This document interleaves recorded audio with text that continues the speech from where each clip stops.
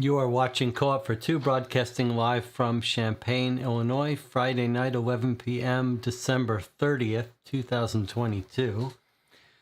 This will be our last stream before the beginning of 2023. And we are continuing our playthrough of the Queen's Park Affair, a 1984 expansion for Sherlock Holmes Consulting Detective. This is our fifth session. We had a half session yesterday, and I think we may have a half session today. Let's talk about our plans when we'll meet next. So Saturday we'll have off, and then Sunday, January 1st, 2023, we will jump back into the case, and we will begin the last game day, day 4 of the game. I suspect, if all goes as it has been, that we won't finish on Sunday, and that we'll have to meet again Monday to finish day 4. Monday, the 2nd of January. So it's possible that that will be our very last session, and we will solve the case on Monday, the 2nd of January, but it's also very conceivable that it will take us until January 3rd to finish the case. Today we're going to finish day 3, and we're not going to push past day 3, and we don't have very much to do. We're way past the official end of day 3 time allowance, but we've got a couple more things to do. We've identified which places change tomorrow, and those will probably be the only places we go for the rest of the night.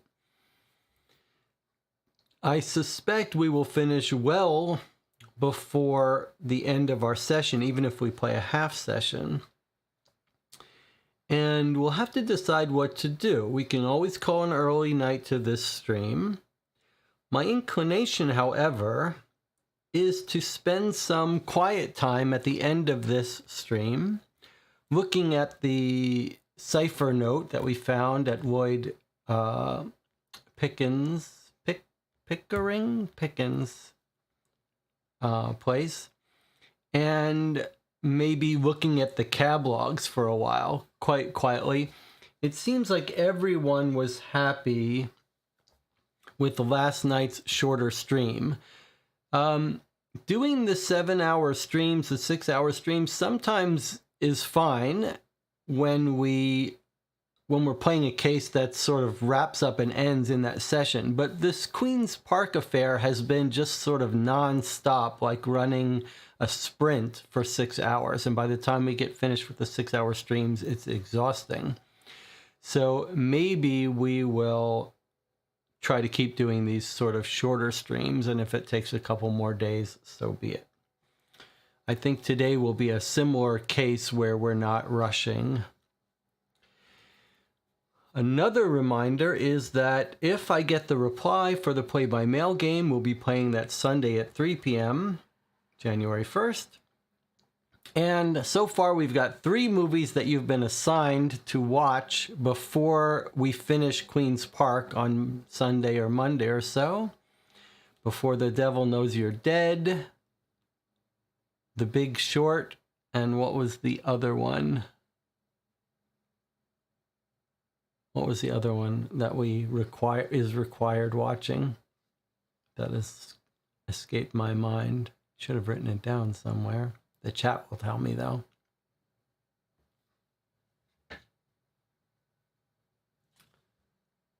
Before the Devil Knows You're Dead.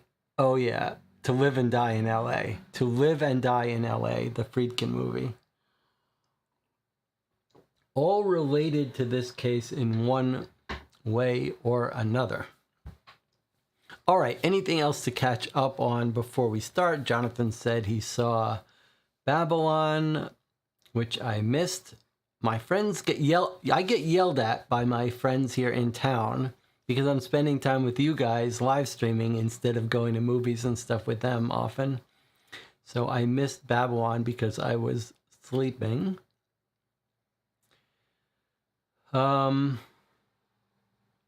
Okay. So what did we do in the between last night's stream and today, Anna worked on the notes again, added more timeline information about the suspicious land leases that we found. We're getting a little course in real estate fraud. We don't fully understand it, but they're selling real estate. They're leasing real estate to each other in like a circle. We read a very cool little clue about Peter Northrop counterfeiting those bank plates and how they found him. And actually, something new occurred to me that we'll want to check it out. Okay. The person at the Mint said there was no evidence. He only went to work, home, and Hyde Park. Okay, so I hadn't remembered that they talked about Hyde Park. That's a big deal. So let's remember, because one of our places that we haven't been to is near Hyde Park. I had another idea, though. In fact, let's do that one at a time while we're here. So here's Hyde Park. And if you look at locations in the Northwest, Hyde Park itself isn't a location on our list, but look what is. The tree by Hyde Park. So this brings up a very interesting sort of philosophical question, rules question about how you play these games. Someone actually just posted a question on Sherlock Holmes Consulting Detective on one of the Board Game Geek sections, and they said, what do you allow yourself to do? It might have been about a gumshoe question. What do you allow yourself to do when you can't find a place that's on this list? Do you just allow yourself to go there if it's just the one place left? And I posted that the strategy that we tend to use on this channel, which is that we bend the rules a little in terms of letting us look at these things and worry about not getting to a place. But we do not allow ourselves to go to a place if we can't justify why we're going there. You cannot just randomly knock on doors everywhere in London hoping to see if it's related to your case. That's a good way to break the game and go to places the game doesn't want you to. But this is a weird sort of edge case where we've got a clue telling us that our guy occasionally goes to Hyde Park, and we know there's two places in Hyde Park. So that might be enough justification for us to check it out. Now, but while we're here, let me point another thing out that I remembered related to this, though. So he works at the Mint. There's the Mint, right? And I thought, well, maybe we should trace his path home and to Hyde Park to see if he might have dumped the plates somewhere along the way. His house, Northrop's house, is... Let's see if I remember it. It's somewhere here somewhere. Where is Northrop's house?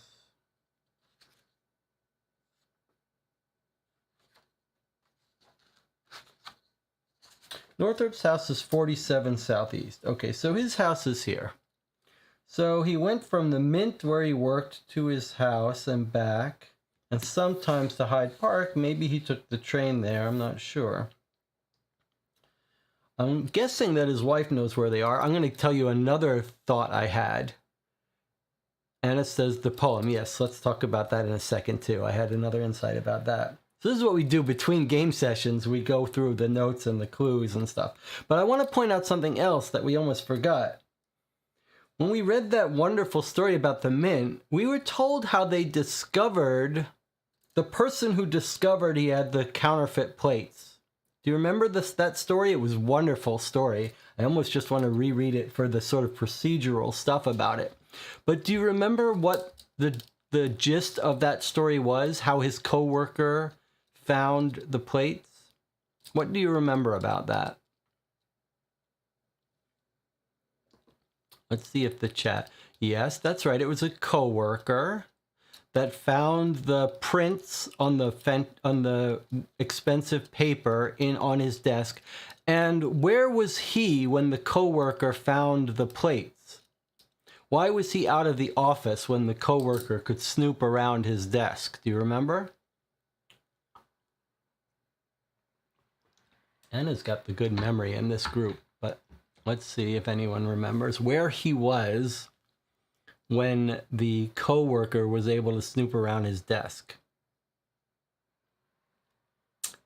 Parliament was opening. Northrop was there, Mace related. Well, it was Mace related. I don't think it was Parliament. It may have also tied to Parliament, but where is the mace? Where do you get maces?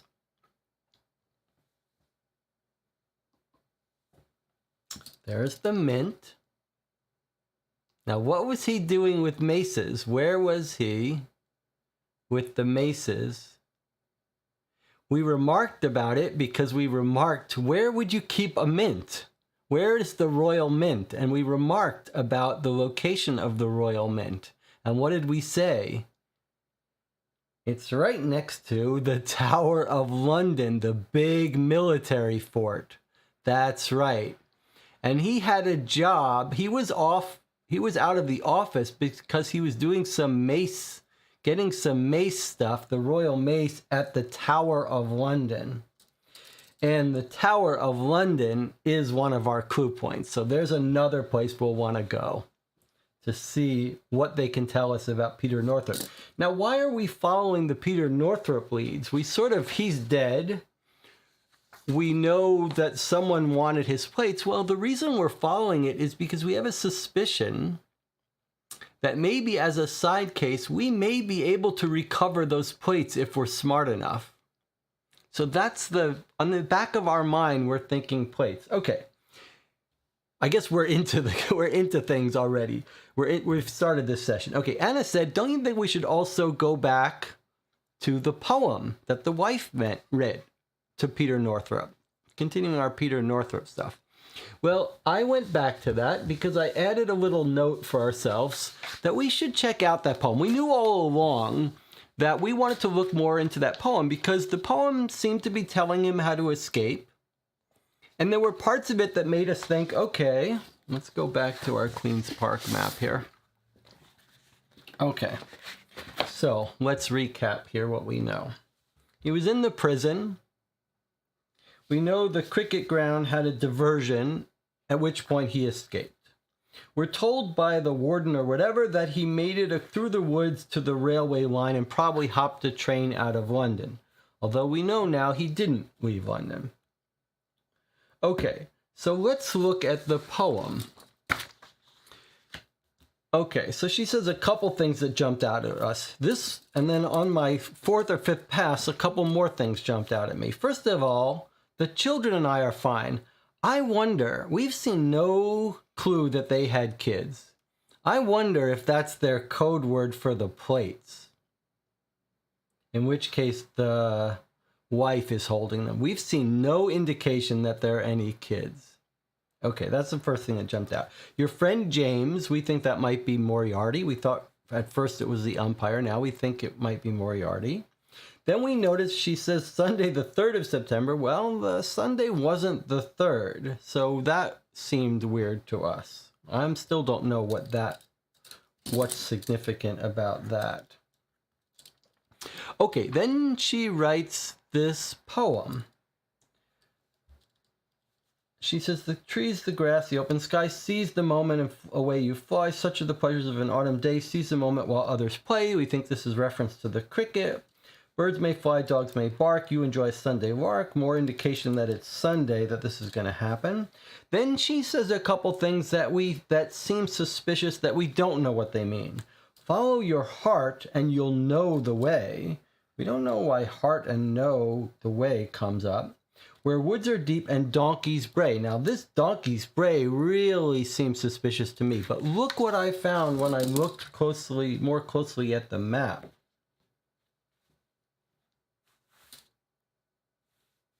Hello. Where's my things? Baybrook Street. Braybrook. Brook Street. Brook Street. Where the donkeys bray, Brook Street. That seems like pretty interesting. Now, to make it more interesting, look at Brook Street, 98, 97, 96. Now look at the Queen's Park locations that we know are mentioned on the legend, but we have no reason to go there. 96 and 98 are two places that are on the legend that we have no reason to visit. Arnold and Elizabeth Lodgson and Stanley Pinkhurst. We don't know who they are. They don't seem to play a role. They are down there on the legend somewhere. But Brook Street has me very curious. Did I toggle off the tracking on this map? Or is it just not seeing it? Okay, there it goes. So I think we might be paying some visits to these people who live on this street. Could be related to donkey braying.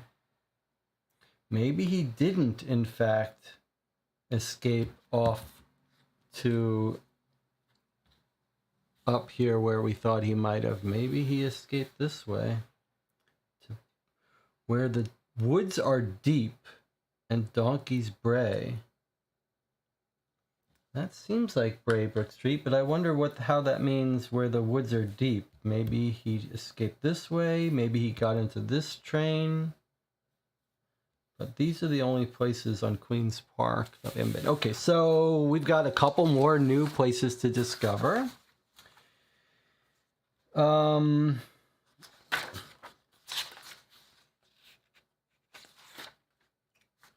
Anna, in her notes, reminded us that Ormond was seen on Bow Street and by a constable on Bow Street. Well, it turns out there is a Bow Street police station in London, 70 WC. So another place that we'll want to go today or tomorrow is the Bow Street police station, which is right there.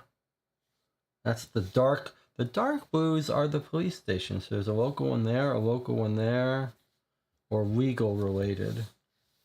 So we might want to find Ormond. Yesterday we learned a lot more about sort of the political leanings of these different people on the commission. And we suspect that Henry Cole was murdered by one of the either Moriarty or Belfour group that they're fighting over things.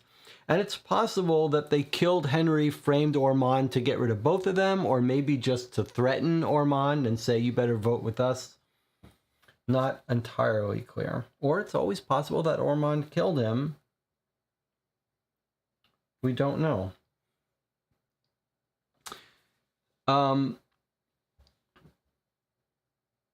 Now,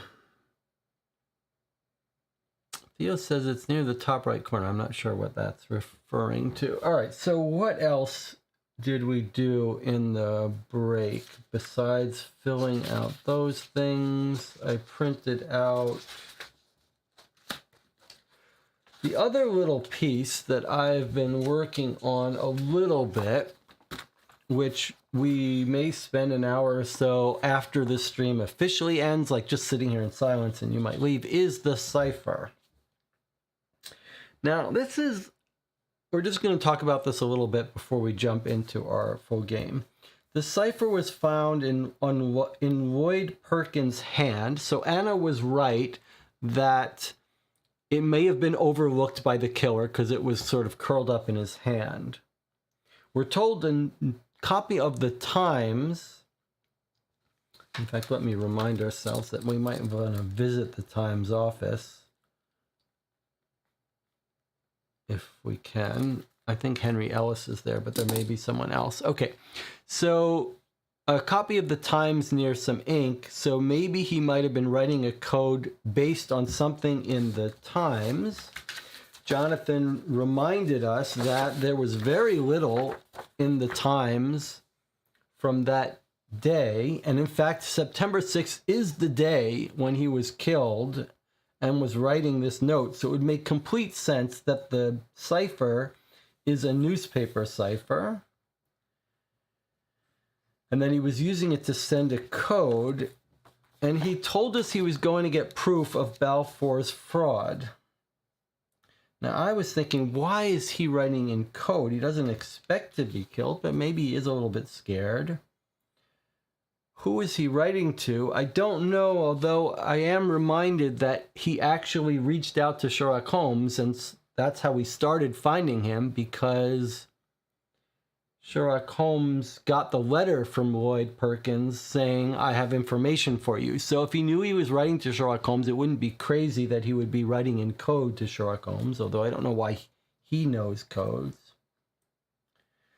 So all that information would suggest it's a book cipher, and Sherlock Holmes likes these book ciphers. Book cipher meaning you combine the cipher with some document that both people share, and it tells you things like what column, what line, what word to use. But we've got problems with that theory. And the problems are the nature of these code words. And I've just tried to understand something a little bit about the statistics of these code words. A bunch of things jump out that make it look like nonsense to me, but some things don't. First of all, we've got this one code word here up top, almost like it's saying, Dear so-and-so, or to Mr. Holmes. So I wrote a couple of people that could be referring to. He could be saying Mr. Holmes or Wiggins, since he told us he was going to have evidence for us. He could be writing to Moriarty. He could be writing to the love of his life, Luella. But then we have the problem that Shasner points out, which is the really glaring problem. It's actually worse than what Shasner says. Shasner says, I would expect then each letter or word to be a consistent number of digits, which it isn't. So yes, that's our first glaring problem.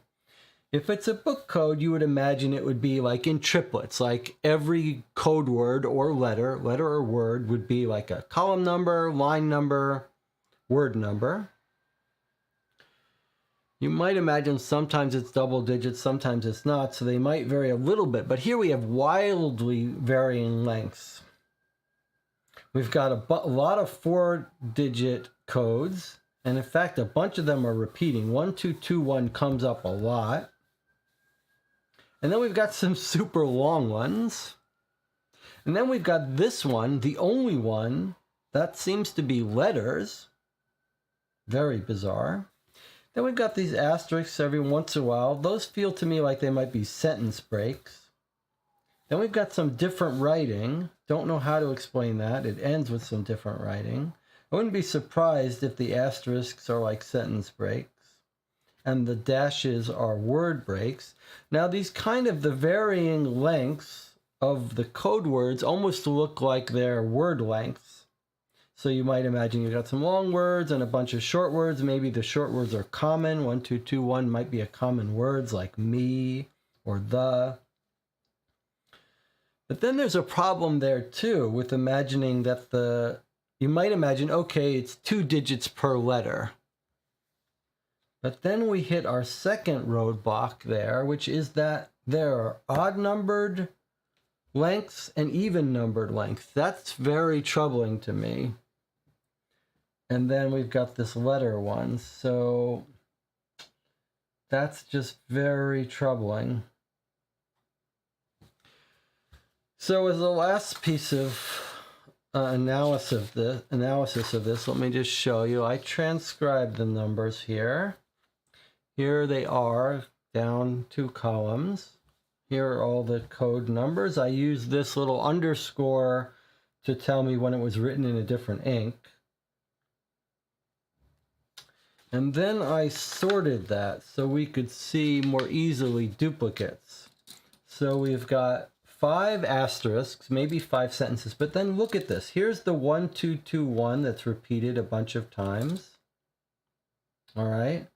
Then we've got this long one that's repeated twice, once in the new writing. Got a couple other words that are repeated twice. Look at this one here, repeated 3 times. And then the other thing that really jumps out at you here is the prefixes of these code words. So look, all of these start with the digit 1 at the start of it. So almost half of the code words start with the digit 1. And then the other half start with the digit 2. And then all of a sudden, not all of a sudden, these aren't in order, but so half are start with 1, half start with 2, and then a sprinkling of a 4, some 7s, some 8s. That's a very unexpected prefix for these numbers. Like, why do so many of them start 1, 4, 1, 2? And why are they all starting with 1s? Now you could say, are they starting with 1s or are they starting with 11s? We see some 11s, some 12s, 13, 14, 15, 16, 17, 18, 19, 20, 21, 22, 23, 24, 25, 26.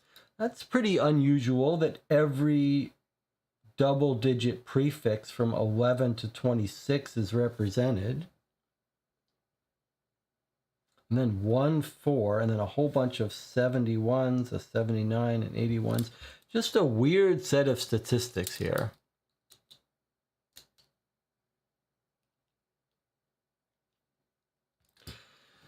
Then, of course, the biggest problem we have with any kind of situation where we have a cipher is we don't know if we're supposed to figure it out. We don't know if the game wants us to decipher this. Now, let me remind you, do not cheat. Do not go look at solutions for this. We don't want that. But it's not the last day of the game. We've got a couple people who should know about codes, Porlock and Mycroft, and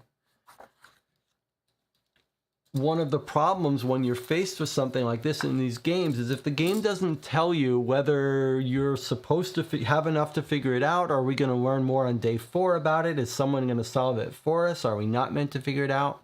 So it's hard to know how much energy we should spend on it. But maybe we'll spend a little bit more time thinking about it at the end of today's session.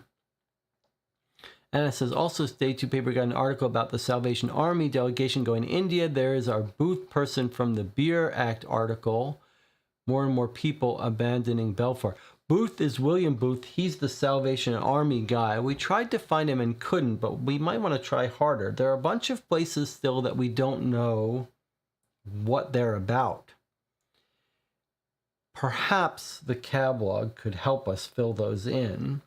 We risk, if we don't go to them, we are risking missing something important. All right, so that's where we are. We're caught up. Where would you... Let me not ask it that way. Let me not ask, where would you like to go? Our situation is we've got another day of the game to play.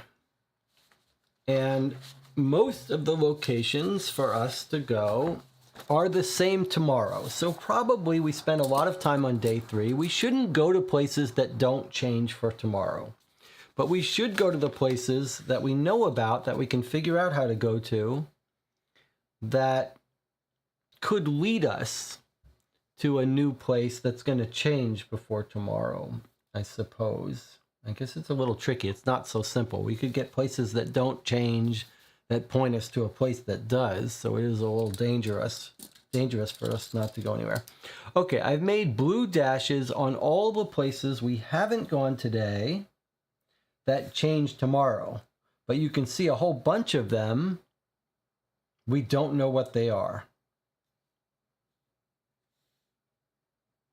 So I think we should start today by going to any place we know about that we know changes.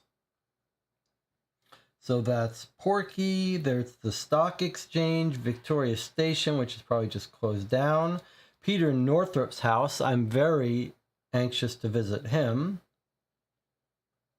Maybe these new places we've discovered where Northrop might have escaped via. And then we'll take it from there. So, article said he's going to India. I don't think we can find Booth. We tried to find Booth, we couldn't. Miss Balfour said she's going out of town. We couldn't find her. Yeah. All right. So let's start today's session, if you're amenable, with following up what we started talking about, which was Peter Northrop. So let's go to his house. Let's talk to the woman, the wife, who just found out her husband got killed. She may be more amenable to talking to us now that her husband's dead. If she knows, if she doesn't know, we may have to break it to her. So let's go to Peter Northrop's house, 47 Southeast. It's like 11 p.m., so we're knocking on her door late. Is that what we're calling it, 11 when we left off? No, looks like more like midnight. So we're past the game's allowed time, but we're still doing our late night calls. Okay, so 47 Southeast Northrop. Let's see. Let's knock on that door of his wife. Let her know he's dead. See what she is willing to say. John says, 19WC showed up a bit in the first catalog. I don't know what it is. Well, we're going to study that catalog, Jonathan, I think today. At the end of today's session, I'd like to study. We may end the session early, but spend some real time studying the catalog. Okay, so here we are at Northrop's house. Let's see what mood she's in. This is day 3 night. Wiggins knocks on the door. Wiggins' knock on the door elicits no reply. He knocks louder. This causes the door across the hall to open and the head of a middle-aged woman to appear. You won't get no answer, love. They left. Who? Miss Northrop and her children. Oh, okay, he does have children. A Jardine van picked up their trunks this morning. Are you from the police? No. Did she say where she was going? Overseas to start a new life. Didn't say where, just paid her due rent and left. Do you know her husband? Peter? Yeah. Have you seen him? Nope. She looks up and down the hall to make sure that no one else is within earshot. I think he was here on Monday. I'm not sure, but someone was in her room that she didn't want me to see. How'd she pay you? She owed £5 and paid me with a £5 note. Has she been short of money since her husband was in prison? No, in fact, she seems to have had more money than before. In fact, she loaned me £10 a couple months back when my husband was ill. So she's got plenty of money, counterfeit money. This woman's not going to give us a copy of it, unfortunately. I guess she spent it. Okay, well, she does have children. There goes my theory that the reference to children was about the plates. She says a van picked them up. That actually reminds me of something. Another thing I did after last night was I tried to find out if we could find this book, first of all. And it doesn't look like there's a clue point for this place, unfortunately. But I'll tell you what there was a clue point for that struck me as interesting. This. Carriage and harness manufacturers. 76 Northwest is a place on our clue points. So we may want to stop by. It would be nice to have a reason why we think we're going to go there. Maybe someone planted a bomb in Sipton's carriage. Maybe that's reason enough. Okay, how long was that one supposed to take us? 15 minutes, okay. 12:15, this is Miss Northrop. She must have found out her husband died and she left town. All right, let's continue on the trail of Peter Northrop and go to the Mint. The Tower of London across from the Mint. So 14 BC, I guess we're calling that. Where we might be a place where Northrop might have stashed the plates. Probably not. Presumably they would have searched it. 14 EC is 226. Let's see. Probably not much to discover here.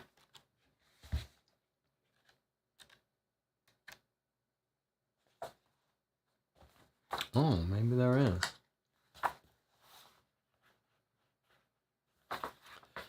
Lieutenant Grant Wilson leads us down Water Lane of the Tower towards Bloody Tower.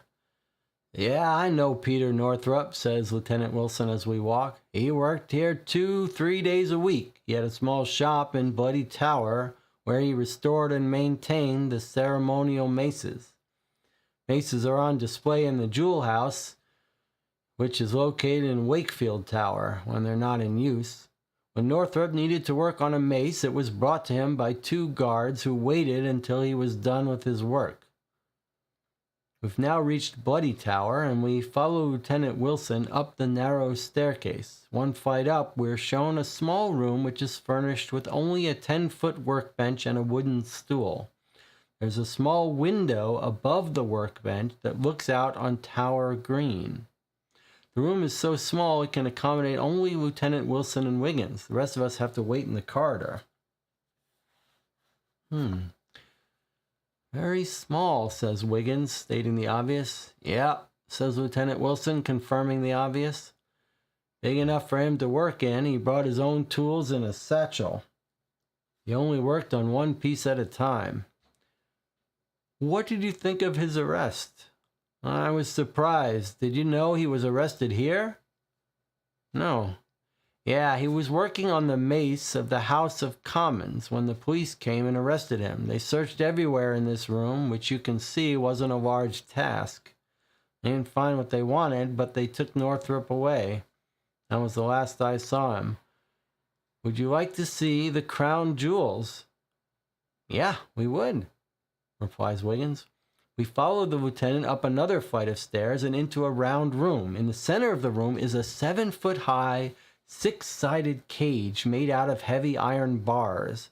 Inside the cage are the crown jewels. The sight is breathtaking.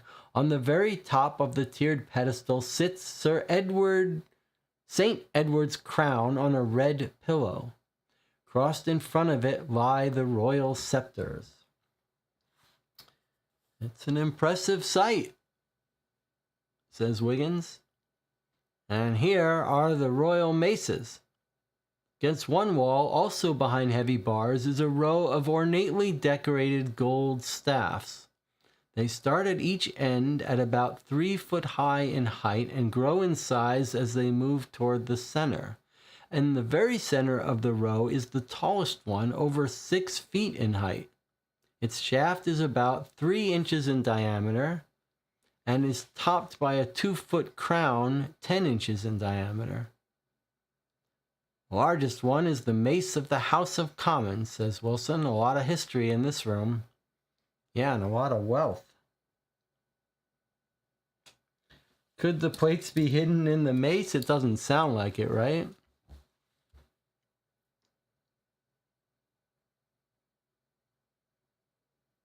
Anna says she thinks when we overheard the conversation about tell us what you know or tell us where the plates are, Northrop was like, give me what I want first. Tell the professor to give me what I want first. Anna says he thinks that that Northrop was trying to get the special paper maybe from France. Megan says, sounds like it's in the Maces. And Tina says, maybe it's in the Maces. Anna says, I think the plates are here somewhere. Everyone thinks the plates are in the Maces, huh?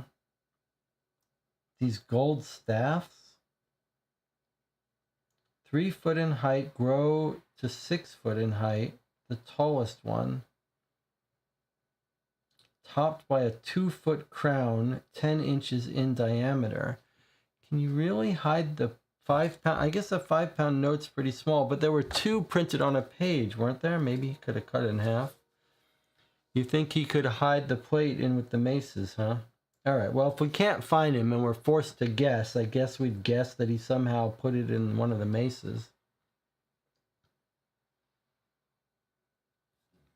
Let's see, what was he working? What was he working on last?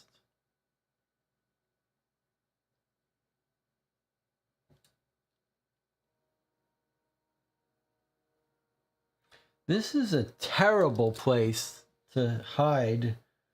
Let me just point out. Megan says they gave us the dimensions for a reason. Let me just point out logistically. This is a very smart man, skilled. Hiding your plates in the Maces, which can only get brought to you by 2 guards, which you would have no way to ever get hold of, seems like a terrible plan. And how are you running prints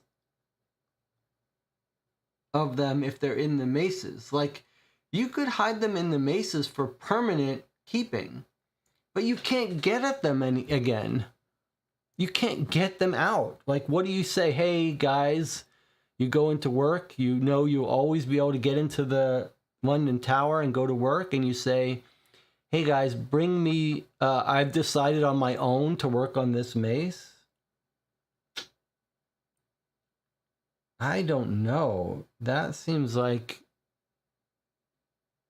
a little...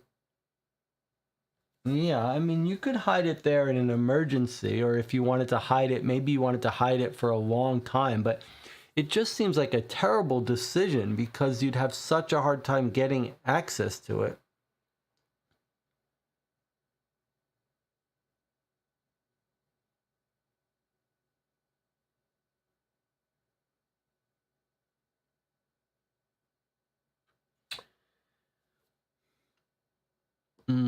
What do you mean the French version?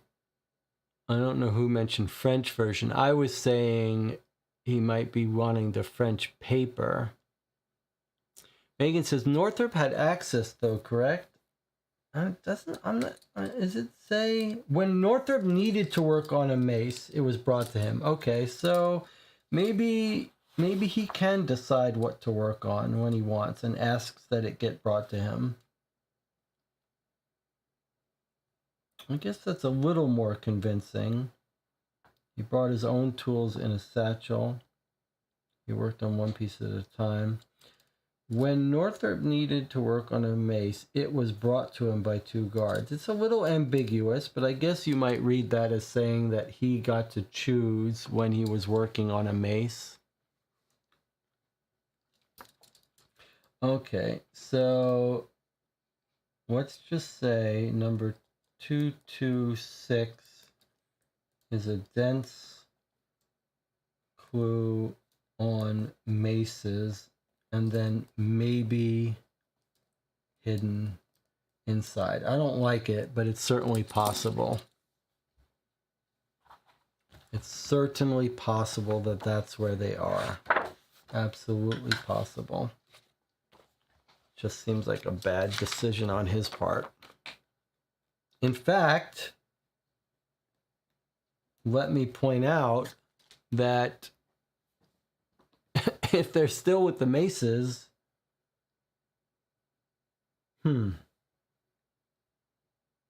Is that why it's tell us what you know? Like, where have you hidden them?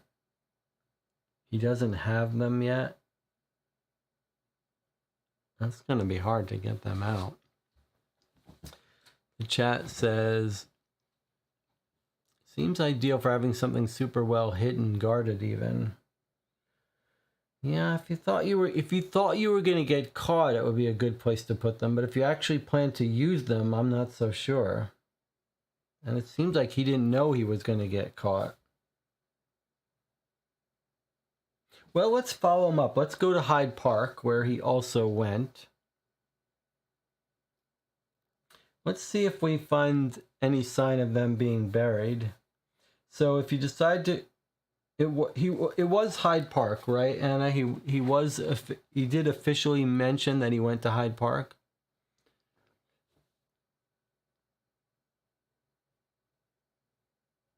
And they searched his home and didn't find it. Yeah, maybe it is with the Masons. All right, let's check out Hyde Park. They went to Hyde Park.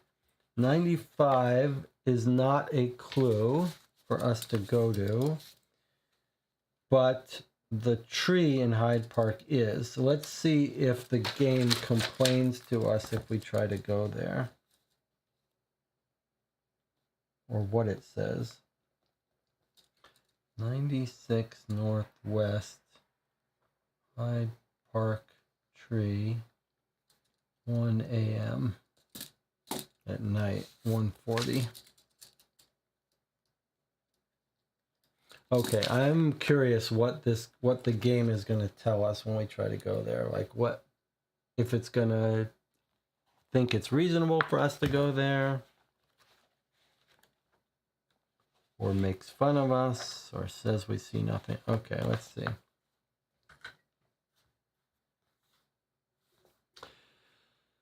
The park is bustling with people, nursemaids with their perambulators, governesses with their charges, and all types of people hurrying to and fro. We hear Big Ben striking the hour of 1. That's 1 a.m. There you go. As we approach the Tyburn tree, an old organ grinder and his monkey have attracted a small group of people. The wizened monkey holds out his cup filled with small change. We drop in 2 bob and say, wait, is this something that we shouldn't see? Because it seems like he knows a code word.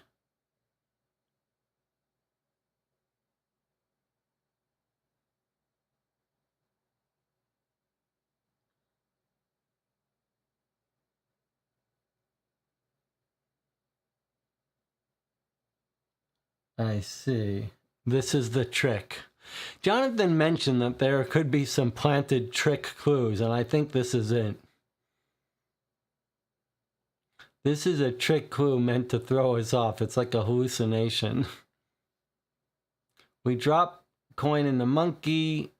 We say the serpentine looks like a monkey's tail.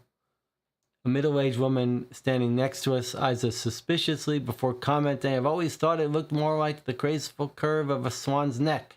As the monkey passes our way with the cup of a second time, he hands us an envelope. We move to a moderately secluded bench before examining the contents.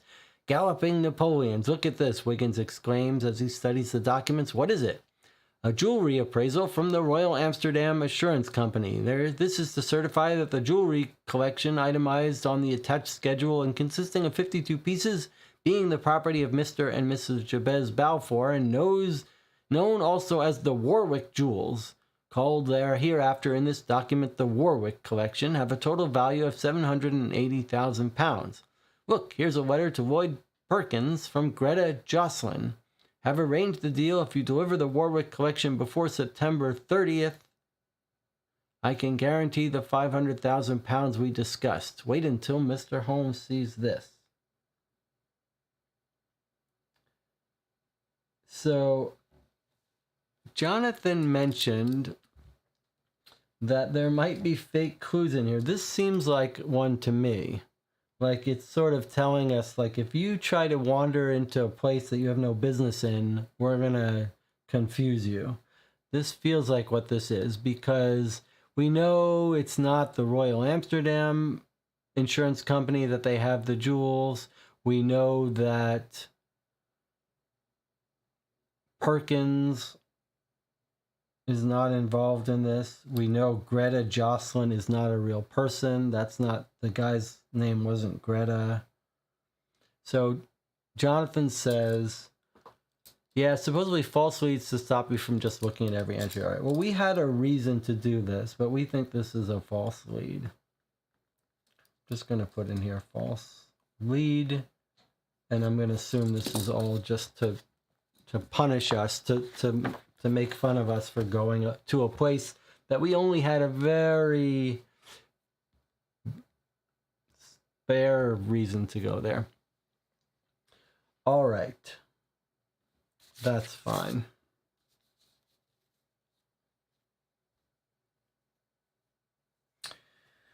Well, we'll keep that in mind. All right, so we went to Peter Northrup's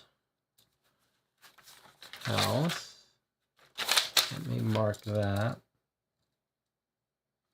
We went to the Tower of London.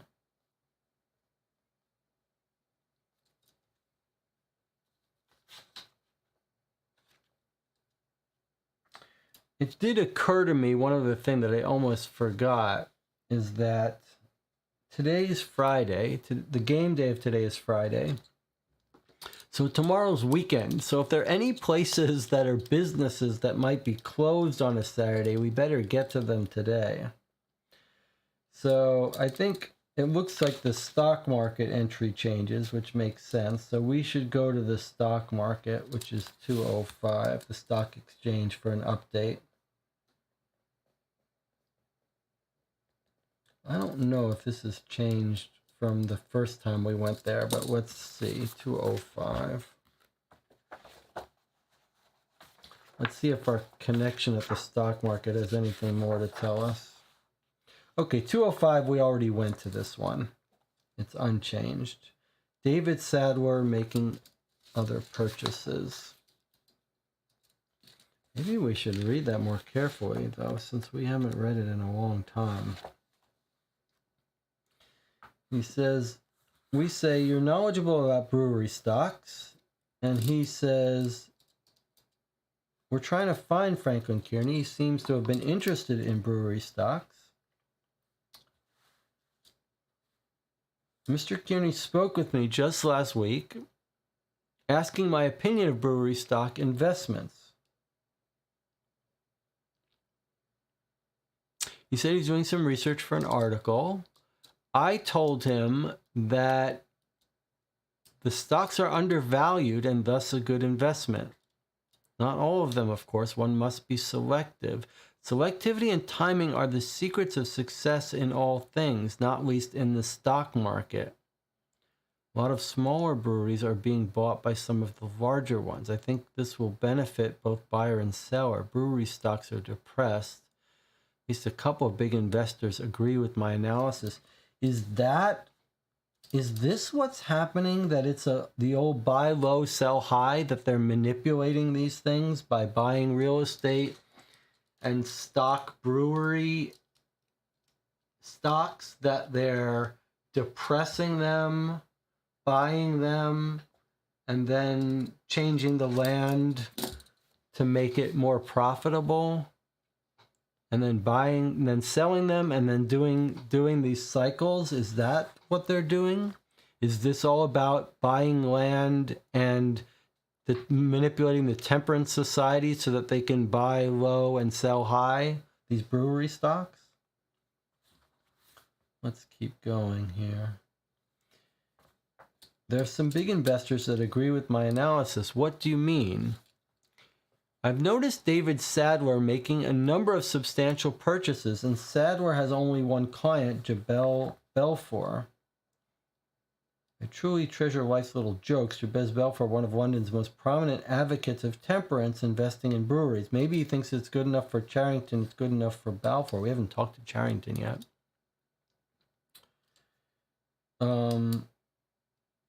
Okay, so we've already been to that.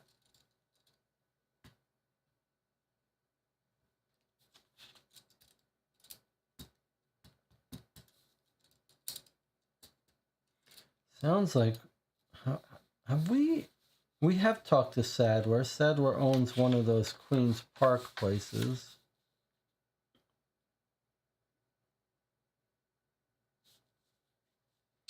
Which one does he own?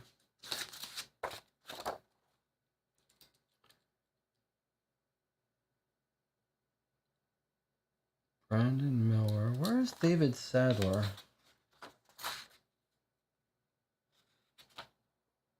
If that's his name. What is this? What is Sadler?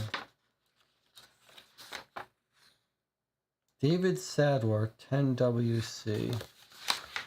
Have we talked to him recently? 10WC. I don't think we've talked to him recently, but he doesn't change before tomorrow. So I guess we could put that off. But he could have information that would lead us somewhere. Let's go to the Bow Street Police Station.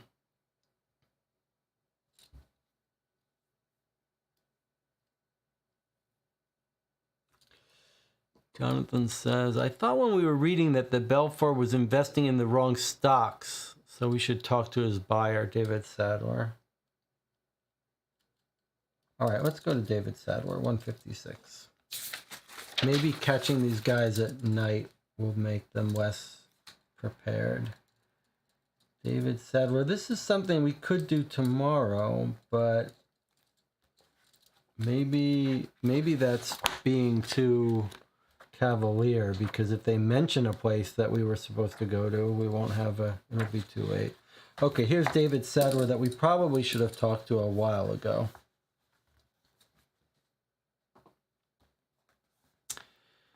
Wiggins tries the door to David Sadler's office but finds it locked. We're about to leave when we hear a voice from the other side of the door. Who's there? Name's Wiggins. We'd like to see Mr. Sadler. What for? Bouncer, what are you doing? Comes another voice from behind the door. There's a bloke here to see you. Oh, what's happening here? Does David Sadler have a bodyguard or something? Well, let him in. What are you going to do? Keep everyone out? Let them in. But the boss said, look, Bouncer, just do as I say. So Bouncer is a bodyguard. The boss said, maybe Belfour. A moment later, the door opens and we face a man who stands well over 6 foot. Oh, are we going to find... Is this Kennedy? This is a boxer.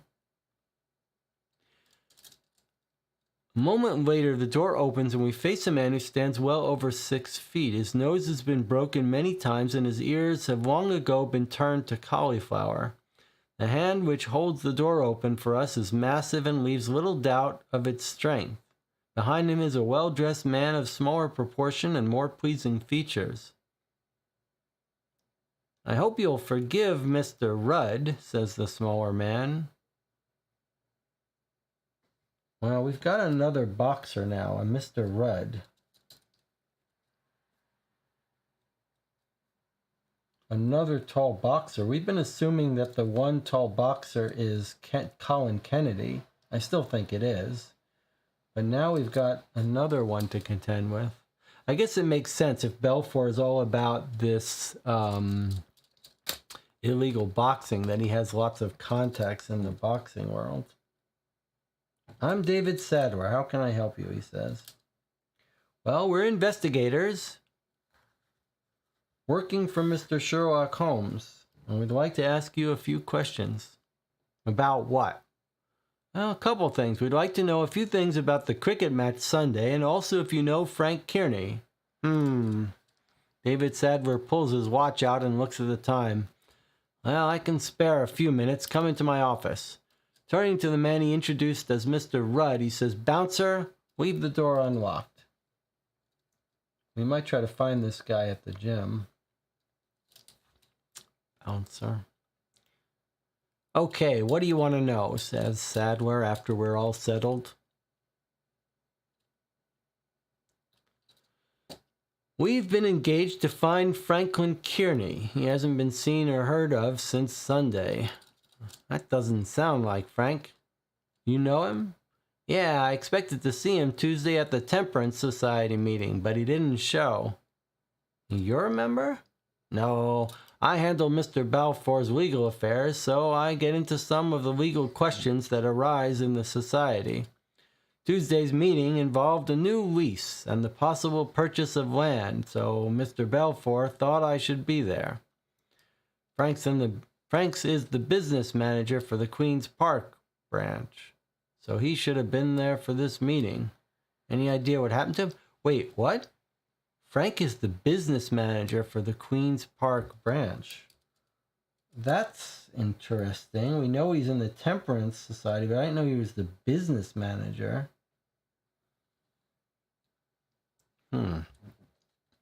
Any idea what's happened to him?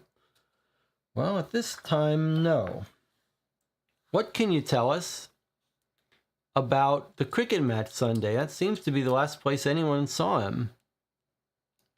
Geez, what a match. I'm sure you know about the bomb. Just some prank as best I can guess. Thank God no one was hurt. I did see Frank there, just said hello to him, nothing more.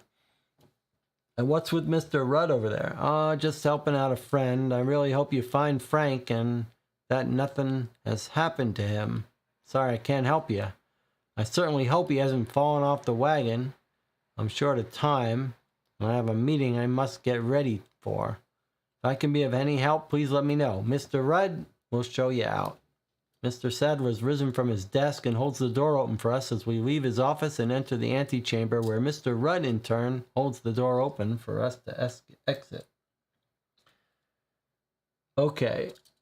The bouncer is, well, that's someone different. Okay, so we learned that Frank Kearney is the business manager for the Queen's Park Temperance Society, right? Is it the Temperance Society they're talking about? Or, yeah, the Temperance Society. That takes 45 minutes. Okay. And the Temperance Society, we know where that is. Have we been there recently? Temperance Society's 37 QP. 37 QP. I don't think that's changed since we've been there. Let me just look and see if we've been there lately. Yeah, same thing as before. We ask about Balfour. She says the building's been sold again. We got to move again. Then they mention the Band of Hope. Have we tried to find the Band of Hope? Is that someplace that we can... Is that an organization that has an office somewhere? We know they're all involved in it. I don't think we've ever found any location for it.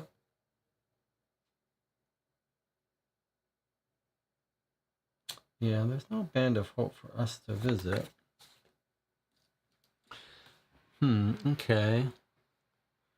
Okay, what about our Mr. Rudd?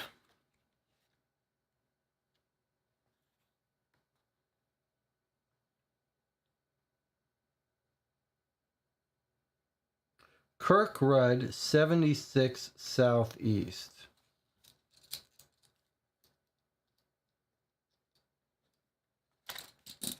Is that one of our new areas? Yes. That's a new area that we didn't know about. 76 Southeast is Bouncer Rudd. Okay, let's go visit him, see what he has to say. 134.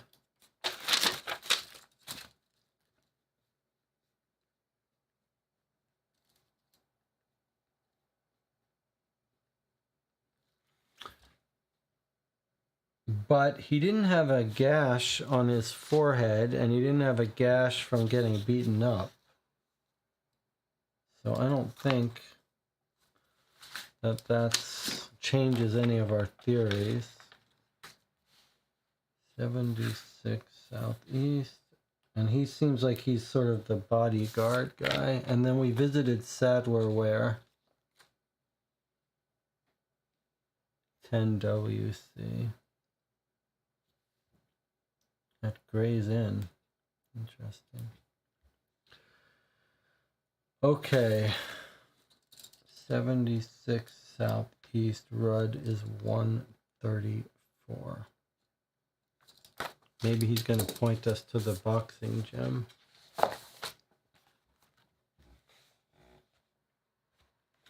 Anna says Pickering and Chatto, Glasson Company, Rigby and Company, Finch. We can't find any of those places, I believe. I'd love to go to those places, but I don't think they're findable. But if someone can find them, let me know.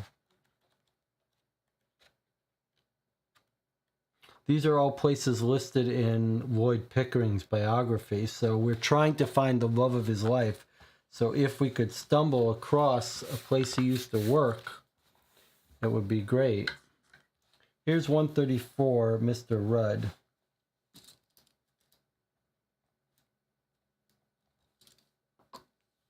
A young woman surrounded by a tribe of infant and young children is in the front yard of 76 Newington Causeway, bent over a washtub. Excuse me, Wiggins says to the woman, can you tell me if Mr. Rudd is at home? No, he's not. I saw him leave this morning. Do you know where he was going? I would assume to work. And where would that be? He works at the Ring on Surrey Road. Okay, thank you. Okay, well, that's our invitation to go to the Ring. We noticed that from the newspaper that the Ring was a boxing place we were going to want to go, so it seems like we should probably go there. The question is whether we go there today or wait for tomorrow, day 4.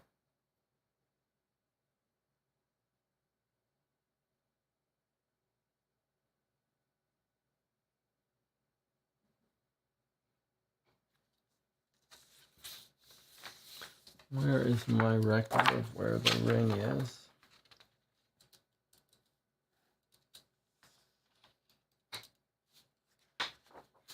The Ring was at 35 southeast. Doesn't change for tomorrow.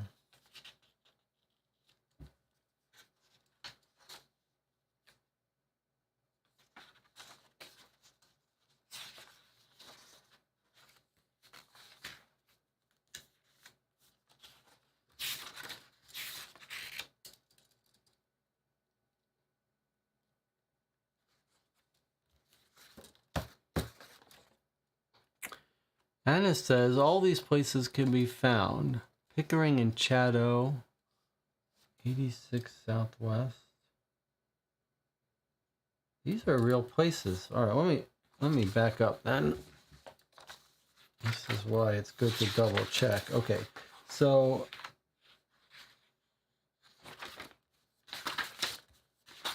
these are places in the biography, right?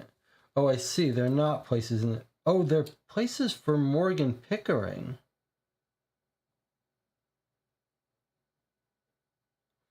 Okay, so I need a little bit of clarification here. I need some clarification. We've got, our guy is Lloyd Perkins. Now, Pickering is who? I'm afraid I may have changed corrected some spelling in our notes document to change any Pickerings to Perkins.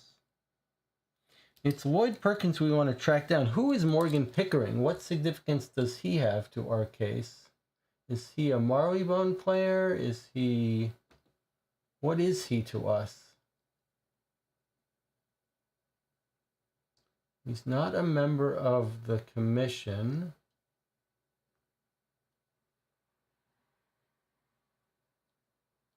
He is a member of the Marleybone Cricket Club and Belfour's gang. Okay.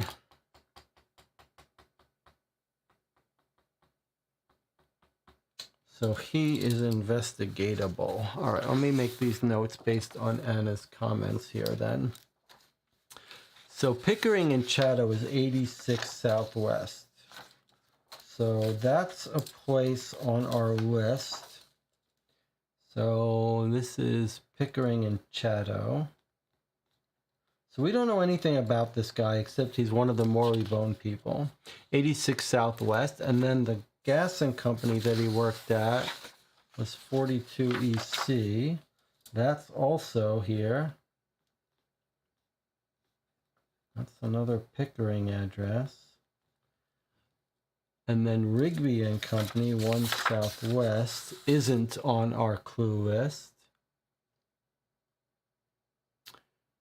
Finch and Company isn't. Okay, so well, while we're doing this, I wonder if we shouldn't do the same thing. What are all these other people? Maybe we need to think a little bit about any other new places here. So on our biography list, we've got a new place, Okay. David Sadler, it's got no information. Worthington and Shanks, House and Land, Worthington Lands Allotment. We know all these places. House and Land, Lands Allotment. Okay, so these are the only new places. Okay. And what about Pickering himself? Where's his house? Morgan Pickering is at 34 Southwest. Have we even ever knocked at his door? I'm not sure we have. So I don't think we've investigated Pickering at all. He might be relevant.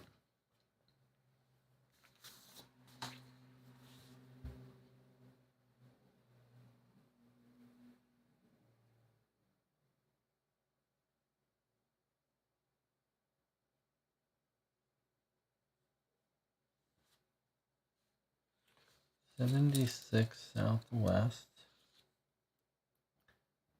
Sorry, 86 Southwest is Pickering related. 42 EC is Pickering related.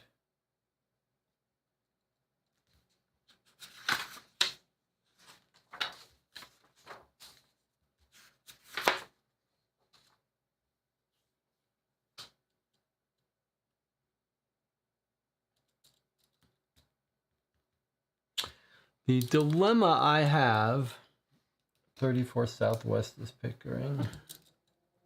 34 Southwest is Pickering. Yes, let me put it here. Okay, so the little bit of dilemma we have is this. We don't want to go everywhere tonight when we should be investigating a bunch of these things tomorrow. So on one hand, I've been thinking, okay, if a place doesn't change its entry for tomorrow, we shouldn't go to it. But on the other hand, we've got a little bit of a dilemma, which is that we've got a bunch of places that do change that we don't know what they are. So it's possible one of the places that doesn't change tells us about a place that does change. So if we don't go to it on day 3, we'll never get it. But on the other hand, we can't play that game too much. We're well past where we should have been going on day 3. So I think in fairness to the game, we should probably limit the places we go and not be trying to sneak every place in at the night of day 3. There are a couple, though, that we do know that we might as well go to, like Porky. So let's go to Porky here. I guess we'll take a break first. Give some thought to how you want to do. Like, it's a little bit of a dangerous thing that we didn't go to some of these places earlier. Like these other Marleybone people we've known about for a while. Julius, Pickering. They just seem like bit players.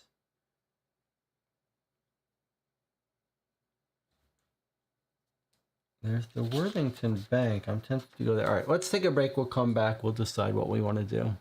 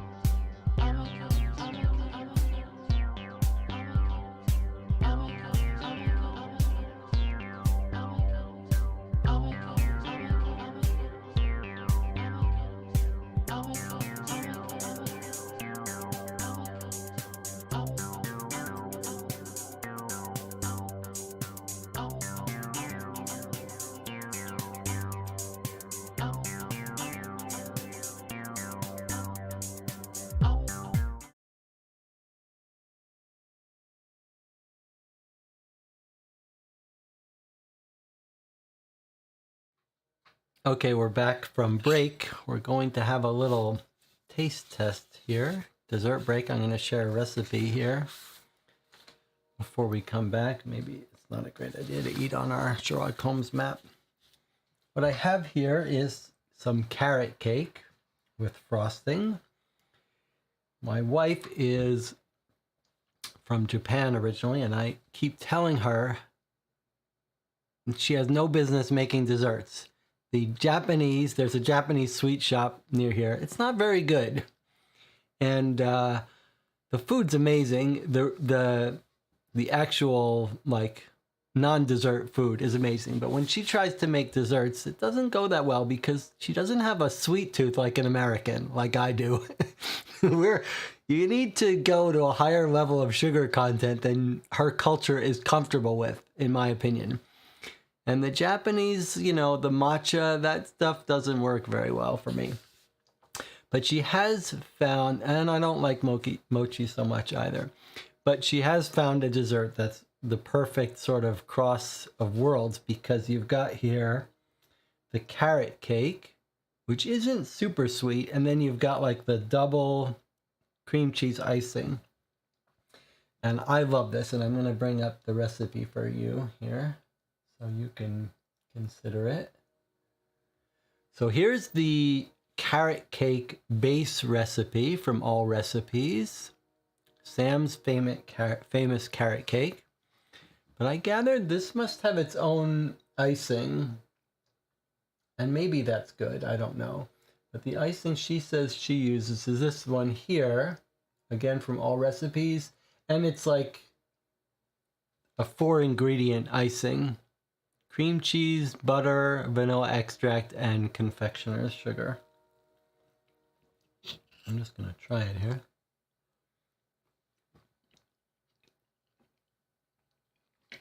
Yeah. I can hear a train.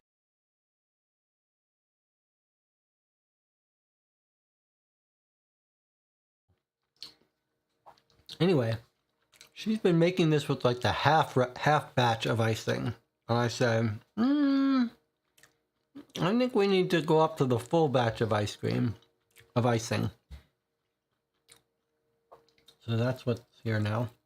And I think there's some pineapple juice in the cake that keeps it moist. You can't really taste that it's pineapple, but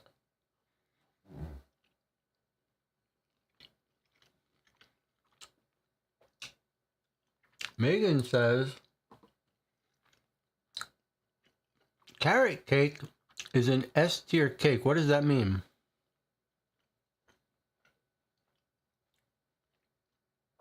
What does an S-tier cake mean?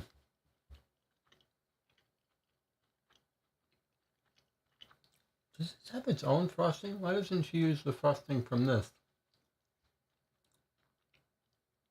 There's the pineapple.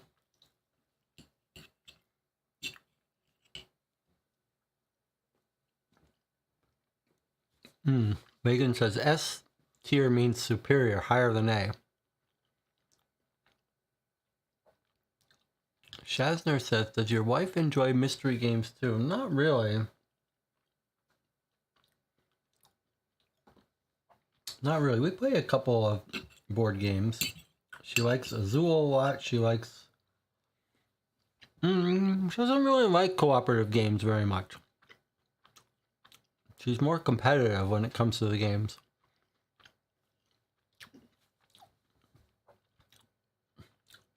Anna says, one of my favorites, carrot cake, but without the frosting. So for me, if you tried to give me carrot cake without frosting, I would boycott. The frosting's the most important part. Yeah, that's pretty good.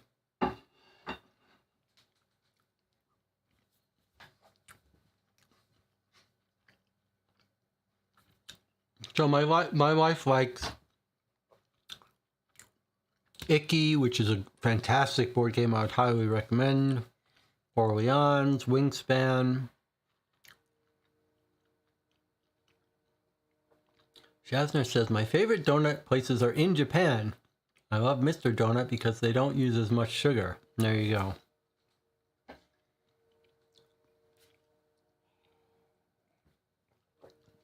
I have found that the cultures, this is my cultural stereotyping. I call this like you might consider these like the safe stereotypes. Like they're not really offensive.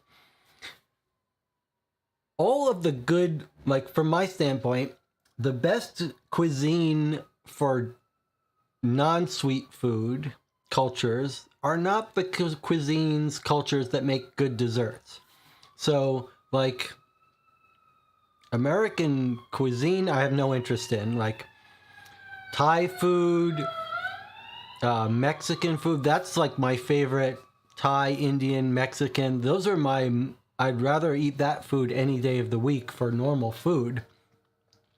But when it comes to sweets, though, all of those cultures produce terrible sweets, in my opinion. Like the Mexican desserts and the Thai desserts, the Indian desserts specifically. I went into an Indian sweet shop in England once and got like all these beautiful looking candies, they looked like, but they were just balls of dough and oil with barely any sweetness. It just seemed wrong. I think you gotta leave it to the overweight Americans for sweets, and maybe the French know what they're doing. But that's our territory. Don't mess with that. The good food is the other cultures have better food, but when it comes to knowing how much sugar should be in a dessert, that's when we know what we're doing. Okay, Jonathan says, what about tres leches? I haven't had tres leches. I guess there could be there's obviously some exceptions. I'm not saying there aren't some exceptions to the rule, but in general, the cultures, there's a whole science about why spicy food is found in more warmer temperature countries and stuff like that. That's probably also why there isn't that much sugar and stuff in those countries. I think the spiciness has to do with, well, I'm not sure. There's some theory about the antibacterial effects of spicy food and stuff like that. I'm not sure, but I shouldn't talk about that. I don't know about it. All right, so there we go. We had our taste test. We had our recipe sharing. We'll try to do some of that occasionally. Let's get back to our case. We were saying that we should allow ourselves to do any time-sensitive stuff that we're worried about safety. And Anna was reminding us that Reginald Ormond is on the run. He may be in danger. So let's go to the police station where he was seen. That was the Bow Street Police Station. 70 WC. So it's like 2 a.m. by now. Well, let's just call it 1:30 a.m. Bow Street Police are at 70 WC, which is clue 102. Okay, let's see if they've spotted Ormond. Let's put a marker on the police station. There it is, the Bow Street Police Station right there. Let's see if they really did spot him.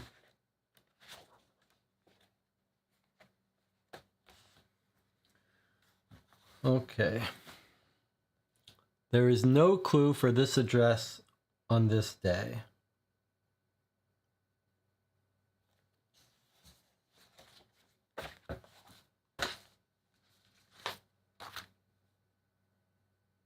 Oh, sorry, I must have looked that up wrong. It's not 102. I don't know where I looked up. Should be 173.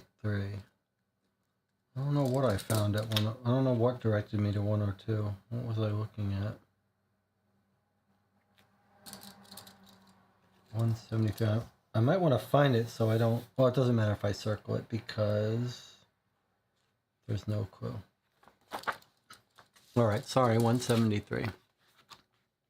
Anyone guessing if he's still alive? I think he's dead.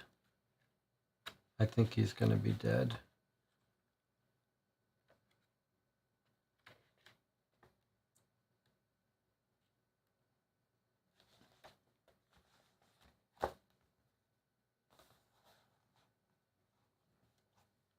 Alright, something's wrong here. This is a coup entry about Mills. What am I doing wrong?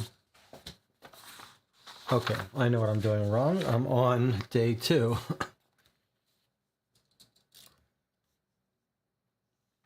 Day 3 is 173. The police at Bow Street. 173. The police at Bow Street are clue 173. So if we go to 173...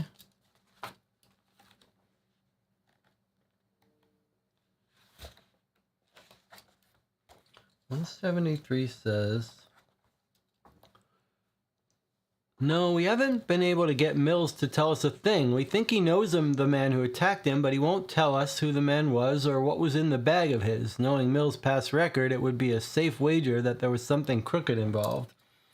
So this is the police that are talking to our guy that got beat up, that had the jewels stolen back.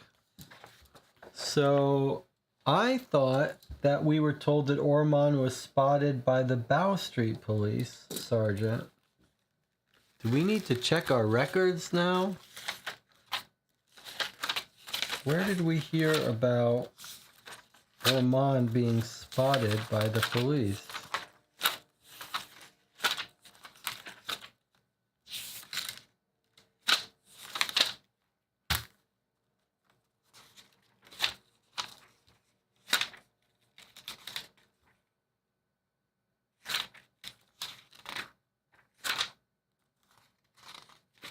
I wonder if we've got it in our notes better. Jonathan says, I'm more interested if Cole is still alive and they just made it look like he was beheaded. We weren't told the head wasn't found, so it sounds to me like his head was cut off right next to him. Otherwise we would have been told, wouldn't we?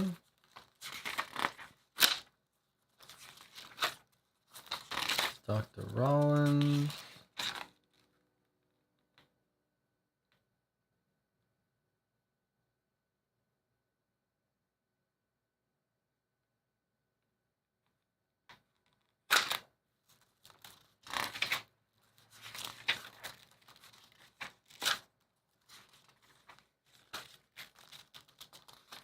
A guy that was taken to the hospital after being beaten up.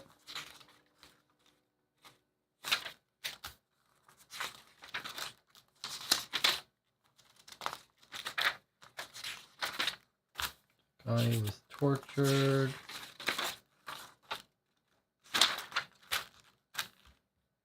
Remember the guy who spotted Josh O'Rourke? I don't know how to find Josh O'Rourke. Okay, I don't see my notes on where... Can someone who can search more easily see if you can find where the police said they spotted Reginald?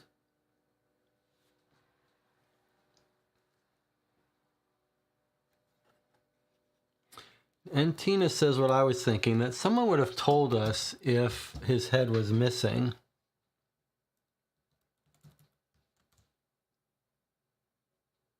Okay, so Ormond is who we're looking for. Let's see.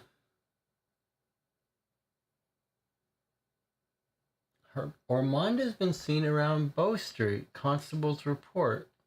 Huh. That's weird.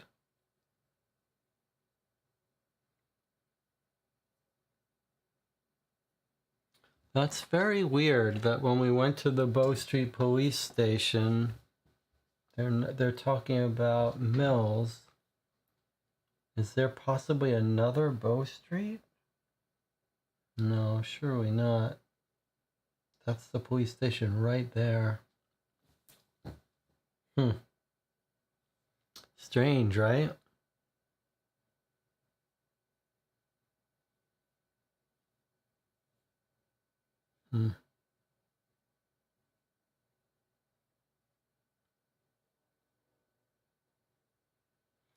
13 Southwest Day 2 entry is where we heard it. Let's just take another look, see if we didn't write it down wrong.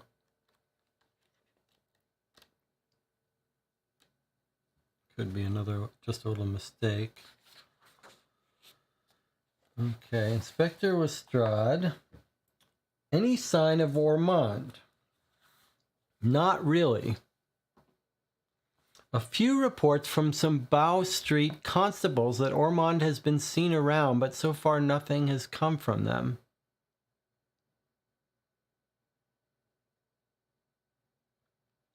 Well, we went to the Bow Street station and they didn't even mention him.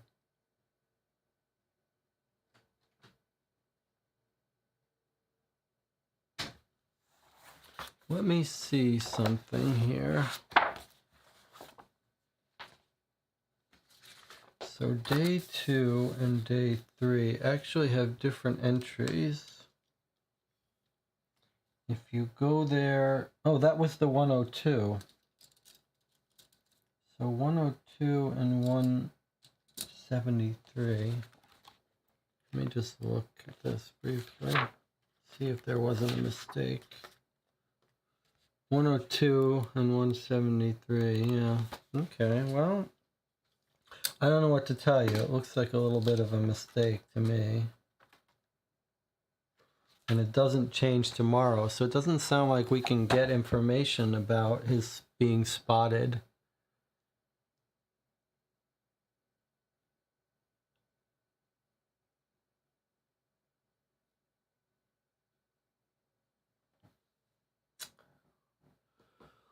The chat was saying he went to the temperance meetings and he's an MP.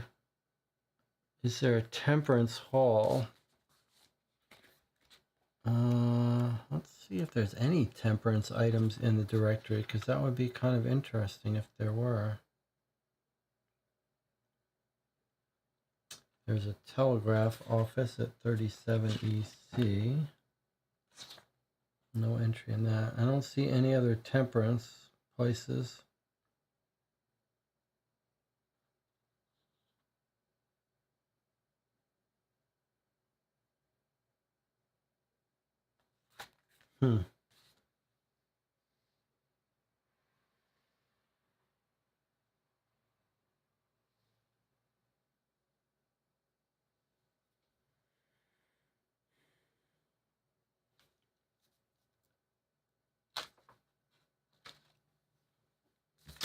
What else is down there? Anything, if he was seen in Bow Street Station, is it possible that there's something else down there that he would be interested in? Lots of theaters. No station near there. I mean, there's, I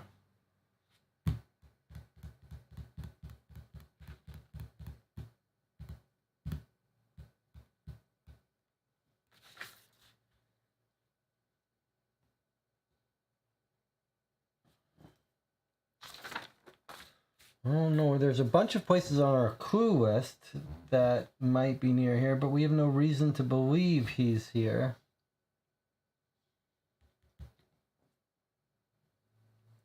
I don't know where we would go looking for him if he's spotted here. What do we know anything about him that would lead us to believe that he's in any of these places?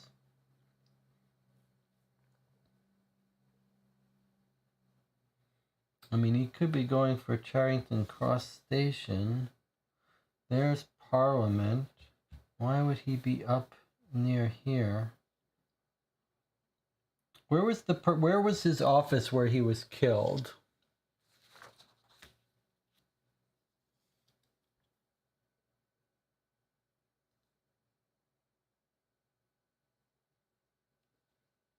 Where do we have him living?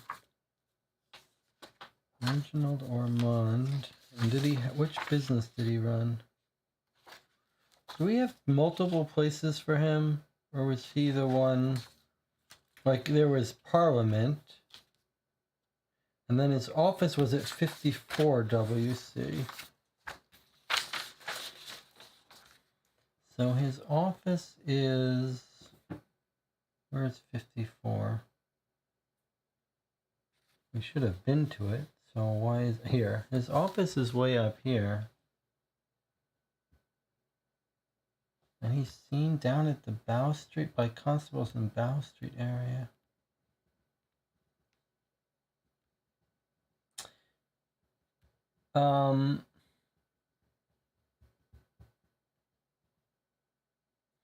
Here's another one of these. What about his home? I can't remember if we tried to look up his home.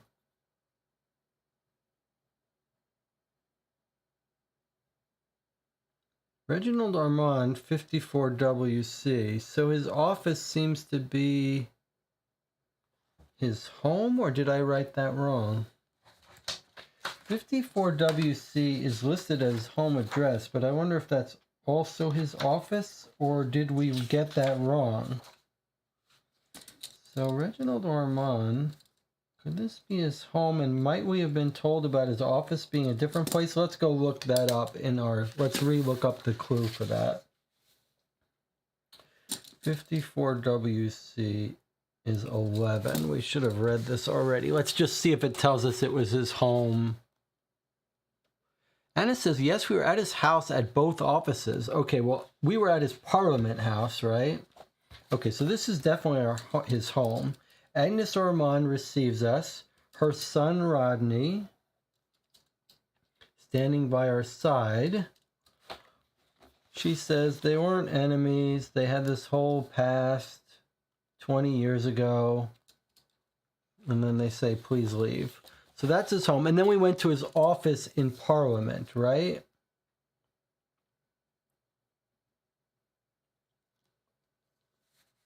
Which is 264.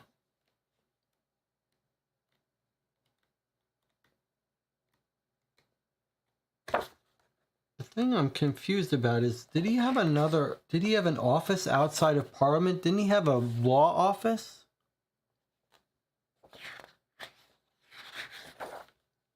He had a law office, right?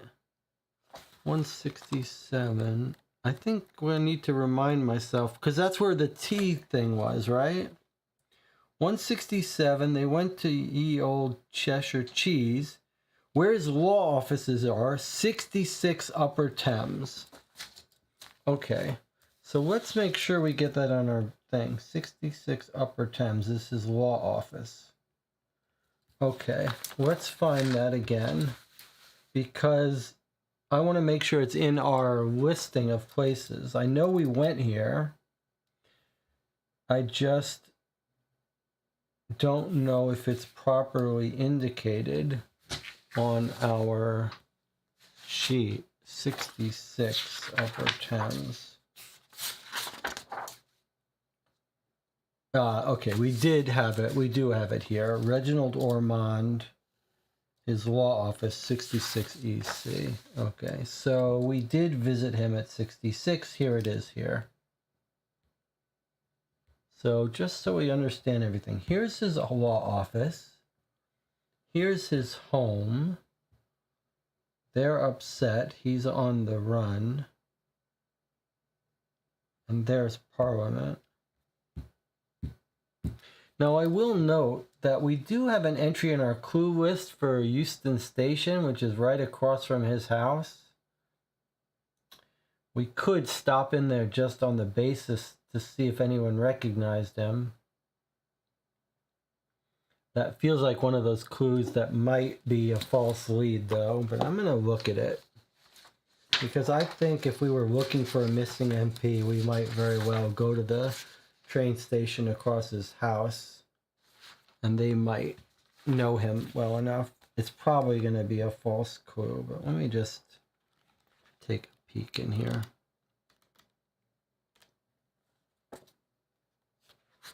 This is one of these questionable ones.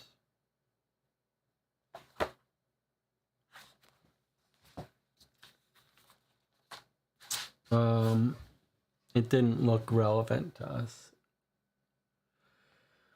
Okay, catching up with the chat. We were at his house, Parliament, law office. We didn't go back to the cricket club and Pinkerton's yet.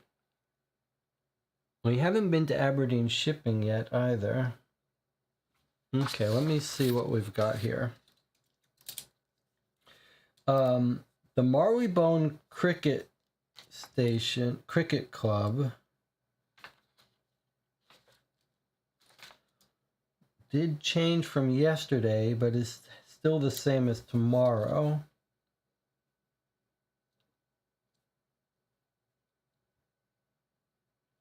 So that might be one we should wait for. Aberdeen shipping is another one of these ones that's not changing for tomorrow. We should probably just assume that it's too late to go there. I think we should go to Porky's. That is a changed one. So remember, it's still day 3 at night. We haven't begun day 4. So we're trying to avoid going to a bunch of places that we should be saving for tomorrow.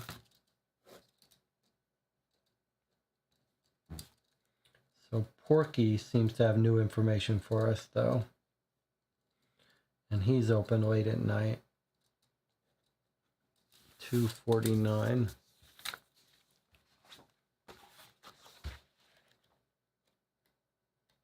So I apologize for this being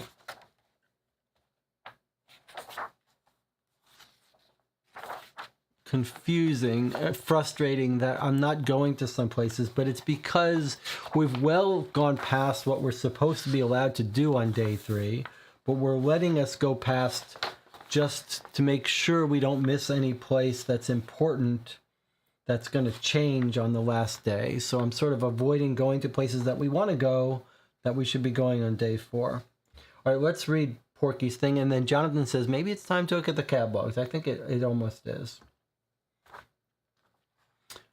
Okay. This is Porky. Day 3, Porky. Wiggins, glad you stopped in. Looks like you're stepping on someone's toes, says Porky as we enter the Raven and Rat. What do you mean? Asks Wiggins as we take our places at the bar. I've been warned not to be asking questions. About what? Well, that's what I asked. His only answer was that if I didn't ask any questions about things that did not concern me, it would make my life easier and safer. Who is he? He's known as Johnny the Jackal, a real bad one from what I hear. He knows about you. Told me to tell Holmes. Holmes is a little weasel to keep his nose out of other people's business. What do you know about Johnny the Jackal? Not much. It's rumored he works for Moriarty. I'll tell you, when he threatened me, I had little doubt about the sincerity of those threats. He has the hard, cold eyes of a killer. He's not the type to publicize his life story. Do you know his real name? Nope. And I'm not going to try to find out. I'll buy you a pint, and that's all. I understand, Porky. So, Johnny the Jackal works for Moriarty. He may be the killer that's been doing stuff. Now, the only thing we might check is our criminal history sheet that we got. See if there are any Johnnies on this list. We've got a Nathan Jones, a Robert Prescott, Terrence Hendry, Claude Kilgore, Artemis Aardvark, Theodore Simmons, Milton Simmons, Donald Mills, and Leo Mills. We don't have any Johnny. We do have a Johnny. What was the 50-pound note thing? Was that Johnny?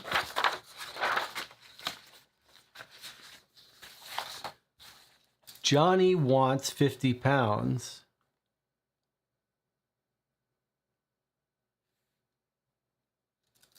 Is this Johnny?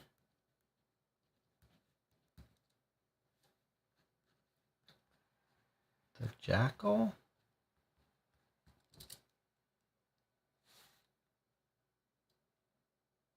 I wonder.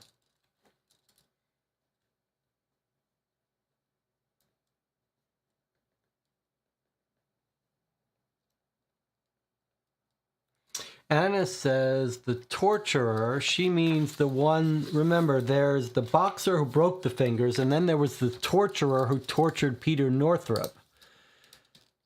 but and use thumb screws on him. But we think that Northrop was going to be working with Moriarty, so I don't think Moriarty's men would have tortured him. He knows the garroters work too well. And it says, I meant Moriarty's torturer, Jonathan, not Kenny. Yeah, we've got the guy who's bending the fingers back, the boxer, to get Balfour's jewels back. We know who that is, Colin Kennedy. And then we've got a mystery one who killed Peter Northrop. And he used thumb screws and garroted Northrop at the end.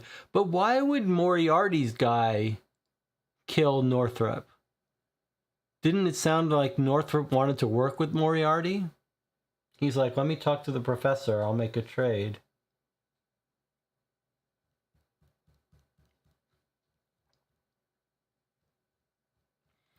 And it says, Moriarty wanted the plate, but Northrop wouldn't. Well, Northrop says, let me talk to the professor as soon as he meets my demands. So it's possible that Moriarty's like, I'm not going to meet your demands. I'll just torture you and kill you. That's definitely possible. But it's also possible that, yeah, that's possible. That's possible. Johnny the Jackal, huh? I got another movie recommendation for you, but we'll put this for another day because it's a movie I recommend all the time, Day of the Jackal. We can talk about that at some point too. One of my favorite movies of all times, not the remake, the original. All right, let's return to what are there any time-sensitive places that we feel very strongly about going to before we end the day? And then soon we're going to end this day. We've got places we don't know why we should be there. But I don't know if we have any more places that we know about what they are that are about to change. Oh, Victoria Station. Let me just go there. I don't suspect we'll see anything. I think probably this is the same thing we already saw about the dead explosion. Yeah, boat train to Paris. Hey, what about the French Embassy? Did we ever look up the French Embassy? Okay, Victoria Station is just they're recovering from the stuff. What about French Embassy?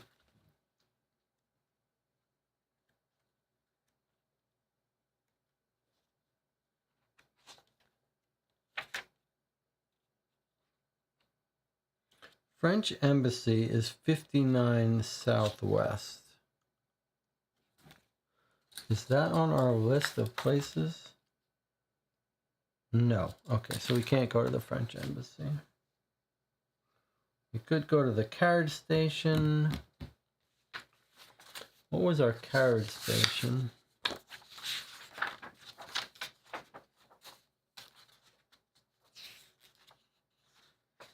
We could go to the boxing ring. Does that change? No.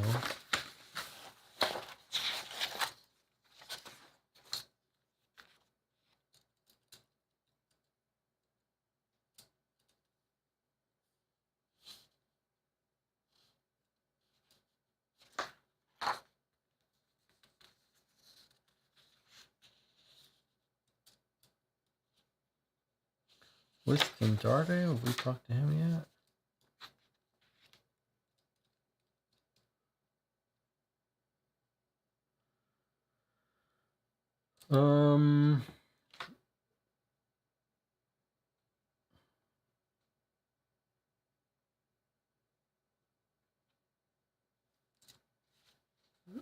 What was I just doing? What did I say I was just about to look up?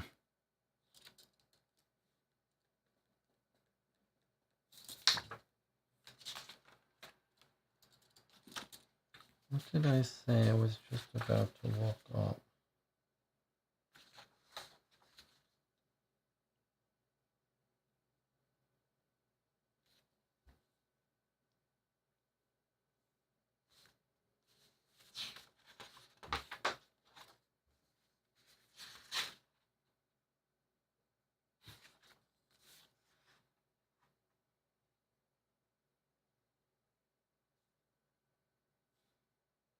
Does anyone remember what I was just about to look up?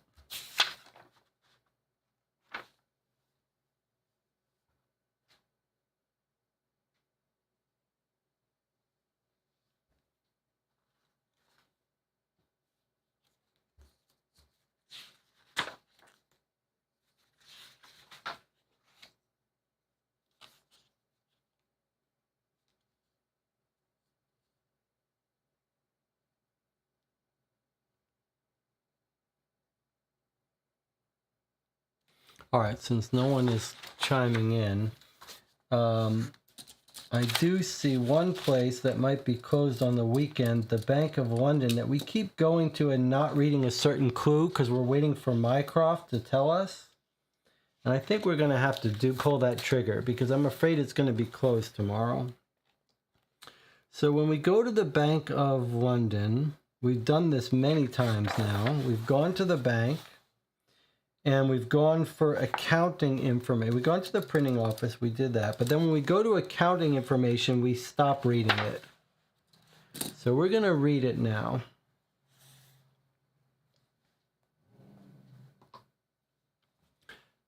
How may I help you? Inquires the young man who's just introduced himself as Richard Cates. We'd like to speak with Mr. Oswald Mason, if we may. Could you please tell him we're friends of Mycroft Holmes? Please wait here. Almost immediately after he's disappeared into a private office, he returns and beckons us to enter.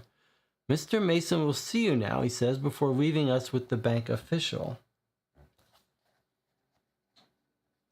So, you're friends of Mycroft. What can I do for you?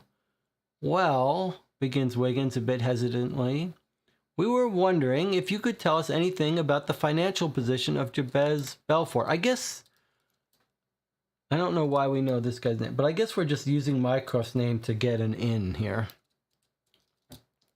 To ask about Jabez Belfort.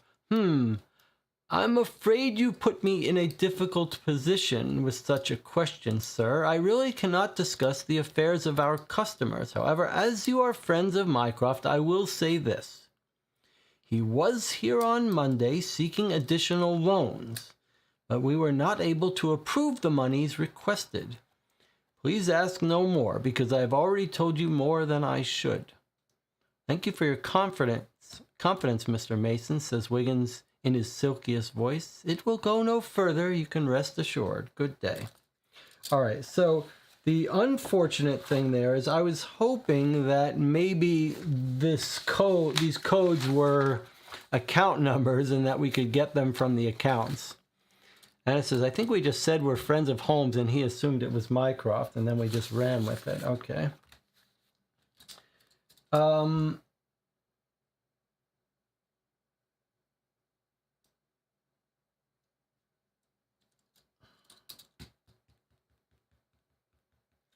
I think that might be it then. I mean, I've got places that change tomorrow, but we don't know what they are. Right? They're like blank locations, like 33 SE. We don't know what that is. 35 SE is the ring. We could, the boxing ring, we want to go there, but it doesn't change tomorrow, so we should wait. Then we've got a whole bunch of places, another place that changed, 38 SE, but we don't know what they are. They could be false fake leads to throw us off, or they could be important places that we're not going to discover till it's too late.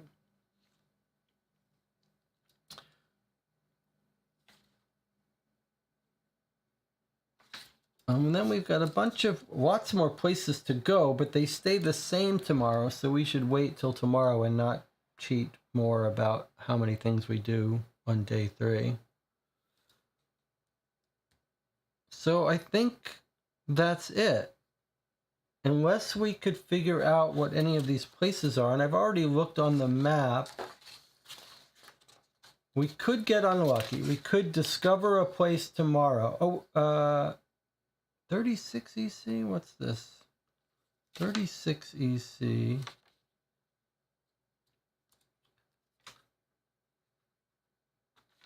$183. Okay, we should go here. 36 EC is our legal ally, Edward Hall. Okay, let's give him a call at 2 a.m. Wake him up.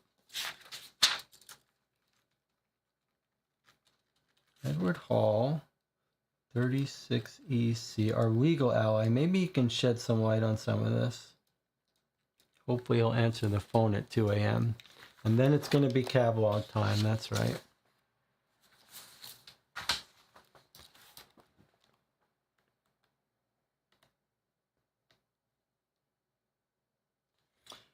Says there's no clue for this address at this time. Am I looking up the right thing? 36 EC, 180, no clue. Okay, but we could talk to him tomorrow.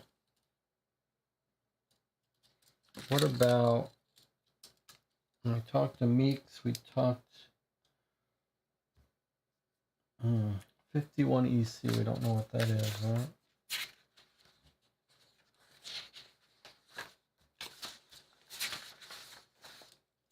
Yeah, we don't know what 51 is.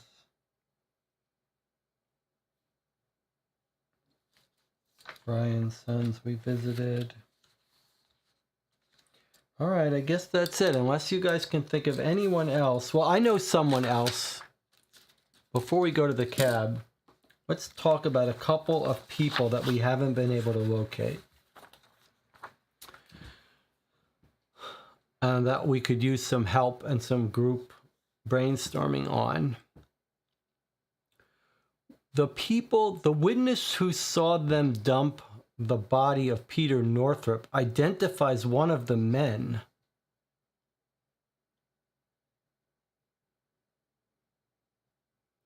And he tells us his name.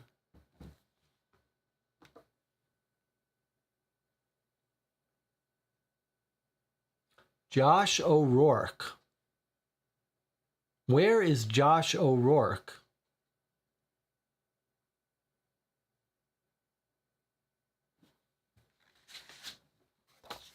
He's not one of our criminals, and he doesn't seem to be in the directory. He's not in the Queen's Park directory, is he? Because that's a separate directory. Let's look at that. Remember, he sees the wagon from Shanks dropping off the body. And he says he recognizes the guy, Josh O'Rourke. Why can we not find Josh O'Rourke? It was weird. It was oddly phrased, too. Maybe we need to look at that crew. 55 QP, 164. I don't believe we've heard his name any other time.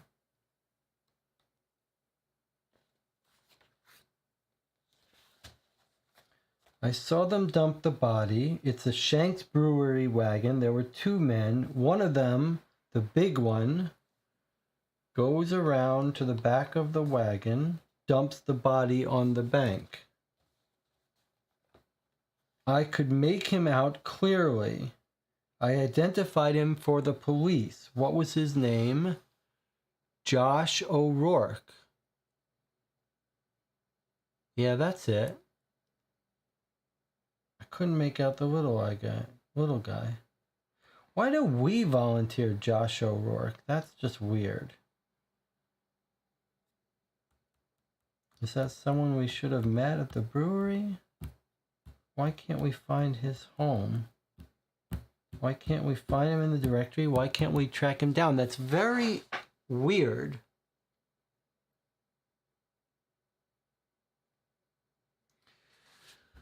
The local police in Queen's Park are 161.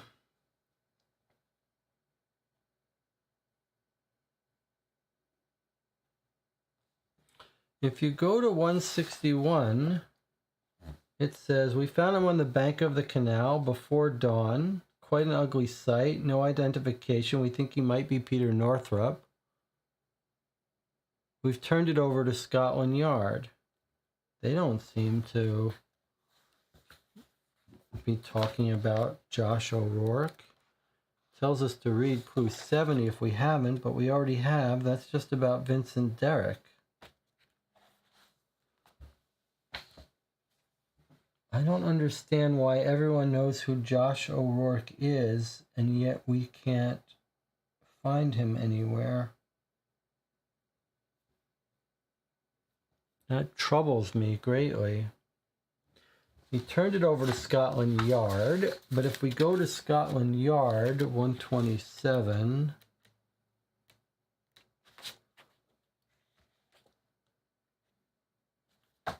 we go to Scotland Yard, it surely is not 127. What is it then? 177.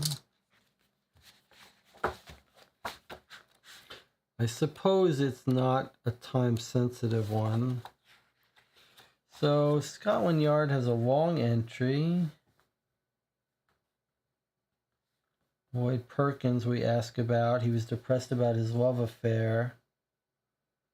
Gregson at Bart is looking at the body. That was where we found he had the thumb screws and garroted.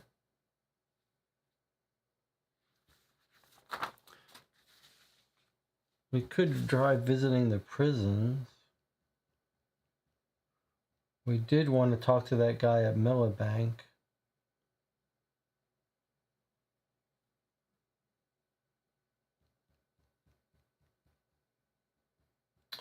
I find that very troubling. Could it be a typo? Maybe we were just supposed to run into him at Shanks and we're not going to run into him until later.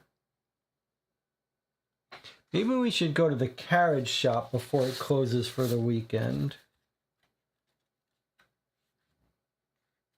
That seems like an odd thing. Surely, maybe they're open on the weekend. Carriage Maker 76 Northwest. Let me just see if they're open on the weekend. They seem to be open on the weekend, so we don't got to rush there. All right, I think we're going to stop day 3. Could we look at the criminal records again? Yes, we absolutely can. I keep thinking there might be something else for us there, but there hasn't been. So I combined 2 pages, so it's a little hard to read this top one. This is Roger Prescott and Nathan Jones. They don't have aliases here, though, so...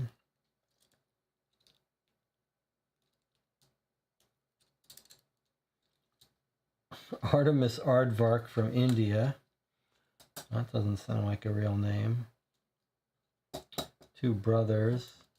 I was looking also for anyone that might have done the same jobs with the Mills brothers to see maybe they'd be in on stuff together. 5'6", 5'2". No one's super tall on this list. So I don't think these are people related to us. And they're all robberies. These aren't the killers. Let's just make sure we've been to the... what about Shanks? Did we look up Shanks other than their brewery? That there might be a house for the Shanks?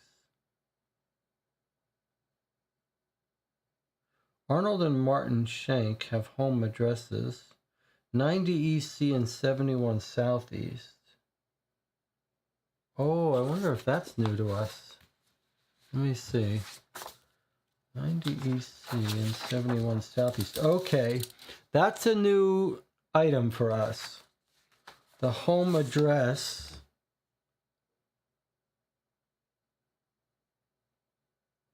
It's listed under Shank. The home address for Arnold Shank is 90 EC, and the home address for Martin Shank is 71 Southeast. So here's one of our new, filling in one of our new locations. That's new. 71 Southeast. It doesn't change for tomorrow, but that's Martin Shank. And then the home address for Arnold, that we have visited. He lives in the same place as Pickering, or Pickford, 90 EC.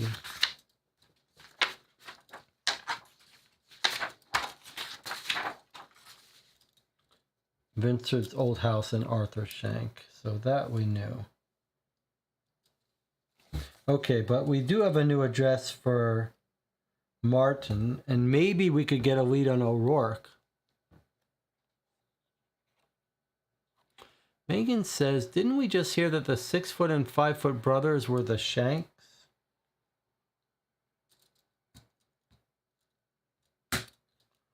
We heard something about the Shanks. I'm trying to remember what we heard. But let's stop in Martin's house to see if we can't get a lead on O'Rourke. 71 Southeast is 195. This is, I think, the last place we might go. Martin Shank. 95.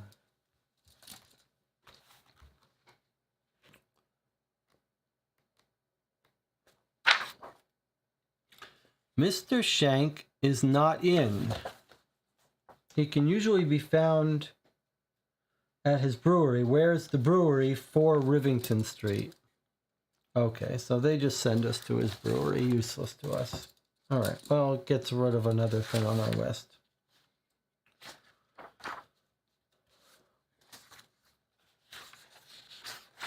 All right.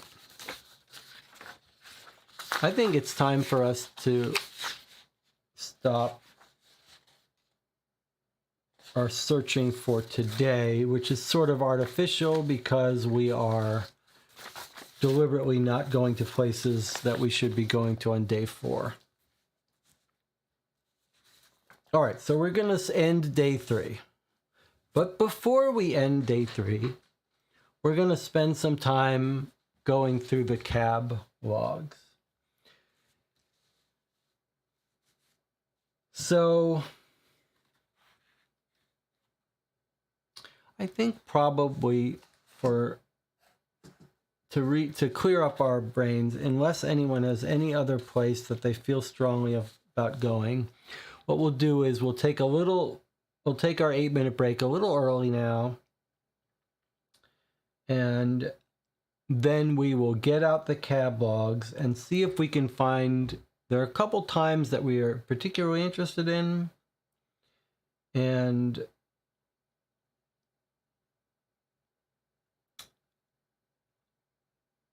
then we're just going to do some general cab ride analysis. If you wanted to dip out now and go to sleep and come back on Sunday, you probably wouldn't miss too much. Unless we discover a good location that we feel compelled to go to tonight, then we're just going to try to identify places. So we'll take an 8-minute break now. We'll come back and we'll spend some relaxed time going through the cab logs. Probably be a little boring if you want to leave and come back, and then we'll see you on Sunday. If so, good night. Otherwise, for those of you who want to stay around and just have this on the background while you go to sleep, I'll see you in 8 minutes.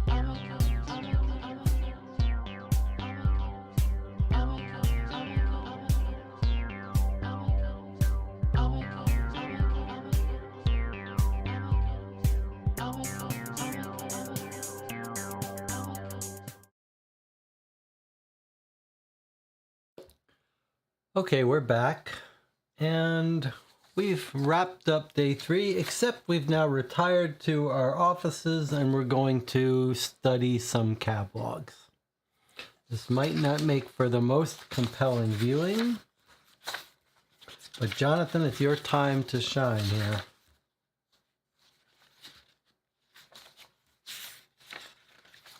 All right, where's my catalogs printouts? So first of all, we've got Jonathan's catalog notes digitally, and I've got them printed out. I've got Jonathan's logs printed out, and I've got the original scans printed out. All right, let's clear out our space here, make some room. What are we trying to find here? So there's a couple of things, no pressure. All right, so there's a couple of things that we are going for here. Let's just talk among friends a little bit, what we're after here. You could put what we're looking for into two categories. Category one is actual events that we are curious to know if we can track one of our culprits to that event. Maybe to help us identify them or identify where they went. So what are those events? What are those events? Have we made good notes of it somewhere? I've got a couple of notes here. Find in the cab logs who went to meet Lloyd Perkins and kill him. But that happened today, right? So we don't have that log yet. Is that correct? We have the log from the day before. So it's going to have to wait until tomorrow till we get the Pickering person who showed up. Is that correct, Jonathan? We do have the Lambert jewel robbery, but we think we know everyone involved in that. Is there any other...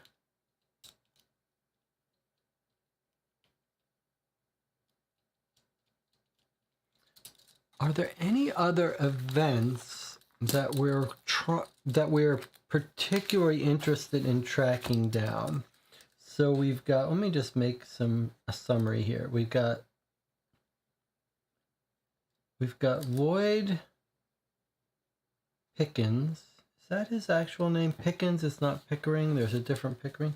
We've got Lloyd Pickens meeting, which was on our current day. Day 3. Friday. Was it? No. Wait, was he killed Thursday?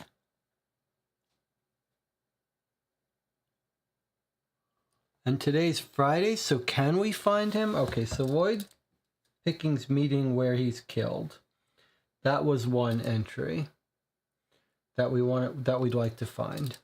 Then, as Jana points out, it's the tea lady murder of Henry Cole. Then the Reginald Ormond disappearance. He was going from Parliament to the cheese factory when he was last spotted. What other key events? We were just told that Peter Northrop came home on Monday, snuck home. That might tell us how he got there, where he came from. Tierney disappeared on Sunday, so that's not help because we don't have logs for Sunday. Monday, September 3rd. I need to make sure I understand which dates these are, these other events. Lloyd Perkins died yesterday. Okay, so that would be Thursday, September 6th. So we do have the log for that. All right, what about Henry Cole and Reginald Ormond? When did that happen? Was that also day 2?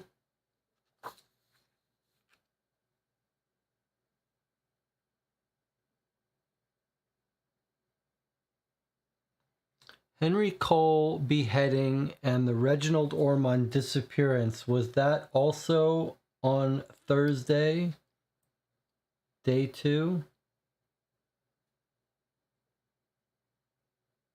Where's our timeline? Anna took great timeline notes. Let's see what we've got here. Thursday is Lloyd Perkins' death and Henry Cole decapitated body and Ormond scene. Okay, so this is all Thursday. So Thursday is our big day to find stuff. So Thursday, Ormond disappears. Thursday, Henry Cole's body is found. Thursday, Ormond seen around Bow Street. Maybe that's what we'll be looking for. Cab ride for Ormond. So near Bow Street, let's look for him in the cab logs. All right, and then we might look for some other stuff. Let's start with that, though. All right, so we're going to start by jumping ahead straight to Thursday, which Jonathan has not analyzed yet. But I think that's the logical place for us to start since we've got all these events we care about. Then maybe we'll back up. All right. Lloyd Perkins is killed, we think, at possibly his 11 a.m. meeting. Okay, where does Lloyd Perkins live?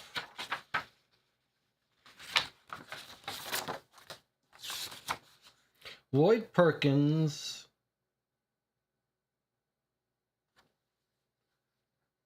is at 47 EC. Let's put this aside here. Lloyd Perkins is 47 EC. Is that right?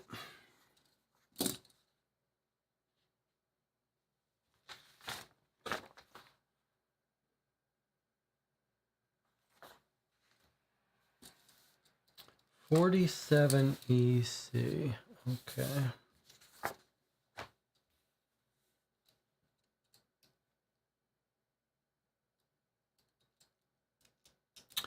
Ina says Ormond is on Wednesday, not Thursday.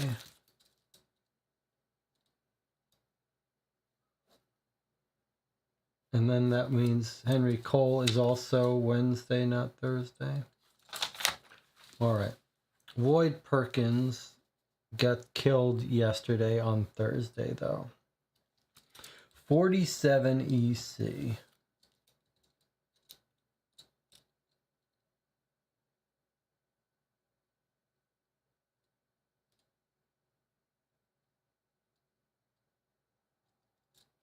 $47 EC is here. Okay. Now let's see. Is anyone arriving near there? There aren't many buildings around there. It's either 47 or 60. We would be looking for someone who might be arriving for a noon appointment or leaving.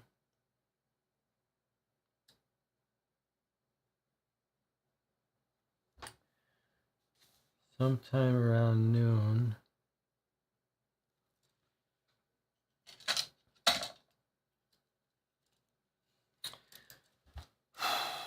The post office, Gray Inn Road, Gray's Inn, Cross Street.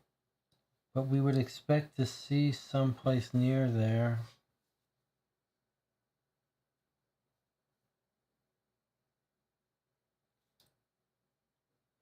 E6C. I don't see any.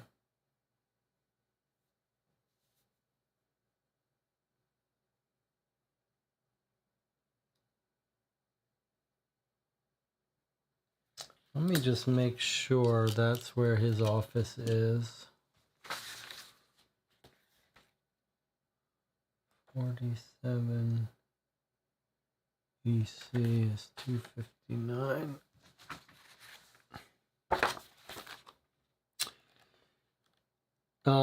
The Google Doc for our live streams, I am happy to make it available to any of our regulars. Right now, Jonathan and Anna are the only ones that have access to it. But Shaznar, I would be happy to add you guys next time, or during the break, or during the between sessions.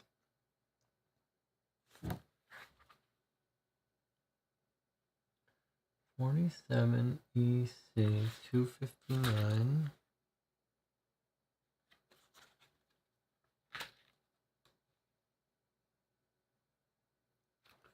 $199. Lloyd Perkins's house. All right. Well, what do you guys see? Because I don't see anything. I guess it could have been at 11 p.m.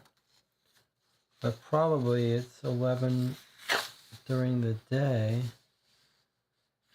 And I don't see anyone arriving or leaving there. At least not around the time of the meeting. What about, okay, 47 Auburn Street. Let me look for not around. 820 looks promising. Okay, let's see. 47 Auburn Street. Well, Auburn Street I don't see there. This is Rosebery Avenue, Kirkwell Road. I mean, there is a street that has no name here. Oh, there's Arthur Street. I don't know. It's a 47 Lower Thames. And those Lower Thames is somewhere else. I don't think so. What else do we have? Here's a trip to Parliament. I suppose we could notice anything that we recognize. He is on Kirkwell, Rosebery Avenue. Remembering that these could be just approximate. Here's another Parliament. I'm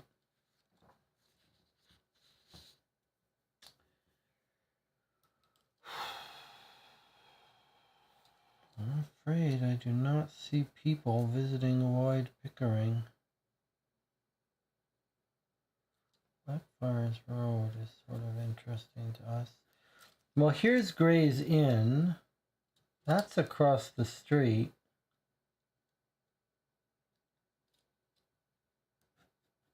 That's just at a weird time, though. That's after the murder.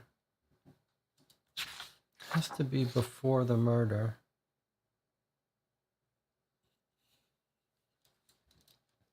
6086 6 Guilford. Well, someone went to the post office, which is across the street, 6 Guilford, here at 12:10. But they got on. Well, that could have been someone after a murder getting on in Guilford Street.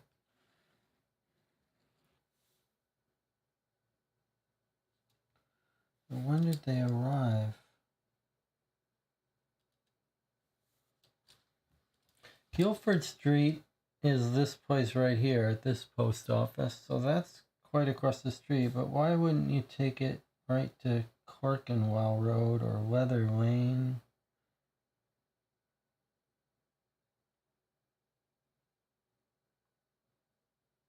Let me see what the chat says. See if I'm missing something. Jonathan says, yeah, 820 is a bust. It looks like Balfour goes to Parliament, where he goes to the bank first. We already checked out the Bow Street listing.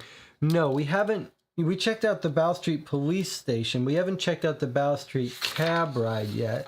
But this is Thursday, and Anna informs me that it's Wednesday when we should be looking for Reginald Ormond.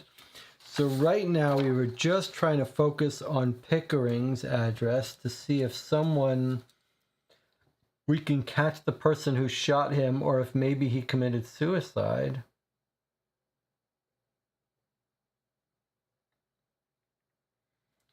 But I don't see a good place. I can see someone escaping from there at 6 Guilford to 89 Bankside. Where would 89 Bankside be? Let's see if we can catch that and see if that's near any of our known places. 89 Bankside is here. Sorry. Here. 89 Bankside. That's not really an area we care too much about. 89 EC. Is that even on our things? No. That doesn't sound like our guy.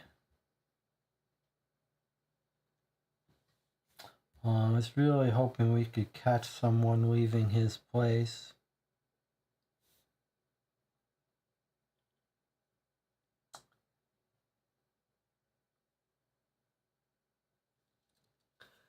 September 6th. We are working on the right thing, right? Thursday. Hold on a second. Oh yeah, he's dead by the time we get there on Friday. Okay, that makes sense. Well, that's unfortunate. That's very unfortunate. I really thought we were going to be able to catch someone who had just left his place.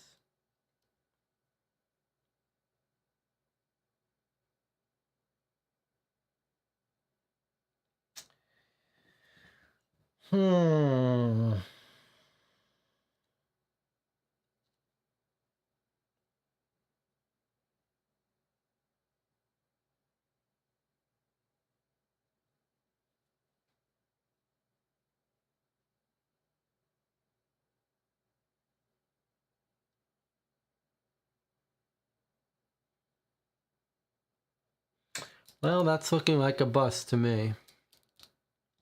Alright, so let's put aside Lloyd Perkins, since we didn't find anything good for him. I suppose we could see if we could track him down elsewhere on a previous day. Not specifically at that time.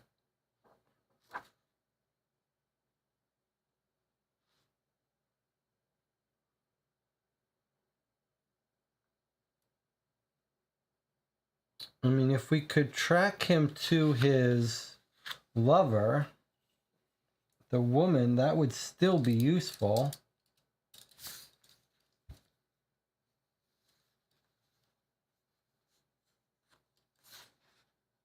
But he's dead by then, so it would have to be a previous day. Alright, so let's put aside Thursday. Let's back up to Wednesday.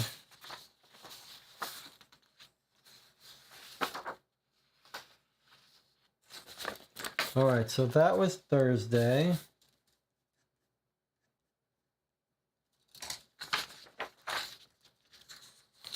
Let's try Wednesday. So what are we looking for on Wednesday? We're looking for Ormond. We're looking for... Anna says, I don't think the lover thing is real. Well, you could be right. But you absolutely could be right. But that's a very clever framing to put a picture of someone. Love Luella. You could be right. Alright, so what have I done here? Have I got something wrong here? Something's wrong. These are attached to the wrong things. 127A, 127B. Here, it's this one. Okay. Alright, so here's our log for Wednesday. We've got a bunch of stuff we're looking for here.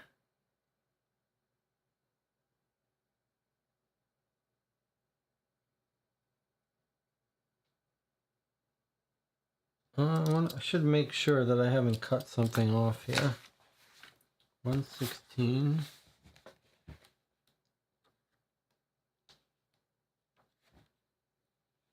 Carried log 1250 and then 1310 Cavendish. Okay, I haven't cut anything off. All right, so quick glance at for Pickering. I don't see anything. 47 Hastings. No. Not that we care what he was doing on Wednesday, really. All right, so what about Ormond on Bow Street? Or wait. Megan says, quick question. What was the Lord Sipton connection? There's a Sipton T. Yeah, Sipton's involved in this, but we haven't been able to talk to him much. We know he's one of the Marleybone Belfour gang, the real estate people. And it says, Lloyd's boss, I assume Knox, told a sob story to police about a love affair that no one heard about before. So that sounds like a cover for me. He was heartbroken, so he killed himself. Yes, I agree with you, but let me say it differently. Do you think they planted the photograph and wrote a fake signature on the photograph of the woman that said, Love Luella? No. Right? That's a bridge too far. So maybe they're making up. But if we could speak to Luella, we could confirm that. And Luella's our only other lead about his cipher message. Like maybe she knows, maybe he used to write secret messages to her and she knows the code. So we cannot ignore this lead about Luella because that may be our only hope, if we have one, of that message. And it could even be suicide with a cryptic note to her. I agree, though. It sounded fishy.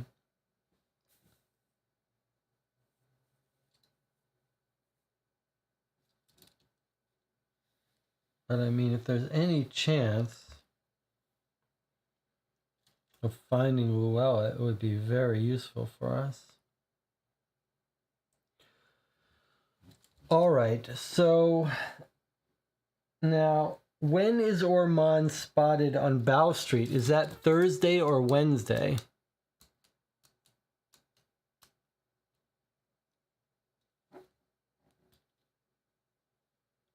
Anna says she doesn't think Sipton's even in the Marleybone people, just in temperance movement. Is that true?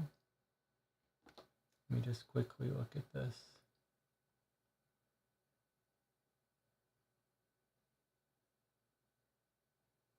The Beer Act. He's not involved in the Beer Act.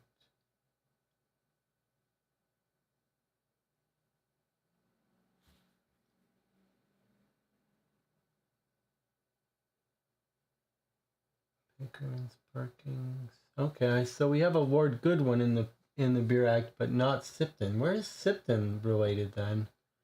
Where does Sipton come in?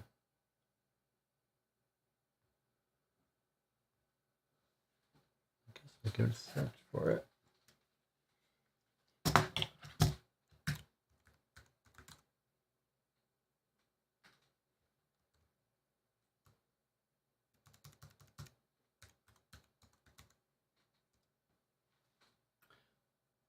Sipton was the friend of Belfour that he said he had dinner with. That's right. That's right. All right. Let's focus a bit because this is a little bit overwhelming information. Let's try to focus.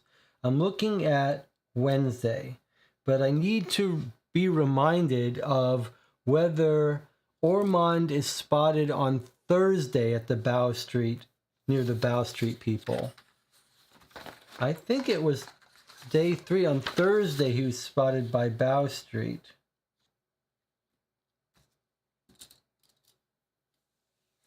Because look, here's a Bow Street.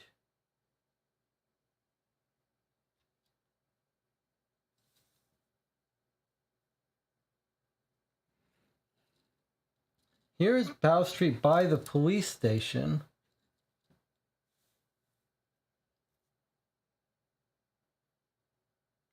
This is Thursday. I've backed up to Thursday. Is this possible that this is Ormond on Thursday being spotted?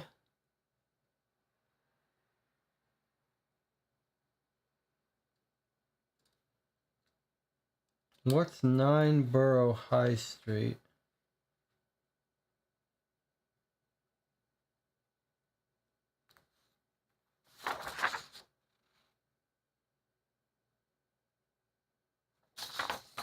Let's see where 9 Borough High Street is.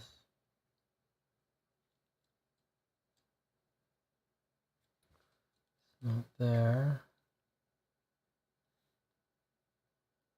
Not there.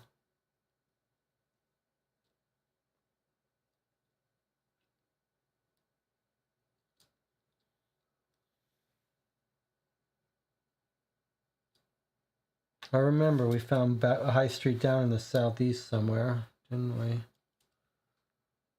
Southbridge Road, Borough Road. Borough High Street? Borough High Street. Military prison. Well, we've got someone going to the military prison, which I guess is not Millbank, but they're going from the police station to the military prison. So this might not be Ormond. This could just be one of the cops going to 9 Southeast. Is 9 Southeast a point of interest for us? No, it's not. Okay, so that's a dead end.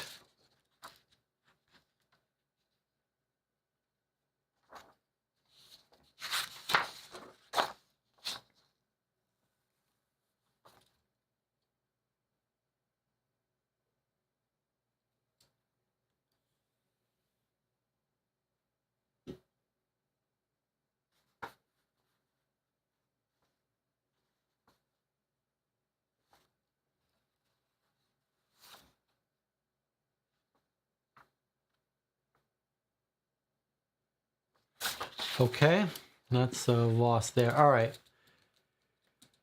I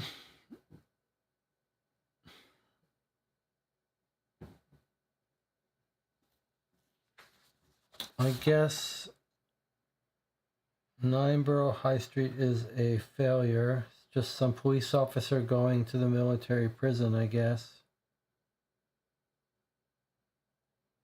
Although, is that Borough? Yeah, Borough High Street.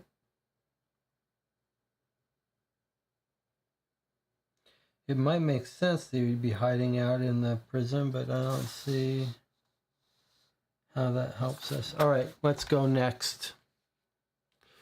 Jonathan says, day 2 spotted. Southeast down from the bridge. Okay, so I need some help what that means. Day 2 spotted. I don't know what that means. On the day 2 cab logs. That's September 5th.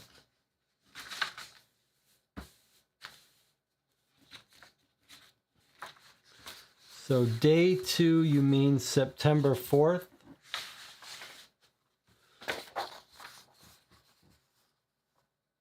The entry from Scotland Yard was day 2, okay? Don't know what that means. Just tell me what cab log to get out, what you want to look at.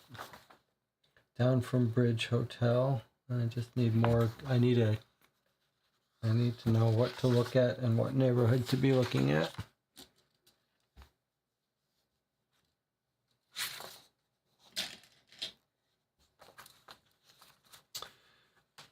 Jonathan's saying the entry about him being spotted on Bow Street. Okay. It was a Scotland Yard from day 2.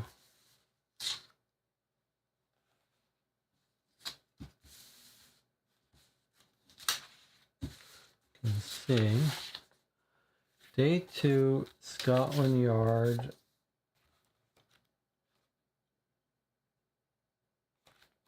$189.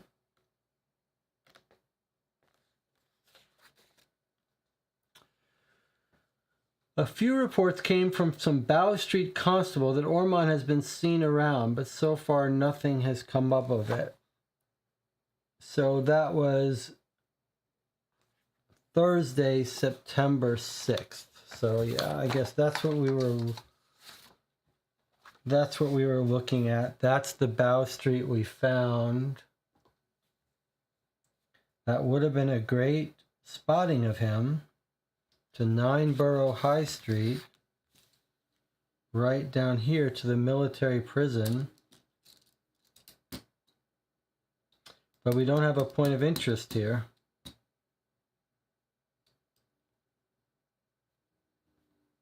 We have no places nearby. The closest place nearby is 76 southeast. 76 southeast is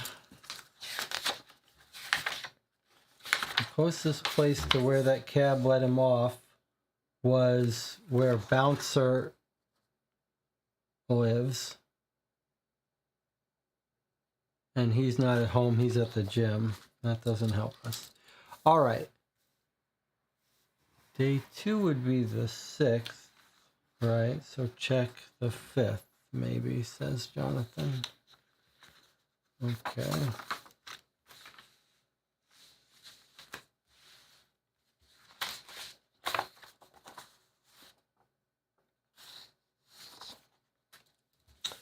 So here's our 5th of September. Here's our 5th of September. A little overwhelming, but okay. Sometimes it's okay to be overwhelmed as long as you eventually get familiar with everything.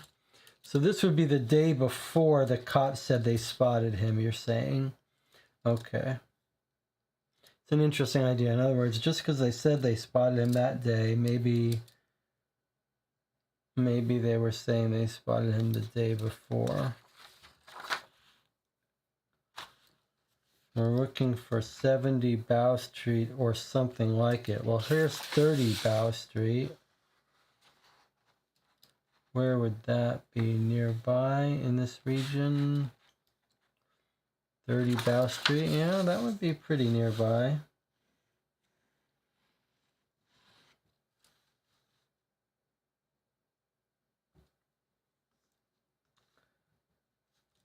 I guess just because they're at Bow Street Station doesn't mean they saw him exactly there. He could be at 30 Bow Street, 68, 69, 31.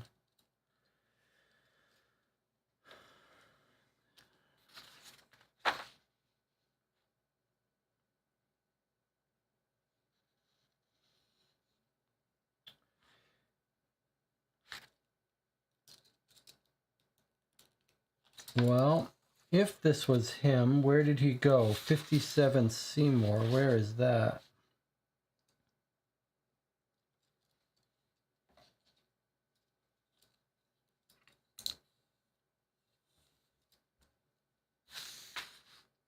If this was him getting on Bow Street, where did he go?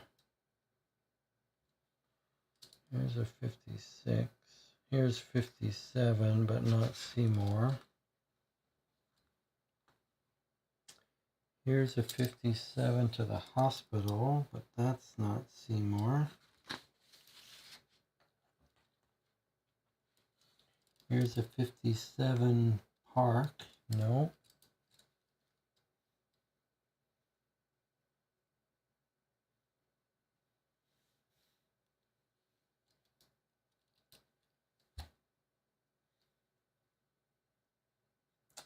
Here's our 57 Seymour, which is in the west central area.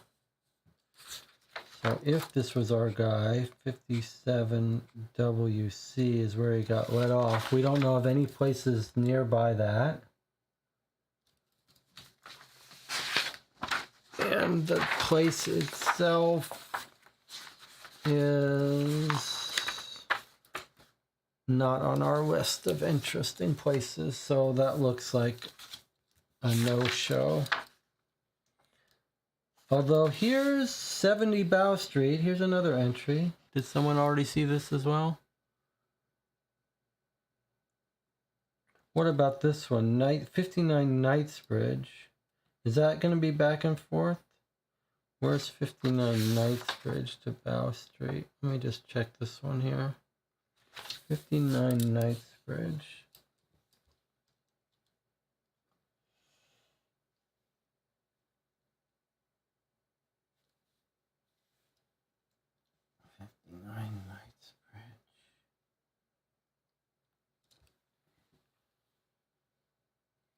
That's the police station again.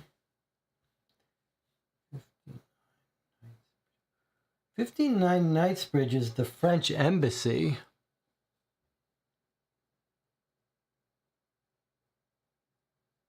It's also right near where Rose Derrick lives.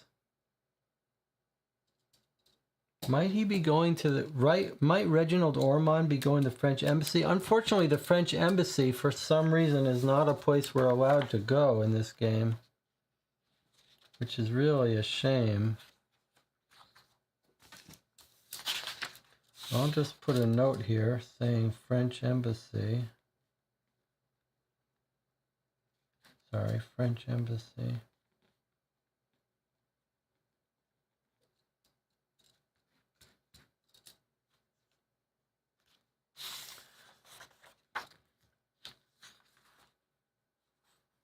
That's Wednesday. He might have been. What about? Let's track him when he disappeared.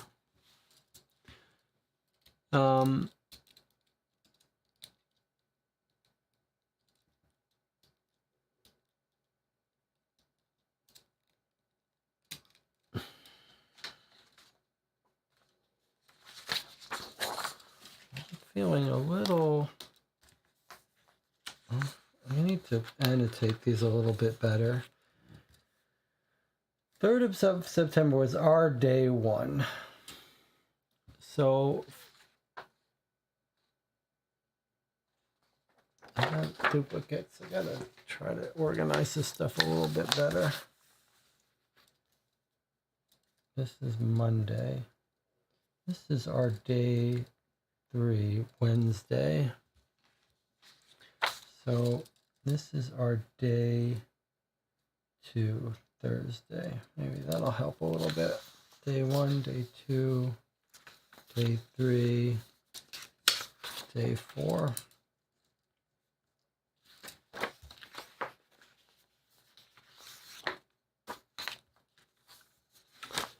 All right. We need to do this a little more systematically because I'm getting lost.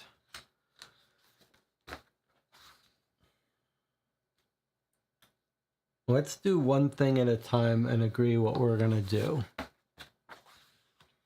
Because I could use help in remembering what days things happened.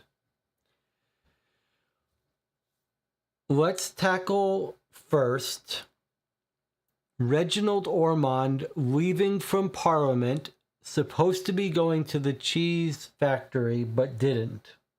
Let's see if we can find him leaving Parliament and going somewhere else.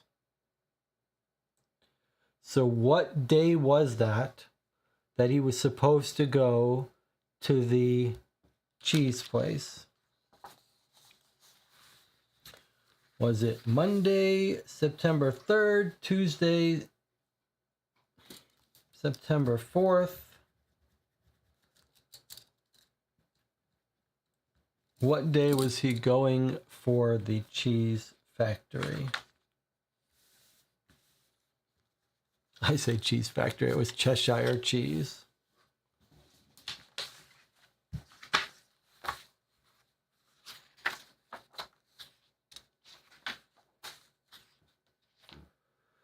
Okay, Anna says Cole and Cheshire Cheese was Wednesday, September 5th. Fine, okay. Wednesday, September 5th, which is our day 3.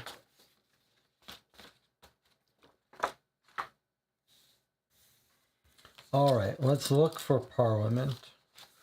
Parliament is 16 Southwest, but it might actually even be labeled as Parliament. And he would have been going at noon.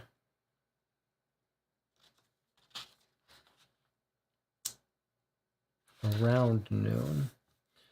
So you'd have to be picked up near Parliament. There'd be 16, 17, 15, or 84. No one's leaving from Parliament, really? No one's taking any cabs from Parliament for lunch. Really?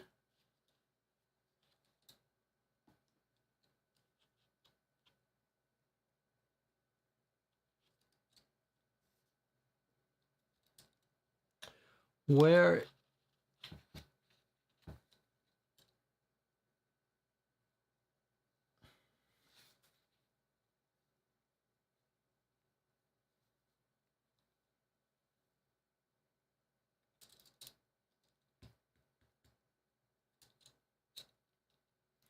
I see. I've labeled your Anna is saying I'm labeling these slightly inconsistently.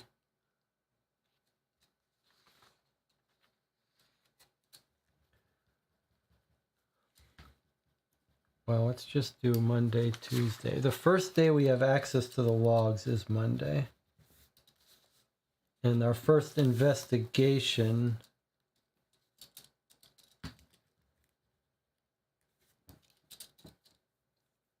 is Wednesday.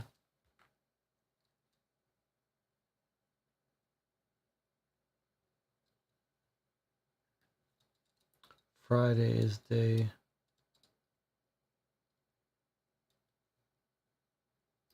Friday we don't have yet. Okay, fine. So then Tuesday is day -1. And Monday is day -2. All right. But we're looking for the cheese company is 34 EC. Okay. Well, 34 EC, which we visited, is here. Shoe Lane, Fleet Street, and Farrington Street, 34. So here's our Fleet Street. This is what Jonathan was saying. Here is a trip to the cheese company. 34 Fleet Street. Remember, a lot of people were meeting there, though. I don't know why there aren't more cabs heading there. Any place leaving there? Here's them leaving at 2:15.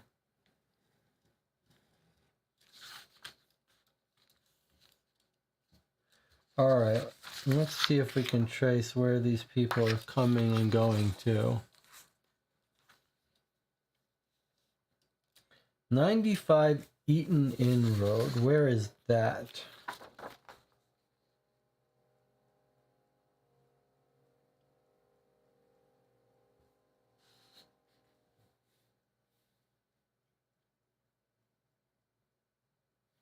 These are people going to the cheese factory. 95. No. 95 Eaton Inn.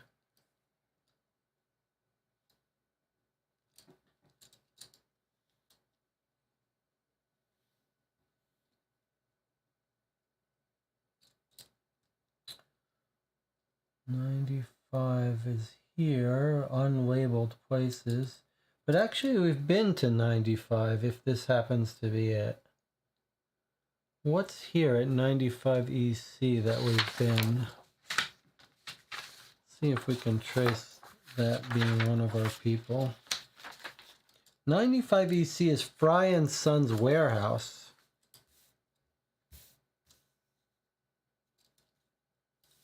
Let's see if we can't find a street labeled Eaton Inn, though, before we jump to any conclusions. This one doesn't go up to 95, I don't think.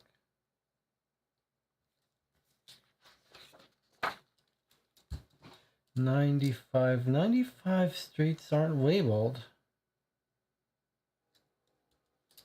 How are we supposed to know if this is Eaton Inn? It's not labeled. And this one, same thing, not labeled.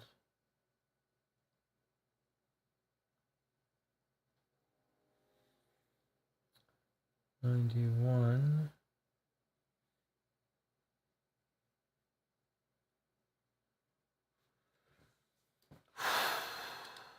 Okay. Don't get on tilt. 95 in Northwest is Hyde Park.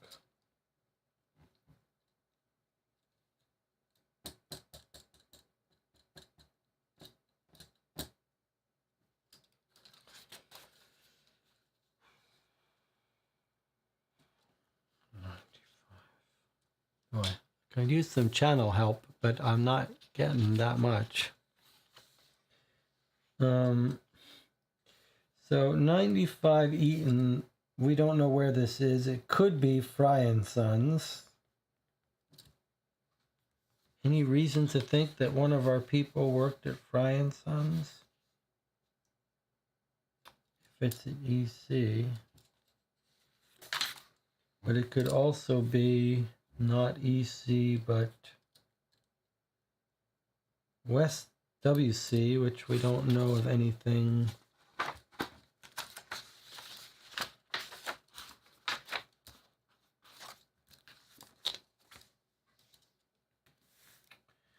Okay, what about leaving from Fleet Street to 51 Bear Street? Who was that? Leaving from the cheese factory after lunch. 51 Bear Street. It's not there.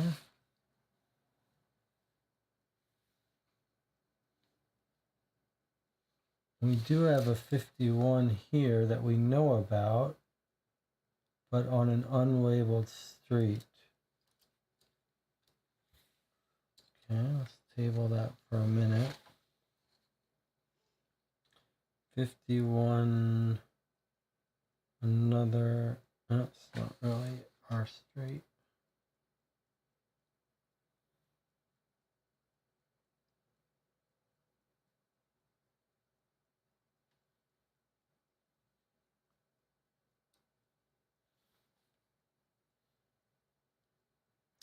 '51. Wow, this is frustrating that we can't find any of these actual addresses. 51 Bear Street. Okay, here it is up here. 51 EC. 51 EC, and okay. So we've got an address of someone at 51 E Street EC that we don't know who it is.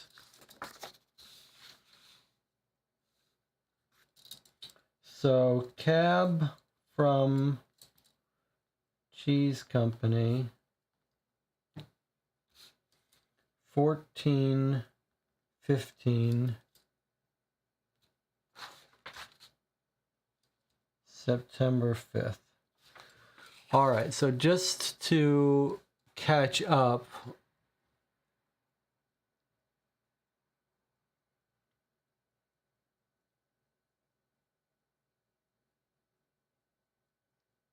Jonathan says 1445 Teaks and Brewery.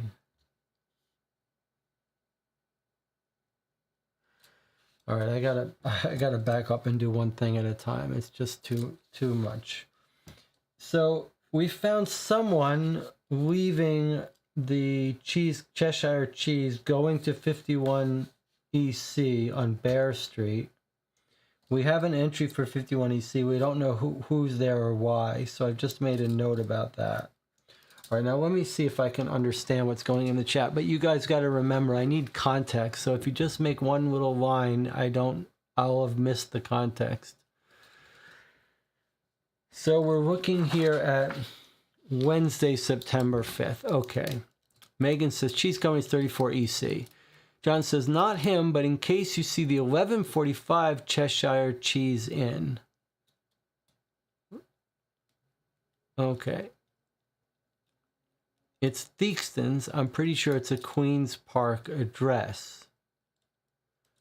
1145 95 QP Teakson Brewery to 34 EC Cheshire Cheese. Okay, so now let me just stop there.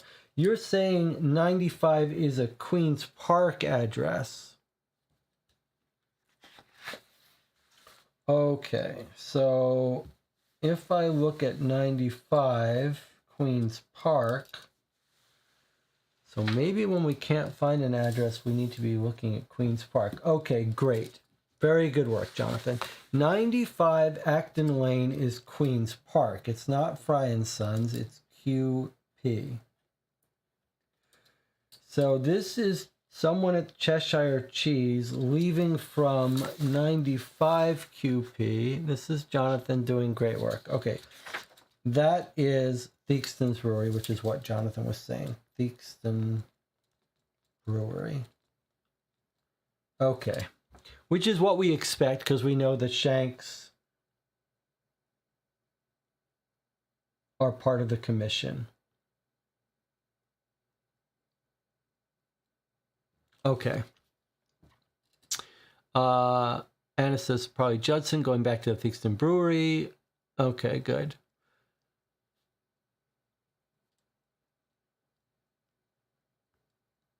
All right, I got you, Jonathan.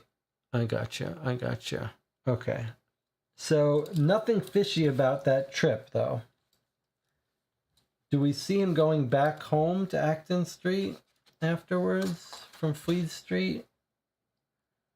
We only got one trip back. And that's going to 51 EC. I think maybe we might want to look up, let's see, 51 EC.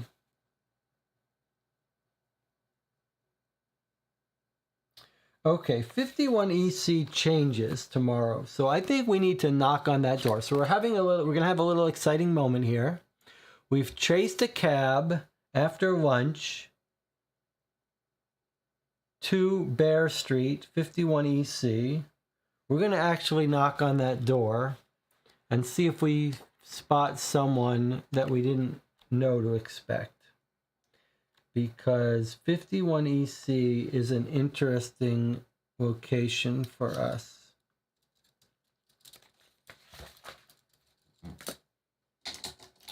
So we're making a late night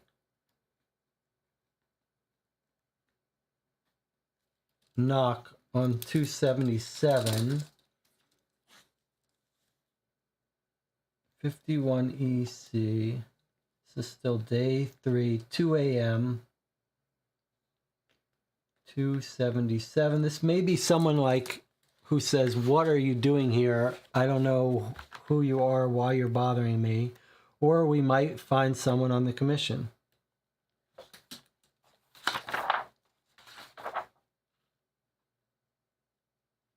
Wow. All right, this is interesting. Look at what we've got here.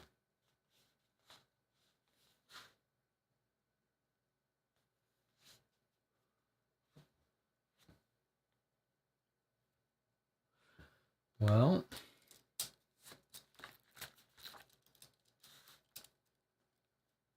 this could be decoy, depending on time. Okay, well, it's after 6 o'clock. That's for sure. So let's go to 2. Tomorrow, this may be different. Let's go to 222. Day 3 night.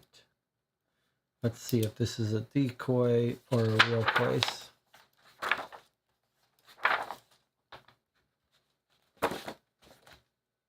All right, that's a little interesting. I think it's a decoy. We cannot tell what kind of house is at 51 Bear Street because it's surrounded by an 8-foot-high wall.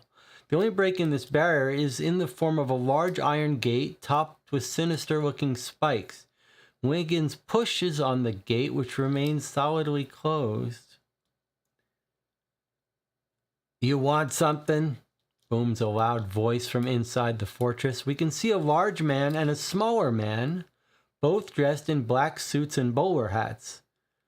"This is a private residence. Move along." "Who lives here?" asked Wiggins. "You taking a census?" asked the little man. The big man thinks this is funny enough to repeat, "Yeah, you taking a census?" "Well, we're just curious." You ever hear the one about how the curiosity killed the cat?" asked the small man. Again, the big man finds this funny enough to repeat, "Yeah, killed the cat." "We got just the thing for it," says the small man, who now whistles shrilly. Within a few seconds, 3 large barking dogs appear and fling themselves at the gate in an effort to get at us. We decide to leave. Well, I don't know how to read that. What do you think? Have we stumbled on Moriarty? Or have we stumbled just on a guy who likes to eat at Cheshire Cheese Company?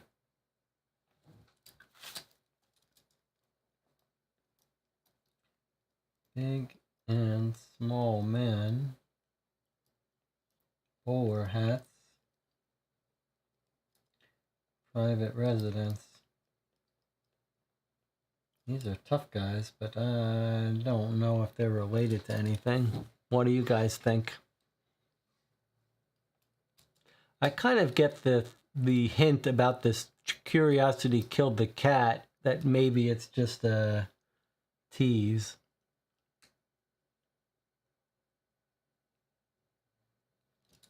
And this is like a fortress house, so it could be one of the members of the commission that doesn't want to be found or something. All right. Let's look at my notes for September 3rd, says Jonathan. All right. Jonathan, you're in charge here. Why don't you direct me how you want to proceed on this? Okay, we're looking at Jonathan's notes, which I also printed out. So let me just try to reorganize this a bit. All right.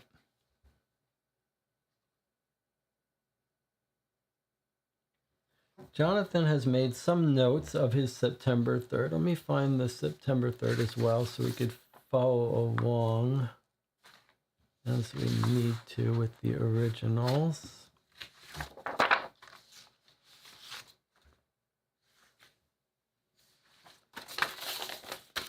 This is my duplicates. I can go over there. And then 3rd of September. Okay. So following Jonathan's notes, Anna says, the big and small guy sounds like Moriarty's man, but there could be a red herring. Okay, Jonathan says, if you look, you can see several trips to and from 19WC, but we don't know what 19WC is. Okay, do we have an entry for 19WC? We do have an entry for 19WC. But it's not labeled. Okay. Jonathan says, we don't know what 19WC is, right? So just to follow along here, we have a 19WC clue point. We don't know who it refers to. We don't know what's there. And Jonathan is saying that he spotted a bunch of travel to and from that location. Okay. Let me find that, Jonathan. Let me see what you found. Where's your 19WCs? Okay, here's one, here's one.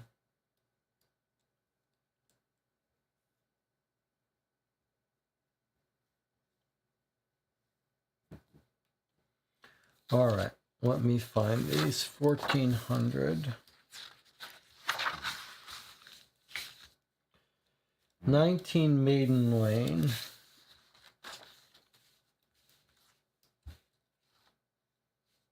Let me find it on the map here.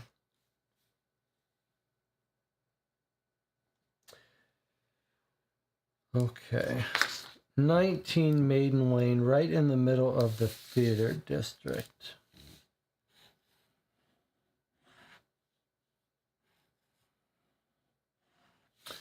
So 2 people going from the theater district at 19 Maiden Lane.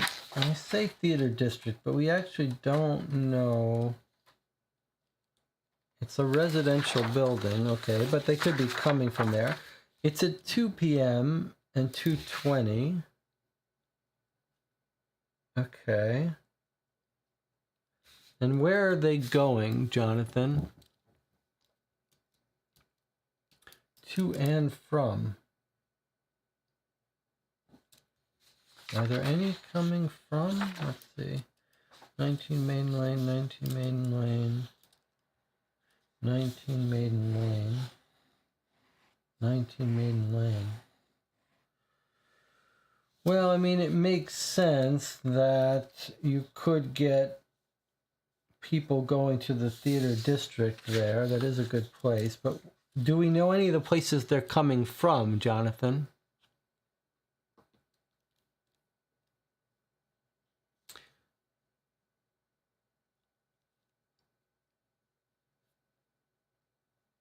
Okay, Anna's going to take off for a bit. Okay. All right, it was great seeing you, Anna. Sorry for if there's been any stress at this last. I'm sorry if I've been snippy. We'll see you. Have a great New Year. We'll see you on Sunday. All right. Do we know what any of these places they're coming from, Jonathan? 905 from 50 Cadogan to 11. That's connecting Balfour. 905 to 11 and 1150 to 1245. Okay, I need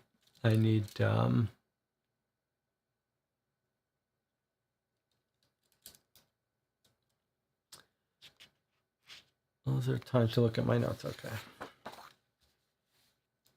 Okay, sorry. You're right, Jonathan. I should look at your notes. Okay, 19 WC to 56 Queens Park House Land Investment Trust and to the Continental Bank, 68 WC.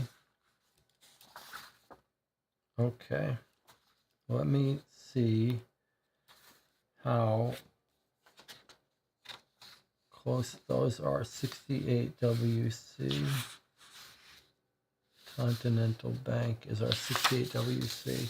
All right, so Jonathan's saying we got a bunch of people going from 19 WC to our bank people, to our bank and land and investment trust.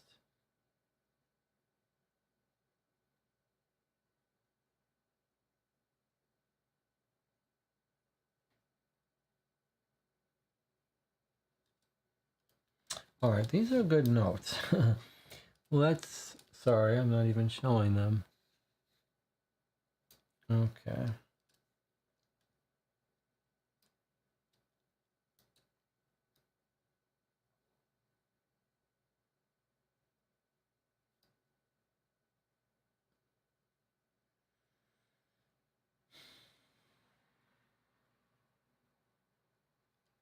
'81 EC to 27 EC Byron Anderson. This is very curious. I forget if we talked to him yet.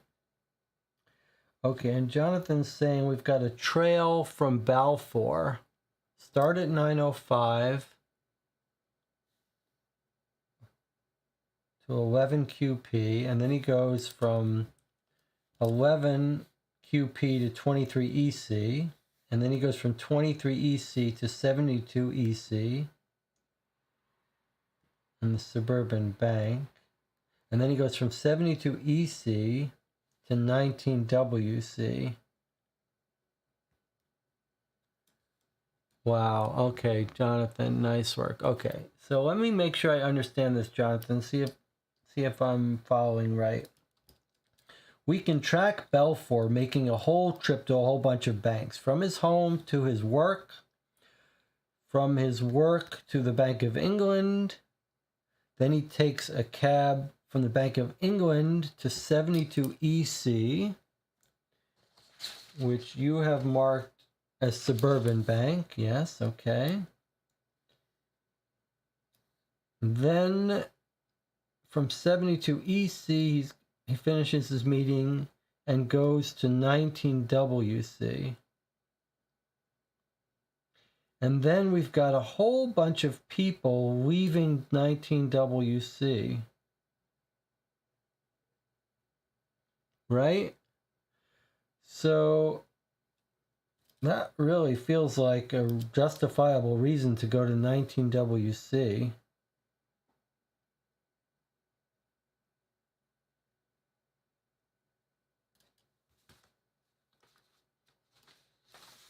To me, that's a good enough reason to go to 19 WC. I think we got a knock on 19WC, Jonathan. I think you've made a compelling case that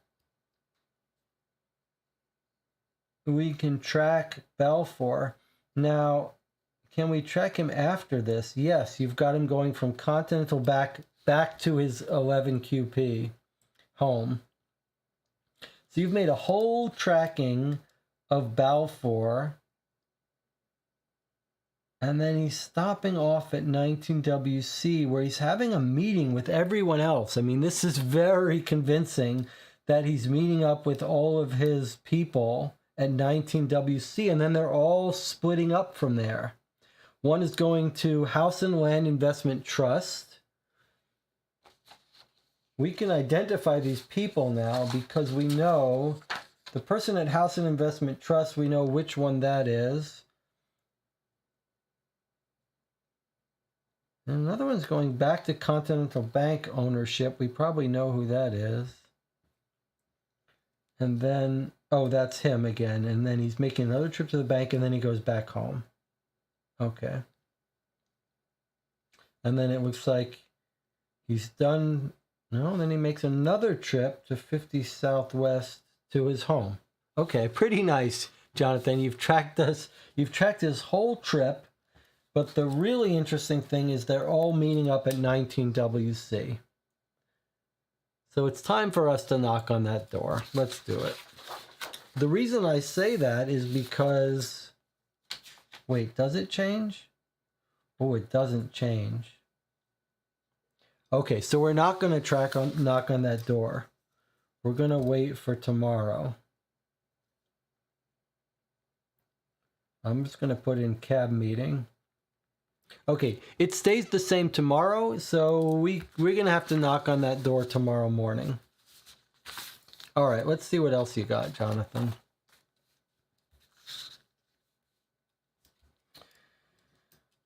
Parliament, you've got a trip on Parliament to 60 EC near Lloyd Perkins's home. Let's see that. 250 Parliament on Monday. Now, we don't have anyone that we're trying to track, right? We don't know who that would be. We don't have any reason to suspect anyone from Parliament is worth tracking on a Monday. And he goes to 60 EC.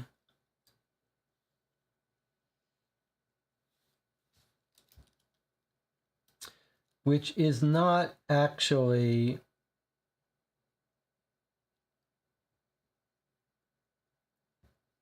quite at Lloyd Perkins's place, but nearby it.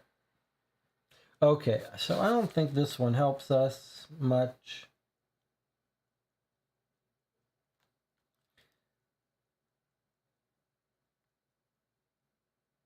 And 72 EC... We are told these are just places nearby, so we shouldn't take them too literally. 23 EC's Bank of England.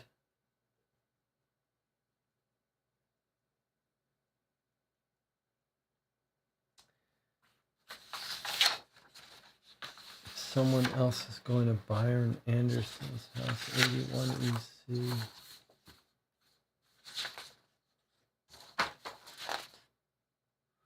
'81 EC isn't an entry we know about. 27 EC isn't a clue point, so we can't go there. And 27 EC is Byron Anderson's home.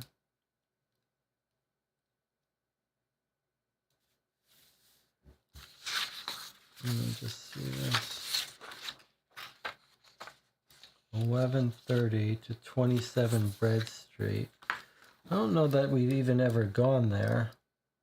But even if we did, we can't trace it back. Oh, yes, we have. We can't trace it backwards. So 19WC is the one that we really got to go to tomorrow. Where else, though? Might be relevant, but might be a stretch. 3 Southeast Bridge House Hotel. to 47 southeast. Oh, here he is Monday. Jonathan found when he snuck into his house. This is the couple finishing their meeting on Monday and getting to his house.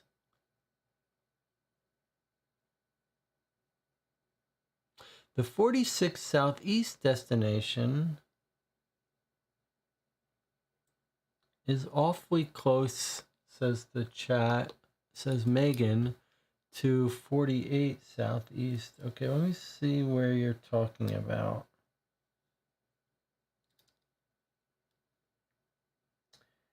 Okay, I don't know where that is that you're talking about. If it's not on the, oh, here, down here. 89 EC, location unknown, which we don't have a clue point for. Headed to 46 Southeast, unknown.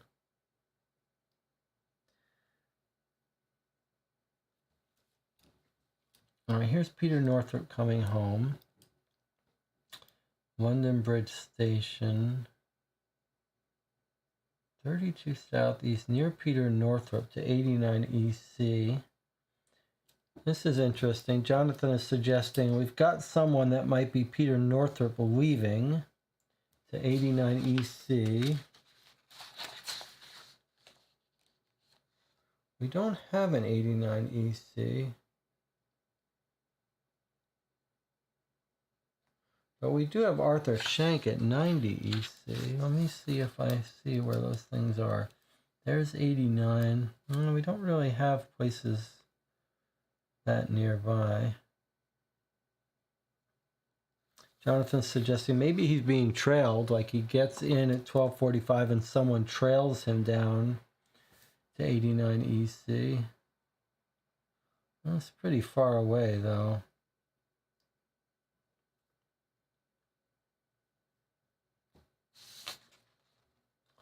So that's 6:45. 89 Mincing.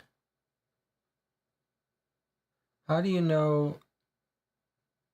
Why have you concluded it's EC? Oh, see, I guess I was in Southeast. Where's 89?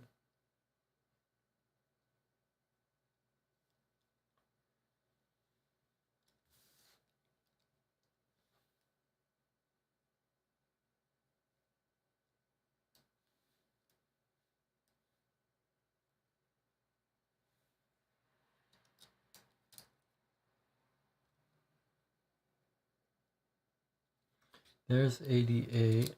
There's 89. And you say that's Mincing, huh? Okay, well, that is Mincing. Okay. And what's nearby here? Customs House and Lloyd's of London. Well, here's Peter Northrop possibly heading to look at London Tower. I wonder if that's what they're doing. Is he going to look at London Tower? Is that what Peter Northrop is doing? Although it's just near his house. I don't think these are useful for us to use, though. And then Jonathan has trips from 46 Southeast. 3 trips to same destination. Let me see where these are. 650. Okay, Jonathan is saying, look at these 3 trips, all to here.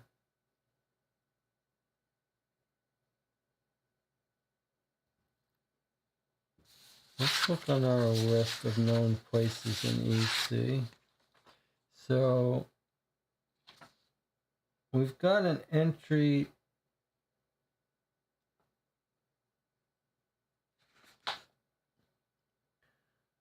We don't have an 88. We have an 87, and that's not really near here.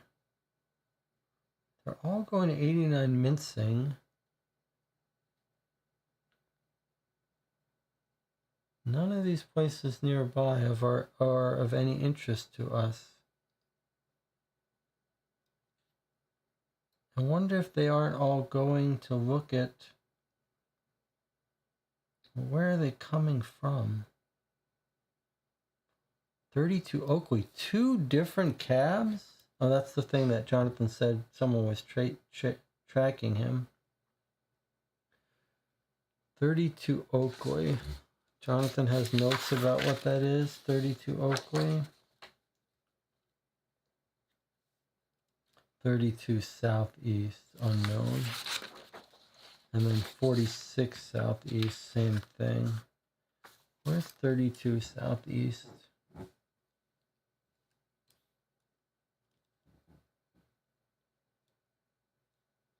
"32 Southeast."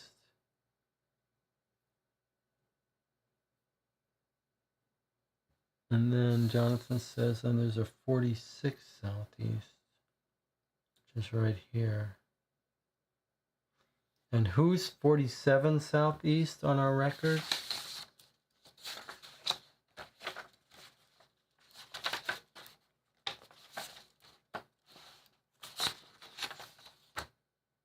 Peter, oh yeah, that's Peter Northrop's house.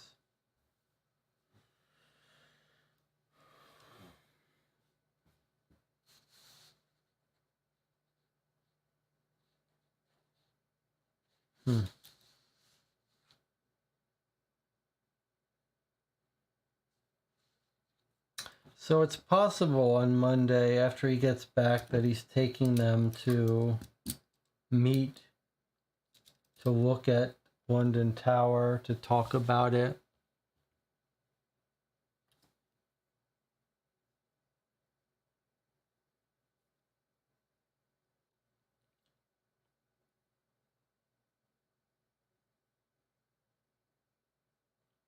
Jonathan says the 1645, 1647, 1830 are weird. They sure are. They sure are weird. They're all going to 89 Mincing. The problem is, and they're all going from near Peter Northrop. The problem is this isn't a place we can go to. Not only that, but none of the places around here are places that we have clue points for. Not even close. Like there's no 16, there's no 88.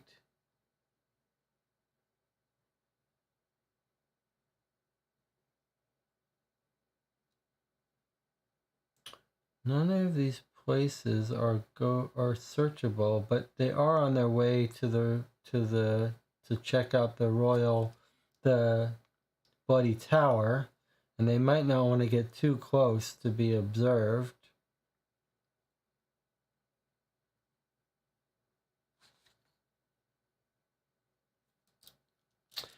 So I don't know how we can use that information. John says, is there something else near 46 Southeast? Is it 46 Southeast? 32 Oakley's here. 46 Tower Street is here. In our southeast list of places, we've got a 38, 36, 33. I mean, we do have an unknown place here at 33.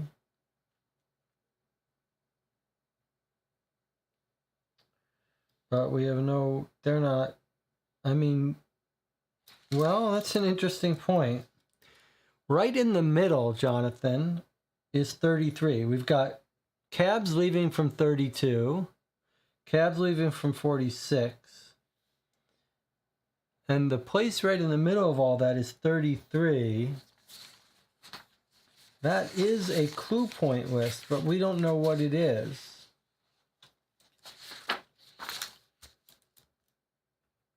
I'm just going to put cabs originate nearby to Mincing.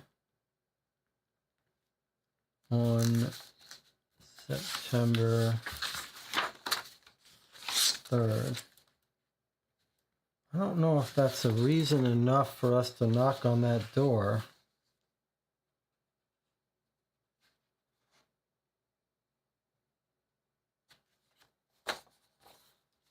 Let me see if it changes. It does change tomorrow.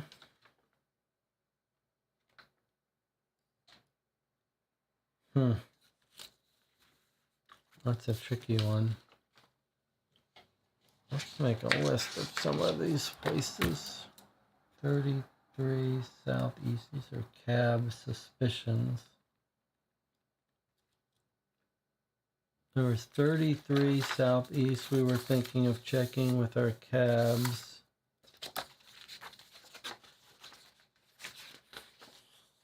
And 51 East. See, 33 Southeast changes though.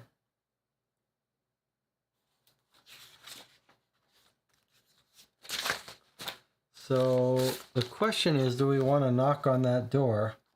It's pretty compelling.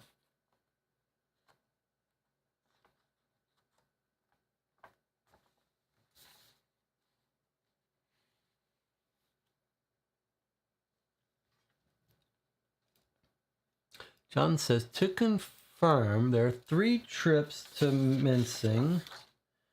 6:45, 6:47, 6:50. They go from here and here, here and here.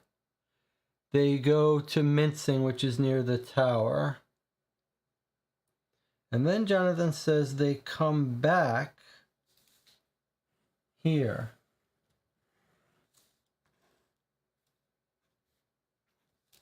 So 3 cabs go, and then 1 cab comes back to 46th Tower,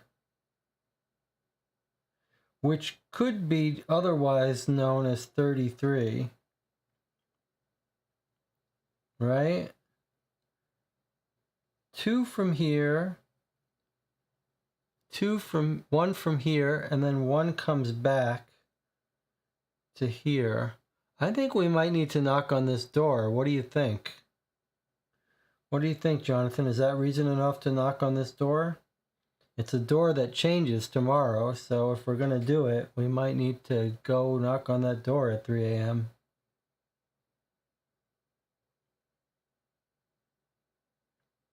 What do you think, Jonathan?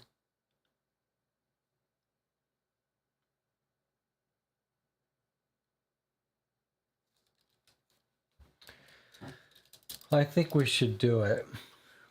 With all this hard work we've put in, I think we should do it. Let's just knock on the door and, or at least case the joint a little bit.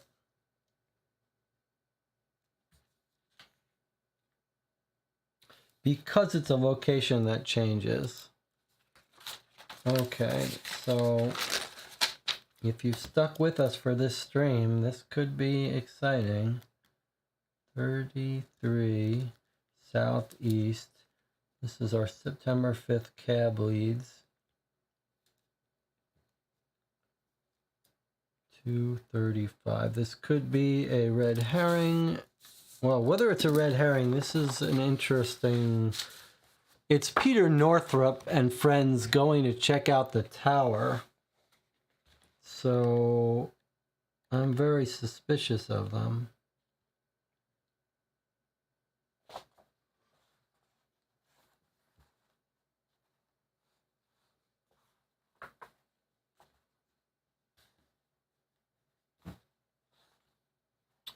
We're standing in front of the bar of gold.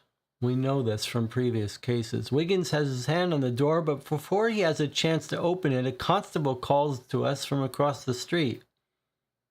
Hey, wait, he calls as he rushes over to join us. Where do you think you're going?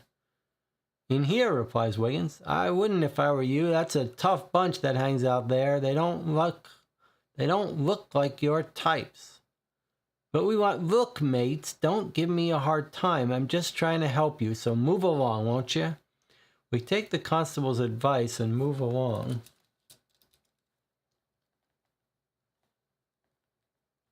Well, okay, so this is the bar of gold. It would make sense that this might be a hangout where Peter Northrop is meeting with Moriarty and other criminals.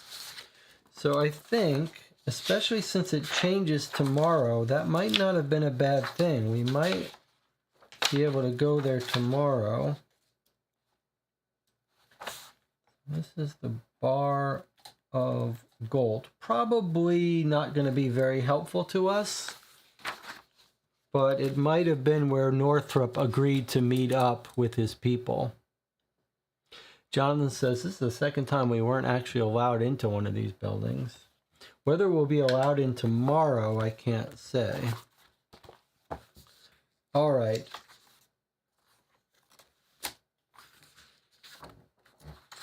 So is that what we've got? Jonathan, is that the totality of your notes for September 3rd that I think are useful to us?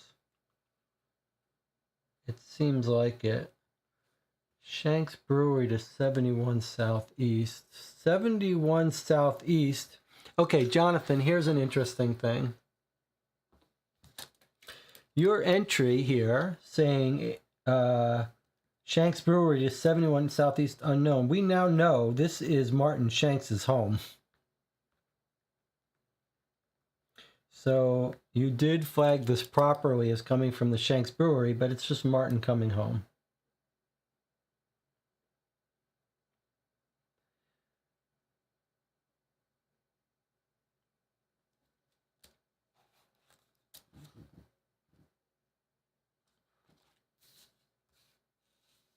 And you've got somewhere else coming to 46 from 89 EC.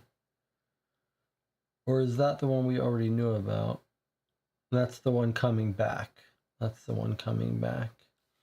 And 89 EC was the one with the view of the tower. Okay. All right, so it sounds like this is Northrop. Whatever. Okay, so it sounds like we've got September 3rd logs done. Let's put these away. And nothing super useful and nothing super... I mean, bar of gold, that could be important for us. All right. Let's take a break. It's been an hour and a half staring at this. Let's take a 8-minute break. We'll come back and we'll continue on this, but feel free to leave and not stay around for this, but it has to be done. We need to, if nothing else, just familiarize ourselves with these places. I'll see you in 8 minutes.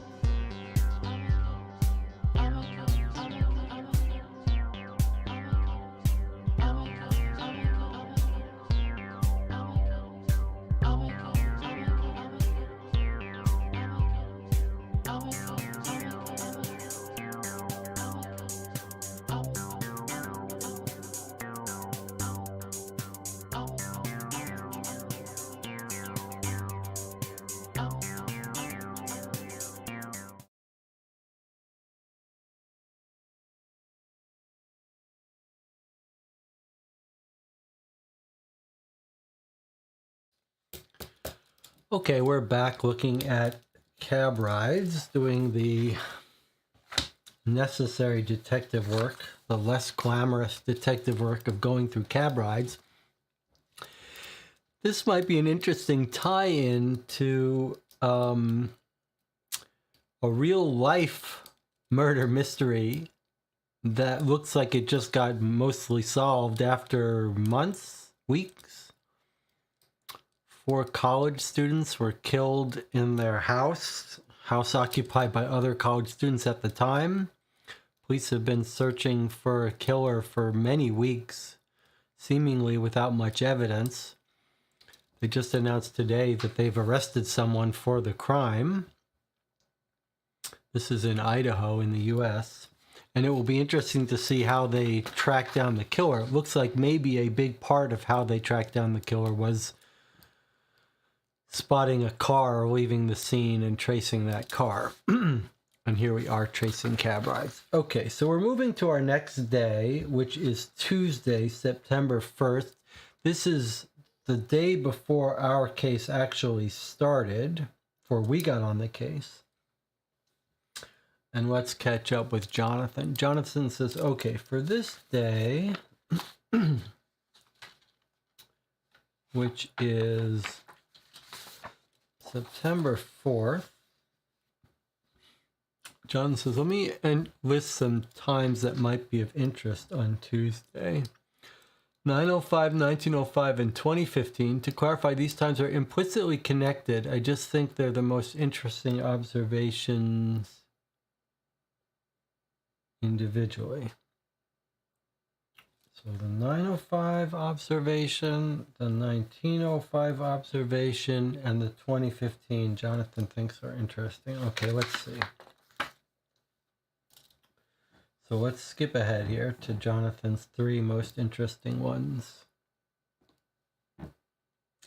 9:05, someone left the Bank of England to travel to the 3 Southeast, the Bridge House Hotel. So 3 Southeast, the Bridge House Hotel is where Peter Northrop and wife met up. But what day did they meet up? Let's look at Anna's great timeline to see if we can get some help here.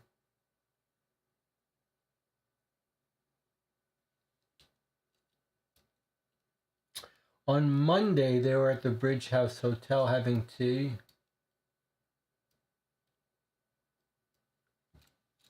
Which makes sense because I think we see them at that location on Monday or traveling from it, I thought.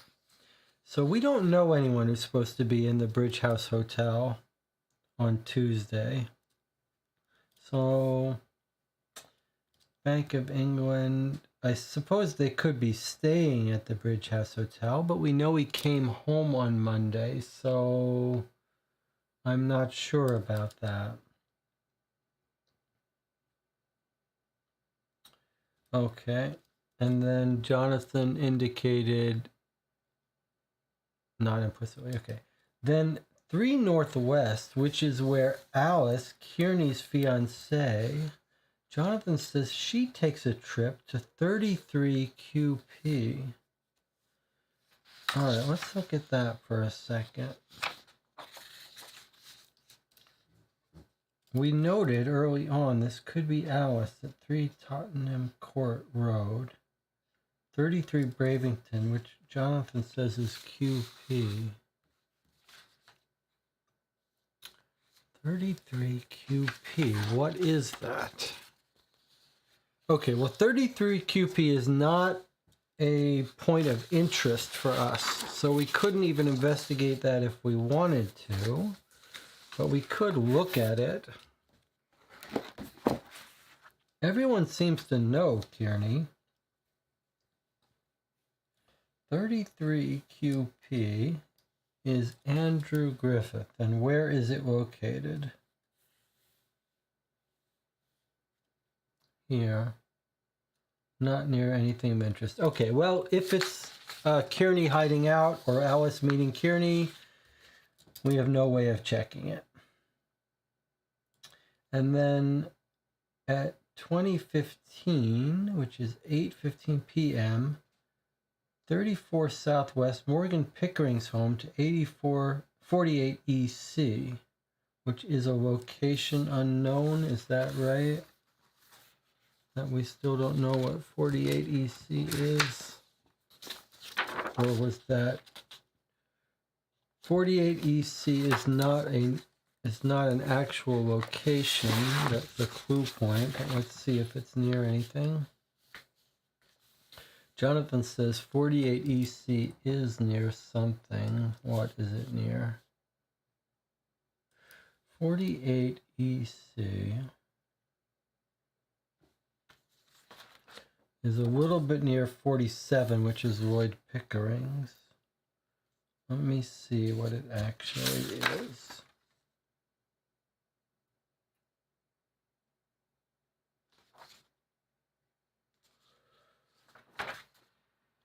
"48 Northampton Road." Let me just look at where Northampton Road is. So that would be here. That would be a weird place to get off in a cab if you were going to Lloyd Pickering's house. It's quite a travel, quite a trip across this big street. Seems unlikely. And in fact, you could go further. You could say if you're coming from the southwest here, and you were going up to stop at this person's house, it's hard to see why you would take your cab an extra block away.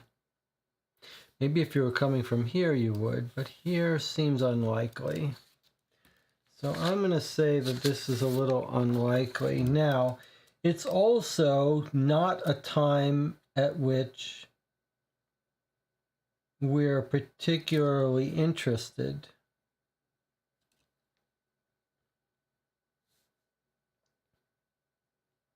But we are interested in people going near Kearney's house. What have we got? 14 Oswin to 4 Sidmouth. 4 Sidmouth is very near Kearney's house. That's interesting. 14 Oswin, southeast. Where is that? 14 Oswin, southeast. 12, 13, 14. Oh. We don't have any 14 southeast, do we? No. That just could be coincidence. Military prison is going to 65 southwest. We caught someone going to the military prison from Bow Street.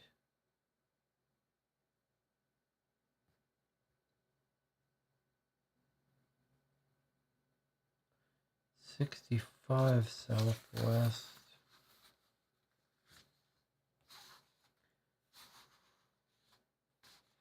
65 southwest is pretty close to Balfour's house in the middle of nowhere. But we can't go to the military prison.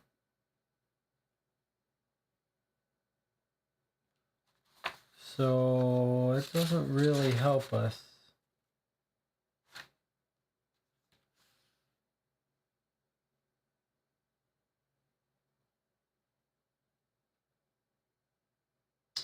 Doesn't really help us because we can't go to any of those places. 83 EC unknown to 48 Northwest, the Marleybone Cricket Club. That's intriguing. It's interesting when we got these trails, like when they go back and forth. 83 EC. 83 EC is not a known place, but anyone going to the Marleybone. I guess the problem is, even if these are people and places going to places, has anything happened today that we care? Belfour says on the phone, "Close the deal. I know what I said yesterday not to." This is because of the stuff. Wednesday, September. Okay, we're not on Wednesday, September 5th. We're still on Tuesday, September 4th. Nothing is happening today but the burglary. But we think he faked his own burglary. Pinkerton results were ready. Kearney was supposed to pick them up but never showed. Sorry, let me do it this way. Okay, so not much has happened on Tuesday that helps us. Kearney was supposed to show up, but he never did. Okay, so I suppose the one thing we might be looking for is early trips from Kearney's house.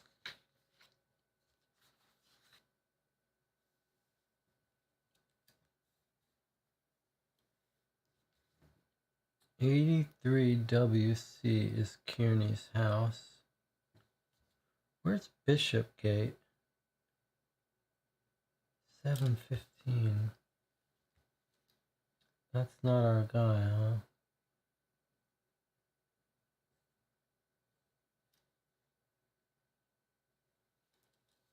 I mean, that would be important. We think he's gone missing Monday night. Sorry, we think he's gone missing, Monday night, Tuesday morning. So what we would be looking for is somehow Kearney getting on a cab early in the morning or late at night. So early Tuesday morning. Let's see. Grays Road, Sidmouth, Harrison, Hastings, Judd Street, or Euston in the early morning. Or someone coming to his house and kidnapping him, right? So 83, what's this place up here? Euston? No. Station 49. 49 Belvedere Road? No. Midland Road? 49, 47, 82, 83, 4. 49 Belvedere Road? No.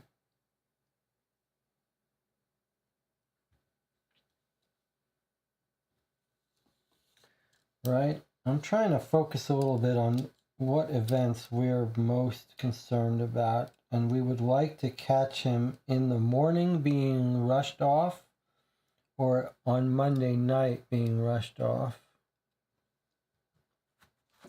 Megan is saying, good night, all great work. John says, Bishopgate, I believe, is in EC by Liverpool Station. Just answering your question. Okay. So that's not where you want. Jonathan, feel free to stay with me for hours or leave. And Tina is... so Megan, it was great having you join us for the stream. We'll see you after New Year when it gets a little more interesting. All right. I'd love to catch Kearney leaving, however, in a cab early Tuesday morning.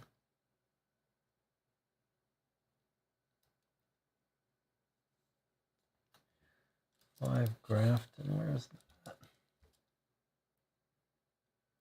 No. 49 Belvedere Road.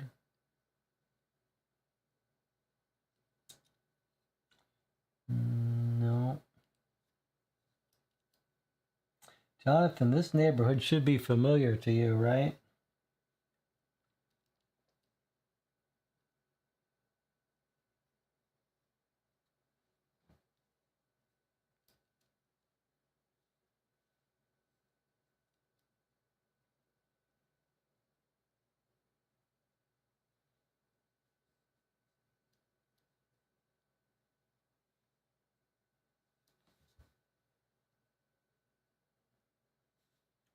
Just looking for anyone getting on a cab in any of these nearby buildings.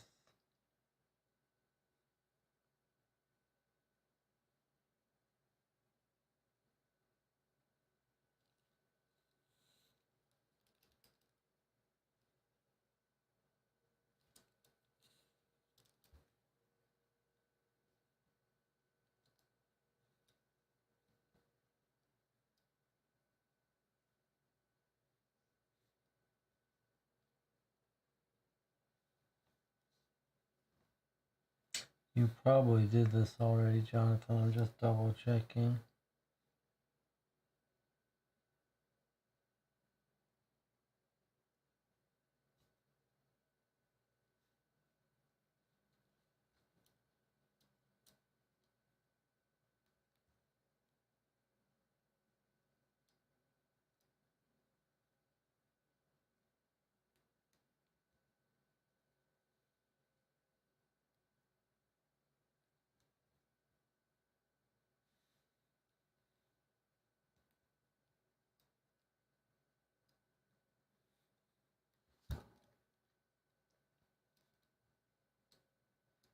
I don't see anyone arriving early Tuesday morning to catch him.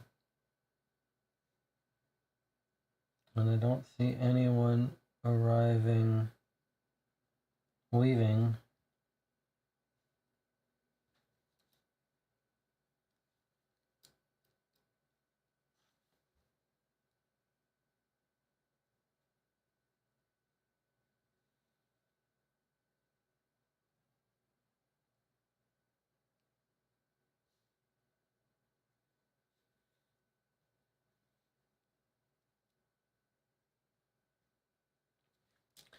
All right, I don't see him leaving his house early in the morning.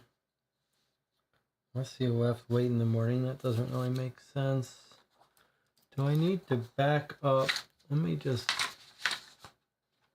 let's see. Wednesday, Tuesday. This one here. Oh, I just want to see the latest night cabs out of his house. Make sure he didn't leave late at night. She saw him at night, so it would have had to have been quite late.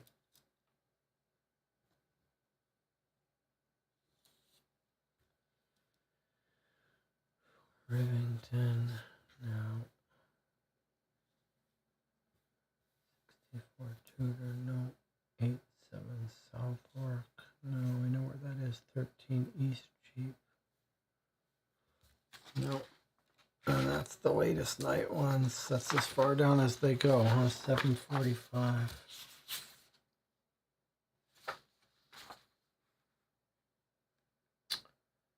All right.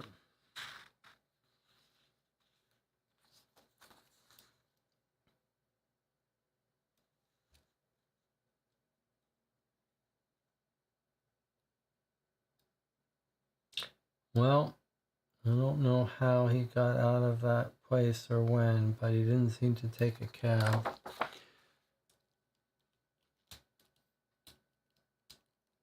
Johnson Warner says, yeah, prominent in Gaslight. Yeah, we spent a lot of time up by Sidmouth Street in Gaslight. All right.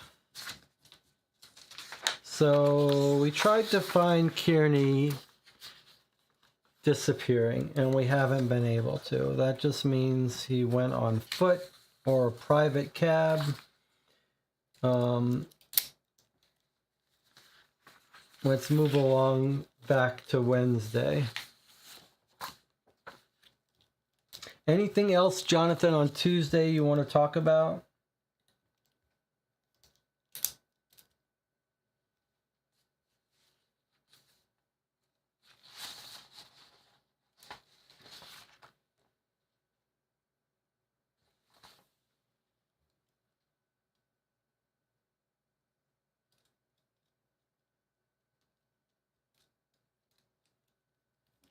And Tina is still hanging out with us. All right, I'm going to table Tuesday then. Nothing actionable, I don't think, on Tuesday. The only event that we were really trying to trace down was Kearney's disappearance, and I couldn't find it. But now, okay, so now we're on Wednesday. Wednesday is the meeting at the Cheshire Cheese where Cole never showed. Cole never showed. Okay, so Cole never showed. We know his body is dropped off in Ormond's office, but Ormond does show, so we're not expecting to find Ormond, but we do think that Cole left from Parliament around noontime on Wednesday. Now, is no one taking a cab from Parliament on Wednesday? That's just craziness to me. 16 Southwest. 16, 17, 15, 84. I don't understand why no one's taking a cab from Parliament.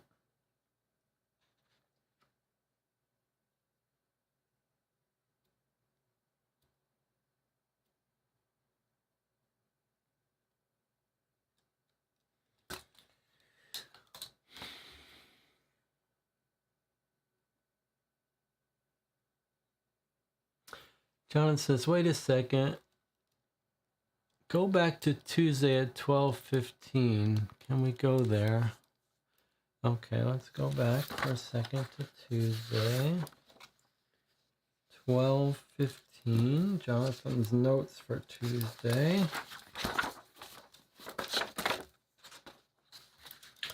12:15. 12:15. Donald Mills' house. 40 WC. Okay, Donald Mills is one of our robbers.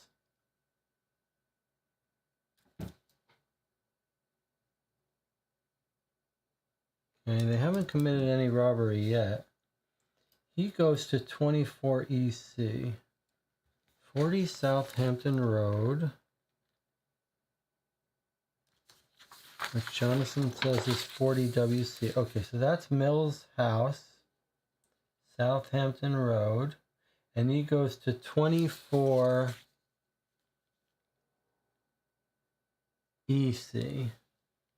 Okay, 24 EC is not a clue point, so we can't, there's nothing to go there, but let's see, where exactly did he go? 24 Throgmorton.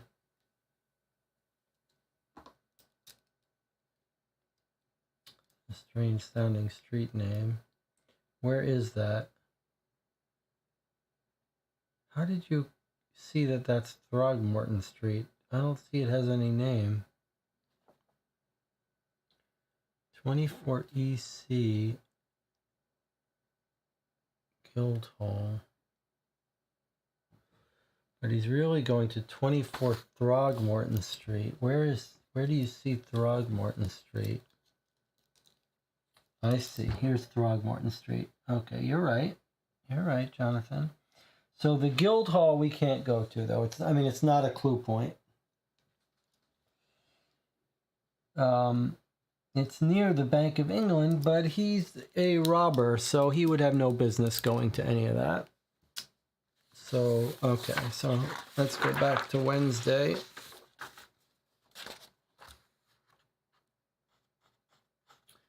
Cheshire Cheese, Cole never showed. Arnold Shank is upset.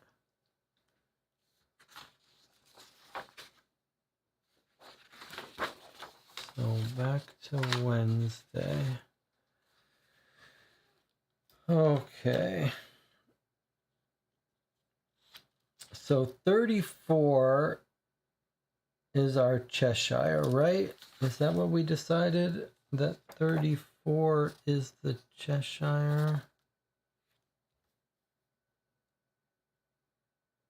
Yeah, 34 EC Fleet Street.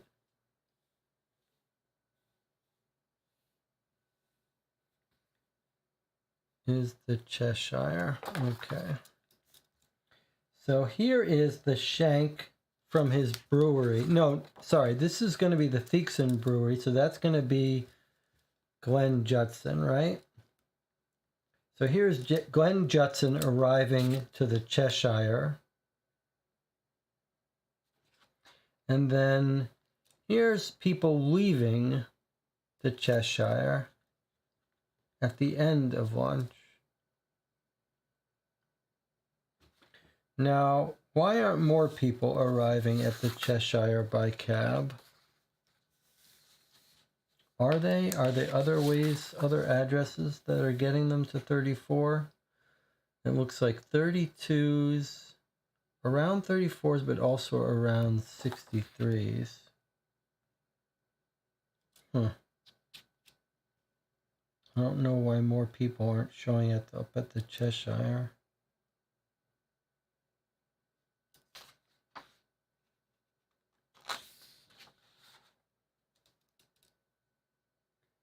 $65, $63.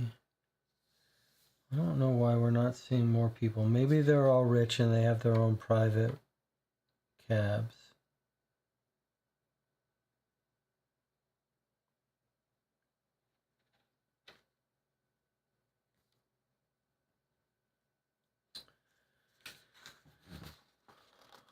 Okay.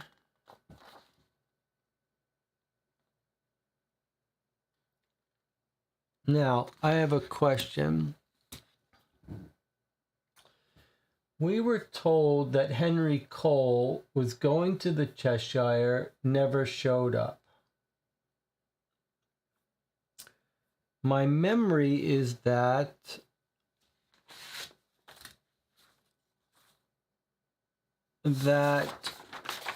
he was leaving, that his secretary at Parliament told us he was leaving for it. But we do have a home address of him. So I think maybe I need to double check if he was really leaving from his parliamentary office, or if he might have been leaving from home. Let's see if we can find that clue. So we go to Parliament.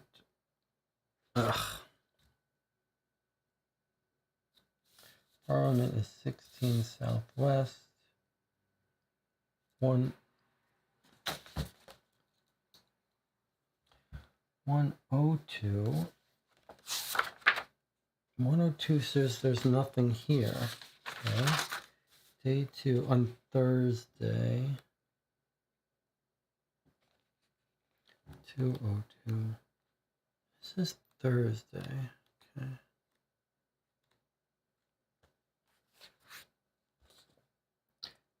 Through, we go to Henry Cole's office, 171.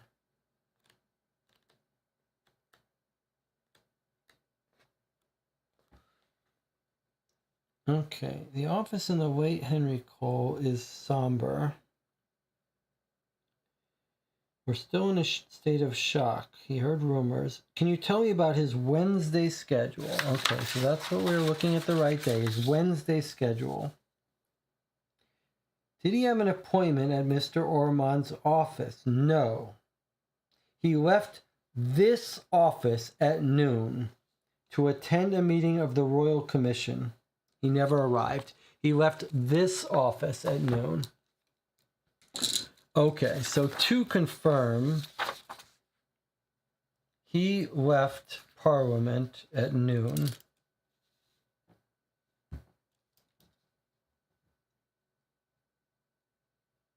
And he never shows up, and we've got no cab ride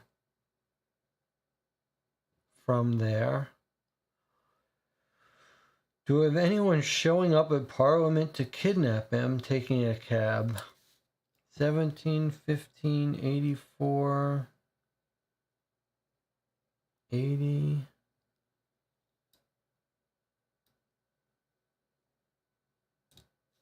Two people going to Waterloo Road. 47 Judd Street and 84 Gray Street. Where's 37 Waterloo Road? Kind of weird that they're both going to the same place. Probably nothing. But it is around noon.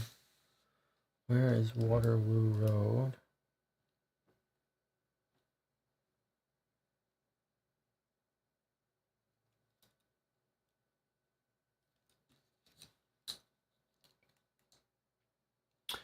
John says the train station. Of course, I don't know if he's responding to the question I just asked, but 37 Waterloo Road. You think it's just people? Oh, it's Victoria Station. That's interesting. But they don't blow up our guy till later, right? Our guy doesn't get blown up until Friday. Okay, so it's just people catching a train, I guess. It's not relevant for us.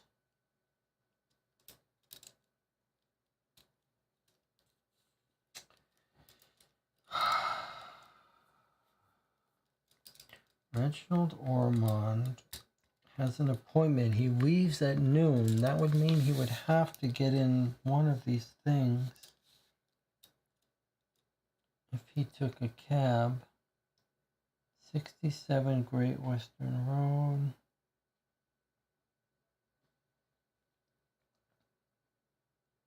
It's just nowhere near there. 54 John Street. Nowhere near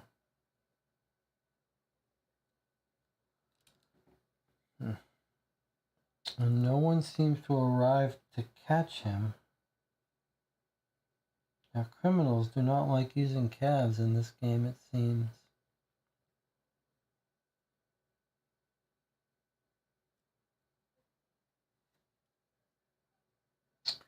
I don't see anyone, Jonathan, dealing with Ormond. Okay, what about they're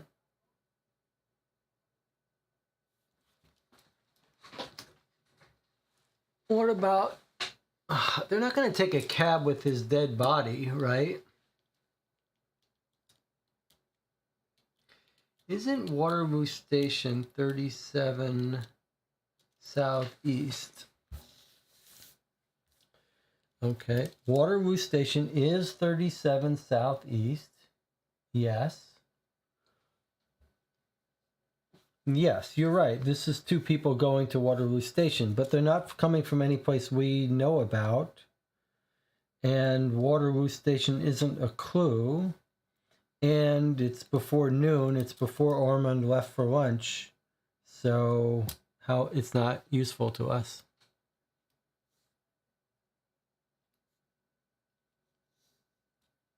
Like, you wouldn't take a cab to Waterloo Station if you wanted to kidnap a guy at Parliament.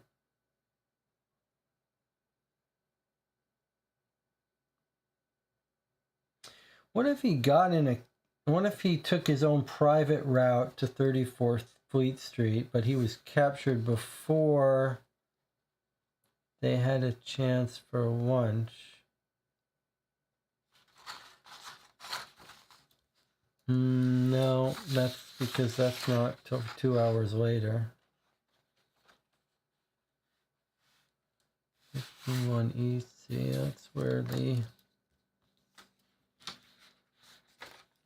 What's 51 EC?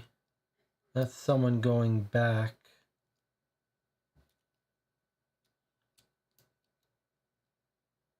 That's someone going back to a place we care about, right?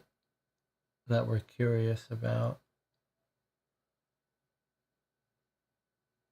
And he never arrived.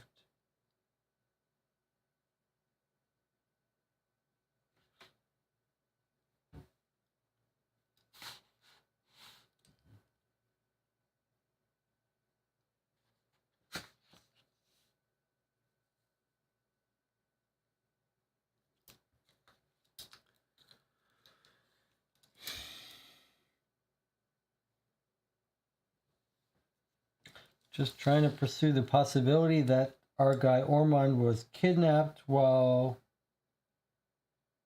on his way, or when he got there, someone was waiting for him and kidnapped, but we don't see any cabs. So if it happened, we can't trace it by cabs. Sorry, Jonathan's just saying he was correcting me for saying 37 was Victoria. No, it's Waterloo Station. Okay. So we can't find Ormond here.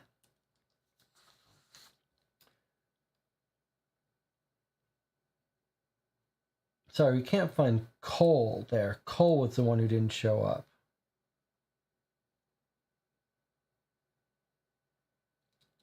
Is there any sense of where he might have gone? What if he went to his home? Where is his home?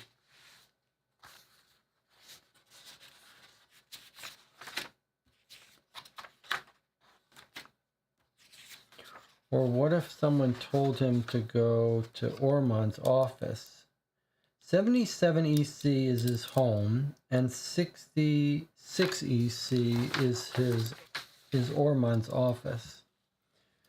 So 77 EC is his home.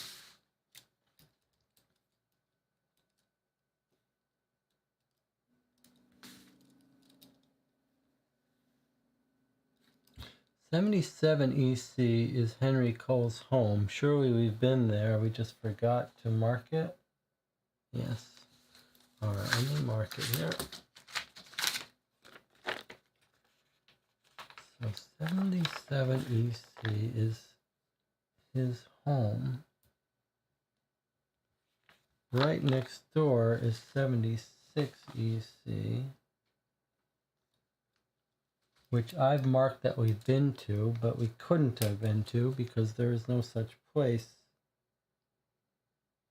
there. I don't know how I ended up marking that. Maybe I just put that place wrong. 77, 76. Okay. So there we go. There's his home. And then Ormond's office is down at 66 EC, which I remember being down here somewhere here. So he doesn't show up, and his body is, decapitated body is found here, but could have been put here on that day. So any sign on Wednesday of a cab near 66 EC or 77 EC.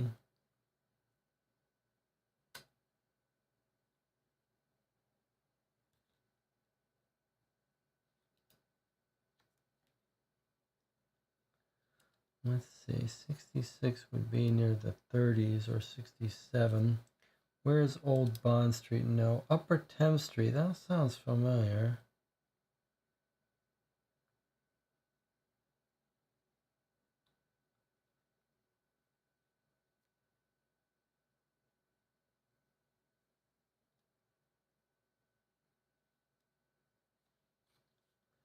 '67 Old Bond. That's not right.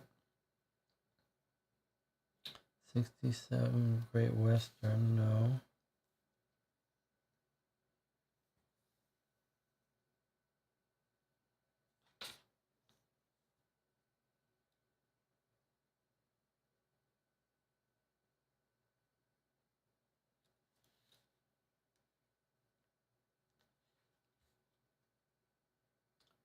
'67, 30s or 29s we're looking for.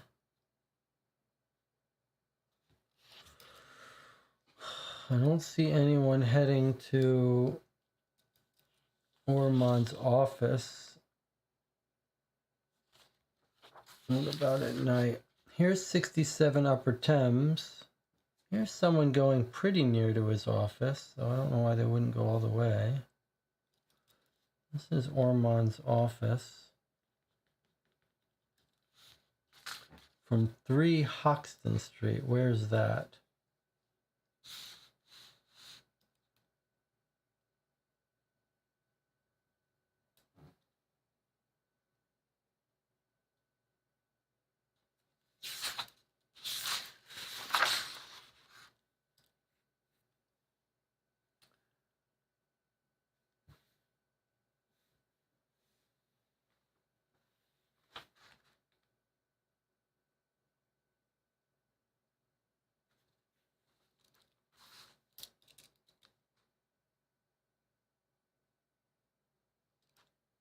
Okay.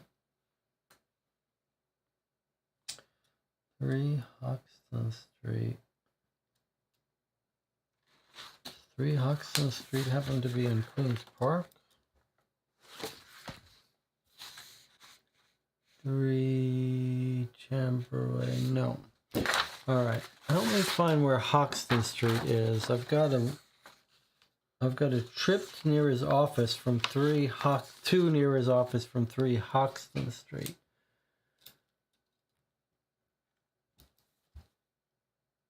Wharton Street.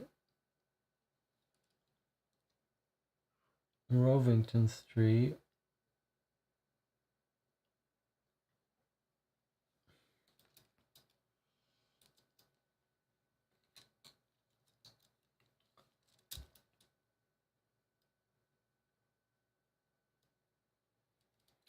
So Southbridge Hotel, if it's on that street, but I don't see it being on that street.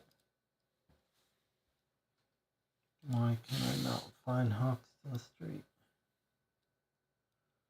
Criterion Club's on Haymarket and something. Euston Street, Stanhope Street, Tottenham Street. I think I've checked all the neighborhoods now and I don't see it.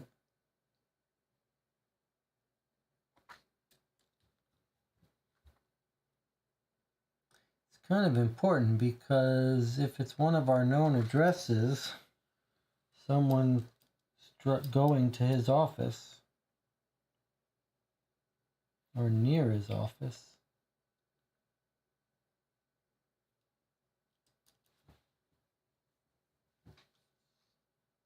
Side note, look at 1415 and 1515. Someone goes from Cheshire Inn to the Bar of Gold. Really? 1415 is Cheshire to 51 Bear Street. Yes, that is our... Wait, 51 Bear Street. Where is 51 Bear Street? I don't think that's our Bar of Gold, is it? That's a different place that we don't know about. That's a place... Cheshire Cheese. Yeah, we noted that they were leaving from Cheshire Cheese, but it's not to the Bar of Gold, Jonathan. 51 Bear Street is not the Bar of Gold. The Bar of Gold is 33 Southeast. Bear Street is 51 EC, which we don't know what it is. We've got a clue point for it, but we don't know what it is. In fact, let me just make a thing so we don't forget to check these places tomorrow, perhaps. 33, and then 51 EC. Could be a complete red herring, but we are tracking someone from the Cheshire Cheese to an interesting place. 51 EC, all the way up in the corner there. Anyone else going to 51 EC?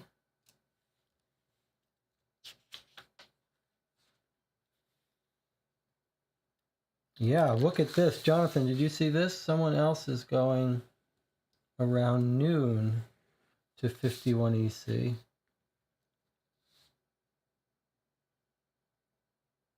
51 to the 1515 is from Bar of Gold to 51 EC. 1515. Oh, that's interesting, Jonathan. Now, that's more interesting. Okay, that's more interesting.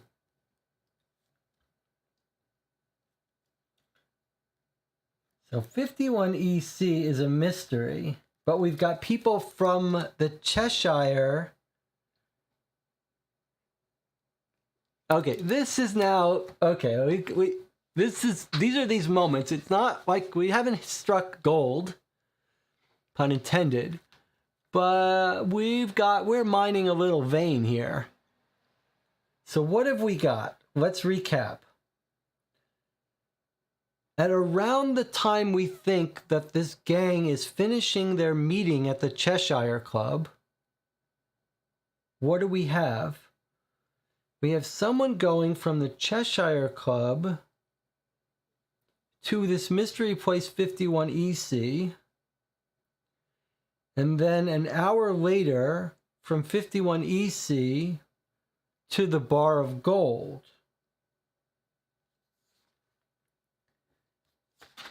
And then we've got other trips from the Bar of Gold, right?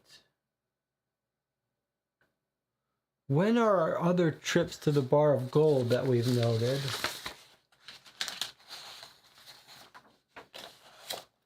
It's the mincing people that seem to be Bar of Gold. Peter Northrup's people are hanging out in Bar of Gold. So Peter Northrop people are hanging out in Bar of Gold, and then they're also going from the Cheshire Club to the Bar of Gold. That's pretty interesting. So what is 51 EC is the question.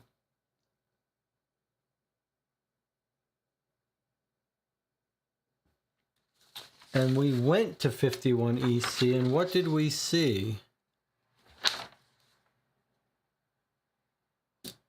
What did we see at 51 EC when we tried to go there? Was that the house of the two people? 277.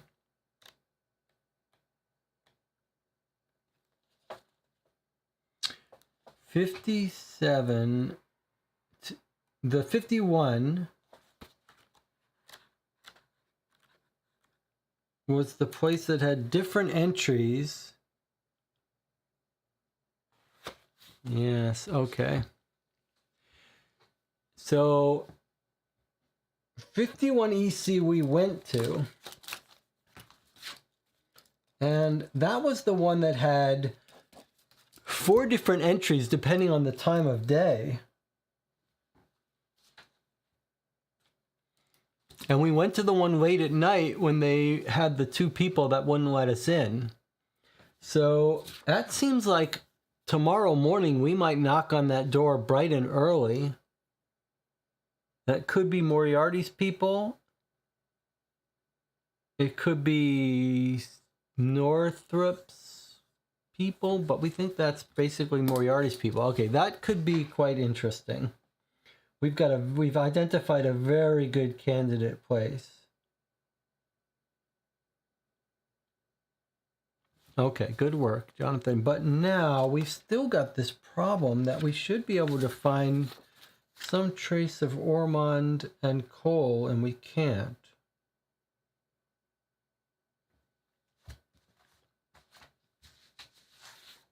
So we might want to try going back to the Bar of Gold. And this is the 2-guy curiosity fortress. I'll make a nice note so we won't forget to go back there.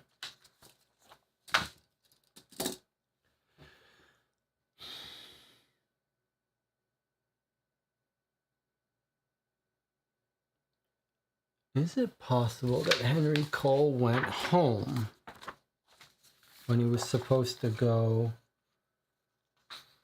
to the meeting for lunch?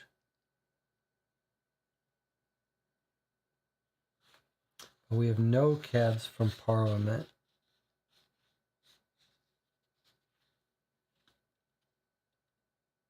It's more likely that someone told him, meet me at the office. But then we think they smuggled his body in, so he wouldn't have been there already. Either smuggled it in or just killed him at the office and is just leaving. Not quite clear.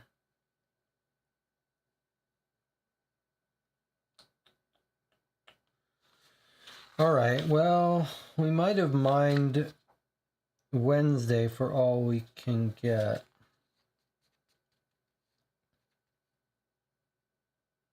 Any other thoughts on Wednesday?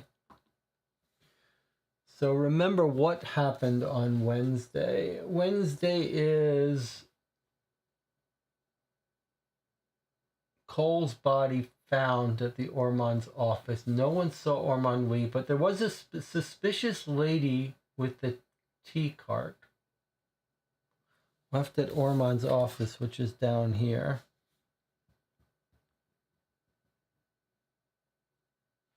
66 EC. Is there any place near that we could go? 66 EC. 123. Should be unchanged, so we already read this.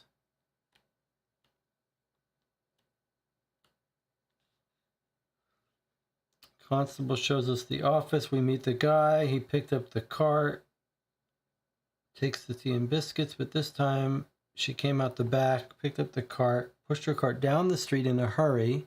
She hasn't been back soon. She's only been working for a few days. And that was at 66. Is there any place that she could have worked that we don't know about what it is? 66 EC. We actually know what all these places are, except we don't know what 49 is.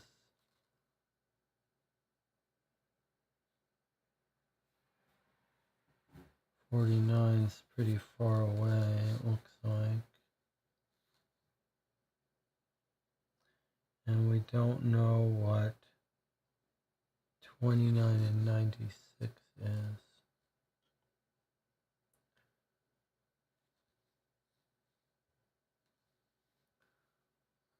'29. Well, 29 is right next door. Okay, let me just point something out.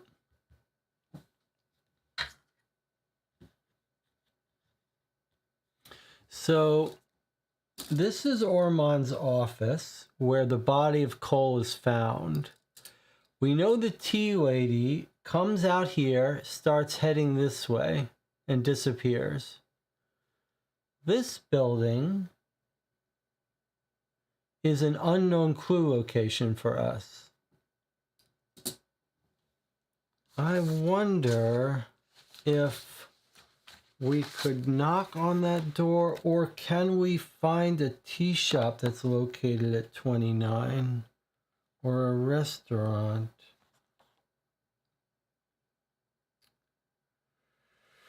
No tea room, no tea shop.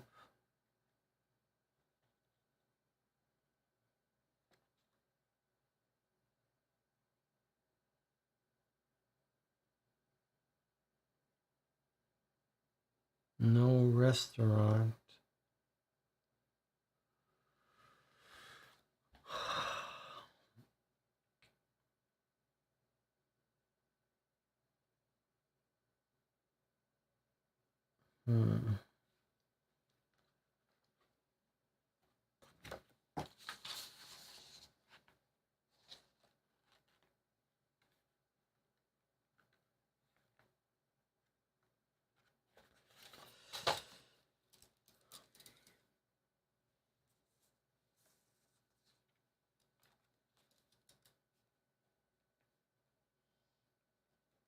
I wonder if we shouldn't knock on 29 EC near Ormond tomorrow, just to see if we can catch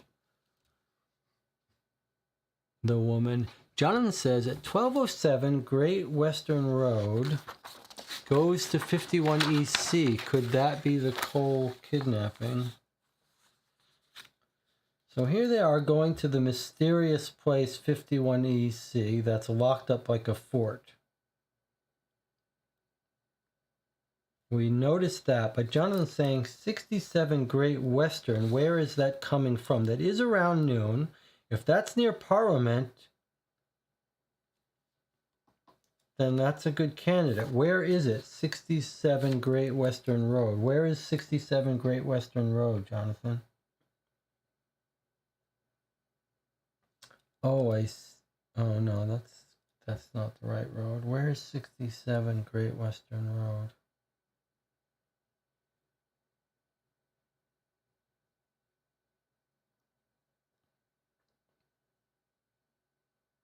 Jonathan says I can't find it.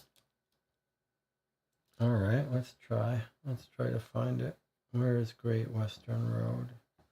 Sounds a little bit familiar. It's not southwest, it's not northwest.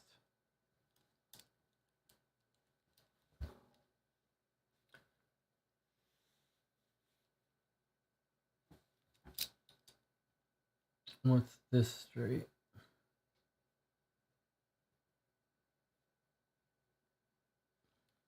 Doesn't look like it's where lost all my glasses. Doesn't look like it's that street. What about here? 67.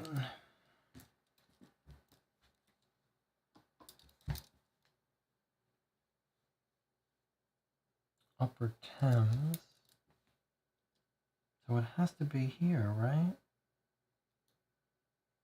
It's not here. What does that mean? Is it here?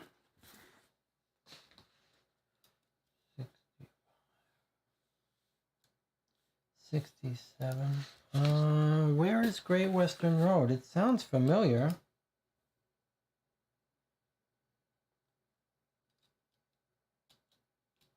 We need a reverse lookup for these streets. Let me see. I can't find it.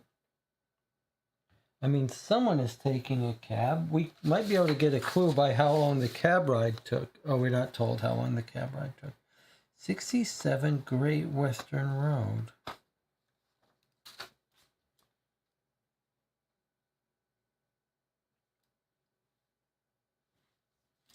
That street sounds familiar to me, like we've seen Great Western Road before.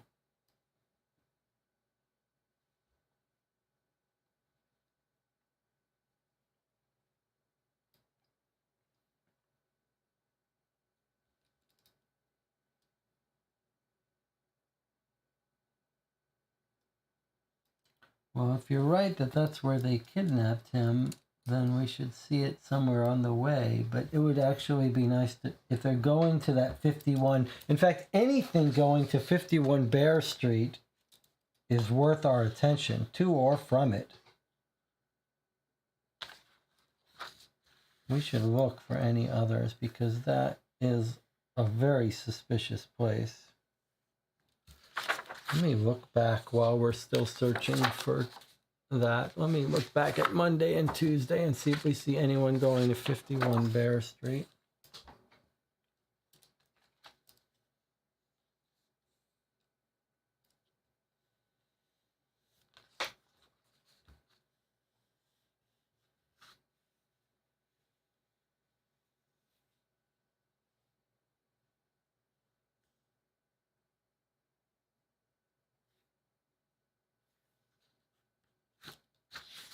What day is this? There's another Bow Street. I don't remember looking at these.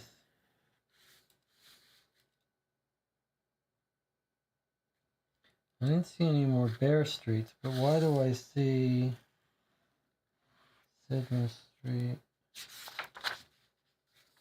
I'll have to look back at those.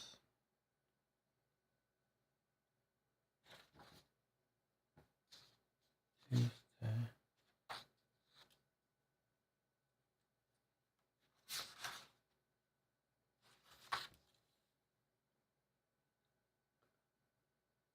4 Sidmouth.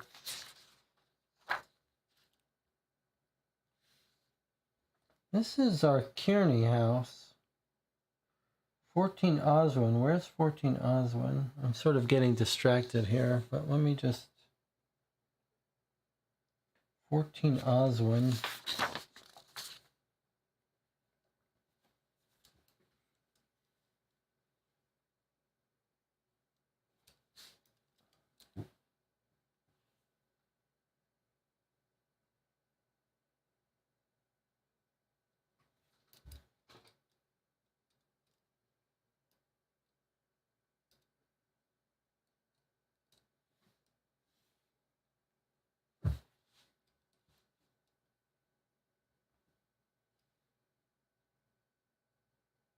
Fourteen Oswin down here, I see. I guess we looked at that before. Someone's going from 14 Oswin, which is southeast. And that's not a place for us, is it? No. Okay, never mind. All right, so, but we're still at this point here. Someone is going to this very secretive house.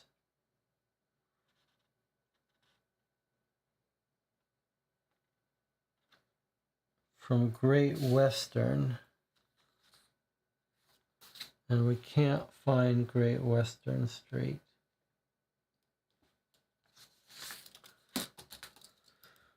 Okay, well, let's make a note of it. In case we give up today and have to come back. So 5 September 1207, 67 Great Western. All right, well, let's pencil it for now.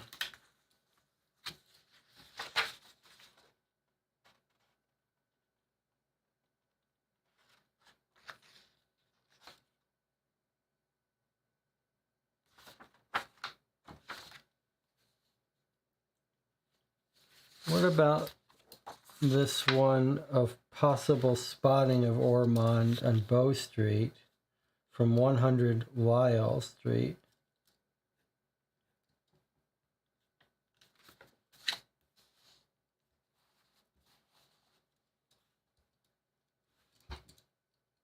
Do we have any 100s?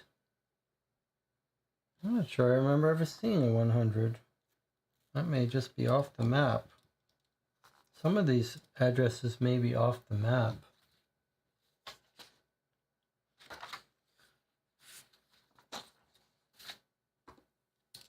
I think 100 is Sir Tipton's house. Oh, really? Okay, that's tempting. Where's our Sir Tipton? Sir Tipton was a Belfour person. He's the one they were having dinner with. Have we not visited Sir Tipton? Or did we try to find him and weren't able to?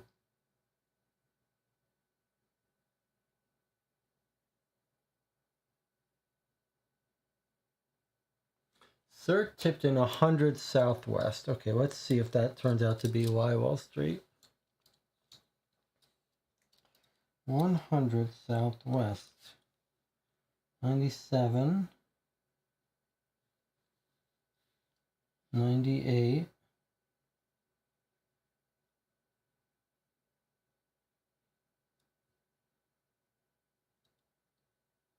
I don't think it's on the map. No, there's 99. There's 100. Okay. Whoa, 900 is Lyle Street. And 100 is Carlton House. How did we not go there to that big mansion? That's the Carlton House mansion. How have we not gone there? All right, well, let's one thing at a time. So this is Sipton going to Bow Street. Is Ormond staying with Sipton? Is that possible?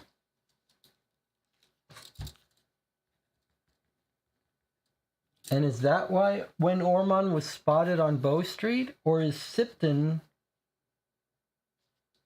I hope that we weren't supposed to go to Sipton a long time ago, because he seems important. And it seems like we maybe haven't gone to him. Well, he doesn't change tomorrow. We need to go to Sir Tipton. Why is he going to Bow Street? Cops. That's a little fishy, isn't it? All right, well, you're right. 100 is Carlton Street. I just want to take a little peek here and see if it's some giant mansion thing. All right, it's not a giant mansion thing. It's just a normal entry. All right, time for another break. I think when we come back, we'll just do our last session. Jonathan, again, you're welcome to to not stick around, although it's great having you here.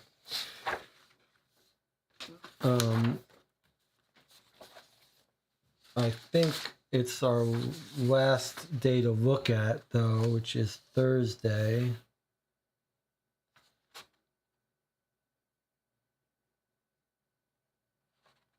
Which is when our guy Lloyd gets killed. It's the one I'm most interested, even though we couldn't find him. All right, time for an 8-minute break. I'll see you in 8 minutes for our final section.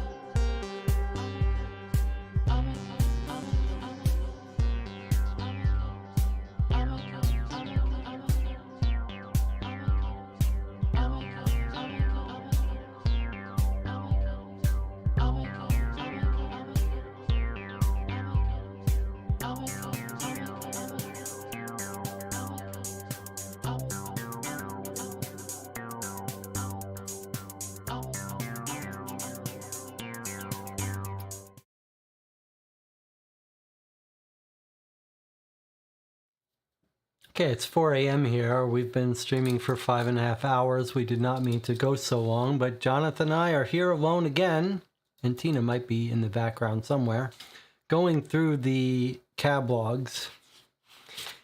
And Jonathan has tracked out, let's see, Jonathan has tracked out one course of cabs on Thursday that we should check out. Let's see what Jonathan says. From 7, this is the route. Cadogan to Old Bond Street, and then from Bond Street to Parliament. And then Jonathan says skip down to 1355 Parliament to Pall Mall, and then Pall Mall to Carburton, and then or Pall Mall here to Throgmorton, then Throgmorton to Oxford Circus, then Oxford Circus back to Cadogan Street. Okay, so someone's taking a long trip, 7 a.m., doesn't get back till 7 p.m. on Thursday. Parliament. We know he's an MP, so it's not crazy that he's spending the whole day in Parliament. Pall Mall, Carburton. But Jonathan says, no, he didn't go to this Pall Mall. He's gone to this Pall Mall.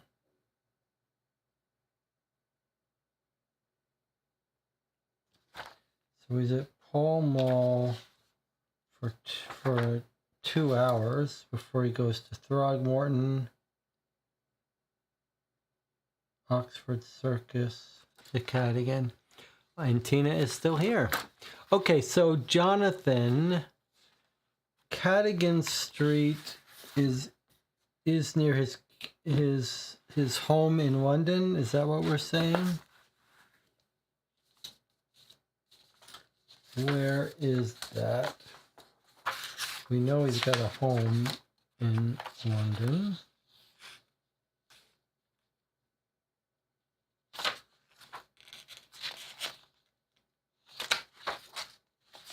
Just need to be reminded of his home.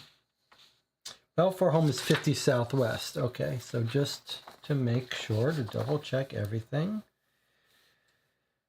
50 Southwest is Cadogan Street. Okay, so this is Balfour. Are we seeing him going to banks, Jonathan? Is that what we're expecting to see? That 67 Old Bond Street is going to be a bank?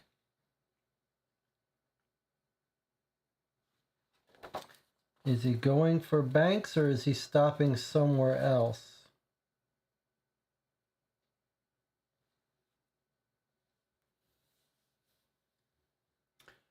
"67 Old Bond is Worthington Bank," says Jonathan.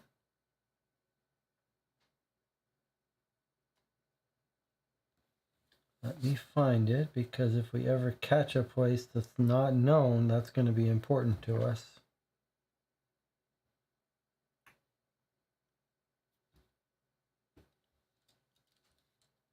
Let's see. I can get out this one more easily to verify things. Worthington Bank is 67 Northwest. Okay, 67 Northwest is Old Bond Street, sure enough. Okay, so first he goes to Worthington Bank. Okay, then he goes from there to Parliament.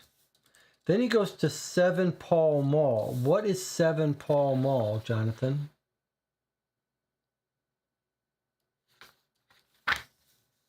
John says, not sure about Pall Mall. Okay. Well, let's find out.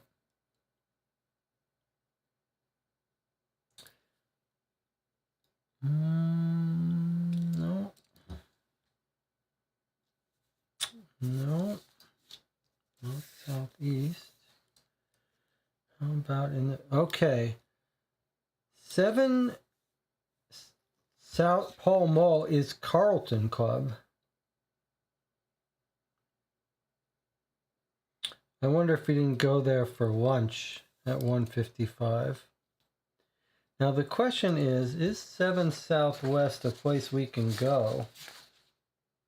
No. It's right next to Mycroft, though. Okay, this is the Carlton Club. We're not allowed there. He also could have gone to Baldwin's Card Club. What is that we know of? Why have I got it marked?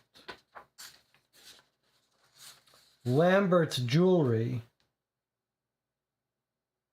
Is that his jewelry? Is that the jewelry robbery? Have you found him on the jewelry robbery? That's Lambert's Jewelry, Jonathan. 7 Pall Mall is across the street from Lambert's Jewelry. When was he robbed?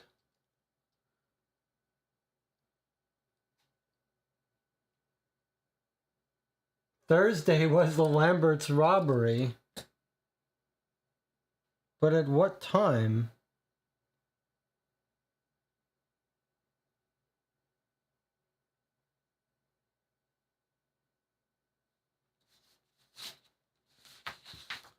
Where's our newspaper?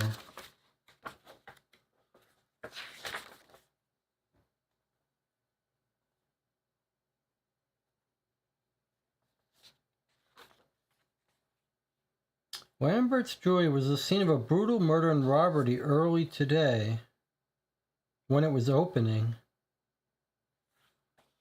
Somehow he goes back to the robbery store that day, later that day. That's weird. Because he's there at 2 p.m. Weird. That's weird. The robbery happened early on Thursday morning.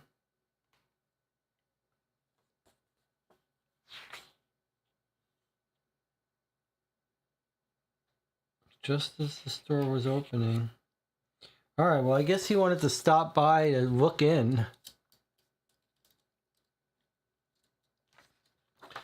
Let's see, how long is he there? Yeah, he's only there for 10 minutes, Jonathan. Look at that. He gets there, he takes a cab at 13:55, and he's off by 14:10. So he just sort of wanted to look in and see if he could see anything. Or no, you actually think it's not this one, it's this one. I wonder.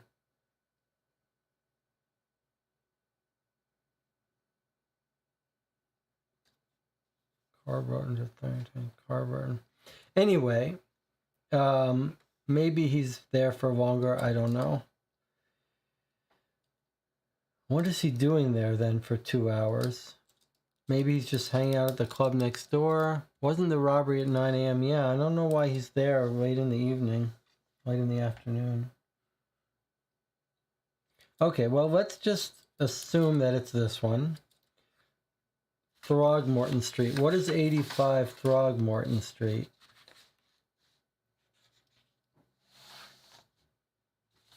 Do we have any 85s? We have a West Central 85 on our clue list. That would be nice if it's a new place. Doesn't look like it. Where is it then?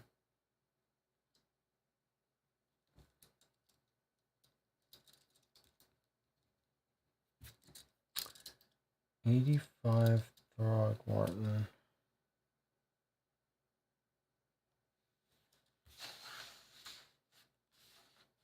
I know we've seen that street before. I recognize it.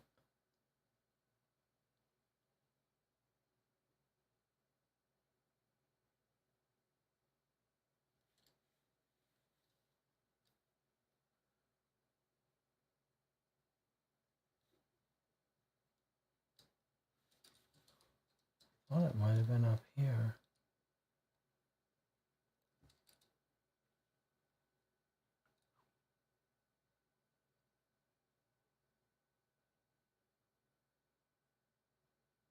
I don't see it. 85 EC. Notes say it's Daniel Oliver's office.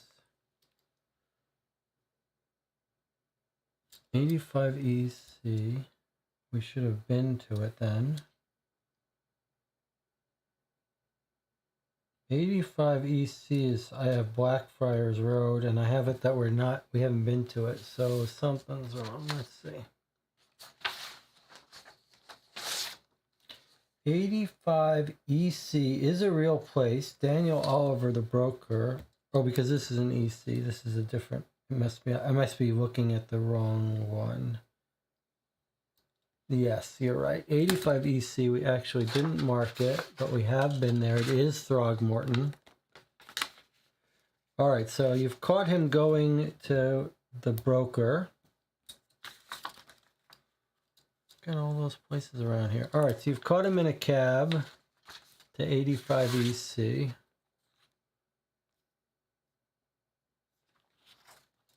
This is Daniel Oliver. Good, okay. And then to Oxford Circus. What is he doing at Oxford Circus, and where is Oxford Circus? Good work, Jonathan, finding that.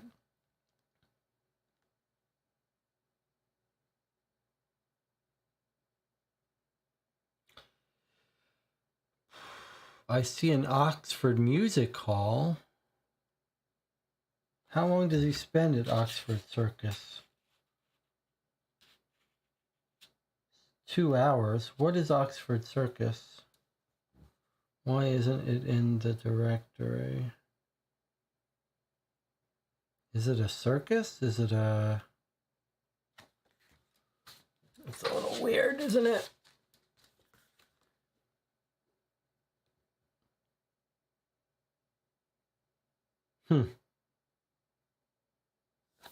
I don't see it. Okay, well, we don't know what Oxford Circus is or why he would go there, but then he goes home.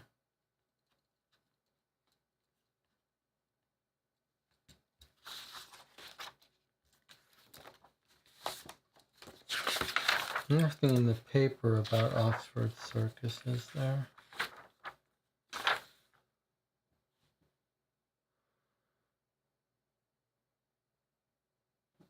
Nothing about the... Is it possibly in Queen's Park?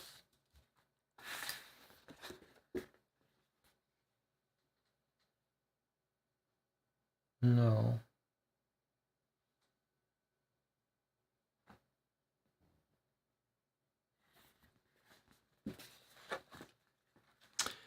John says at 4:50, at 16:50, there's actually another departure from around Daniel Oliver's office. Let's see.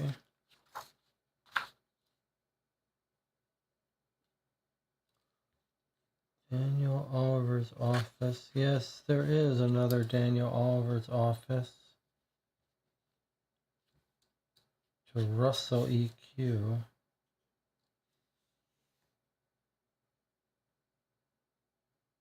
Russell Square.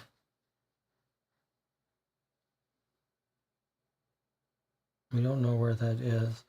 But I do want to notice that here is a super important thing. The key is here is Shanks Brewery to the Moriarty House. That's pretty huge for Rivington.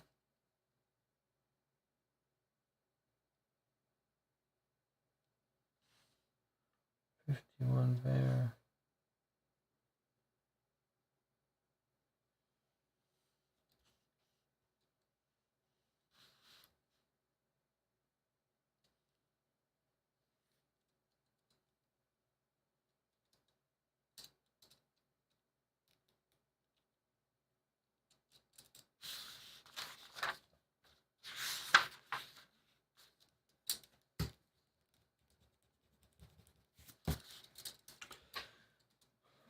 So he goes to Throgmorton, and we think he doesn't leave for another hour, but then someone else leaves the broker and goes to Russell Square, which we don't know where that is.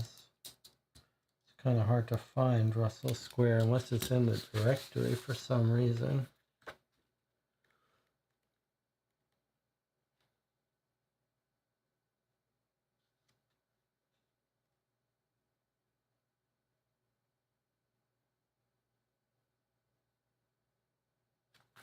There's no Russell Square. You could find it. It's those little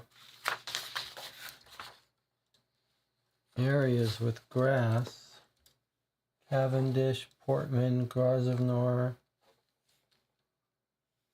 I'm not sure it's important for enough to waste time on it.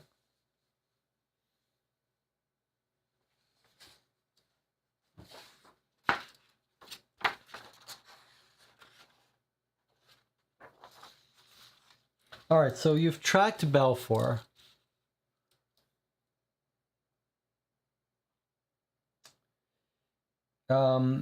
Unfortunately, it doesn't lead him directly into any bad areas that we want to catch him at.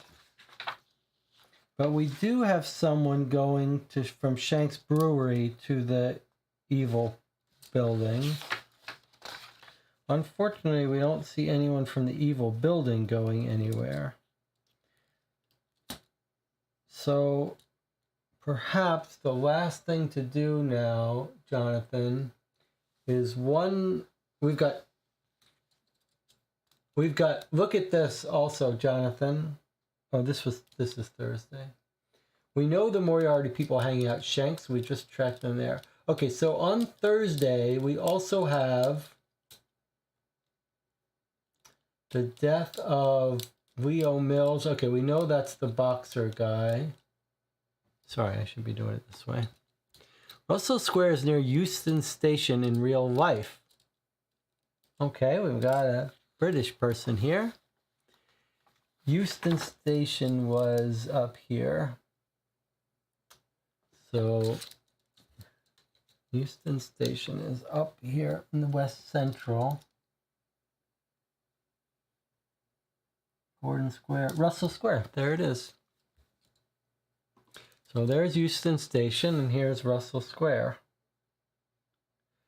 Well, there is a known place near Russell Square, 40WC. What is that according to our records?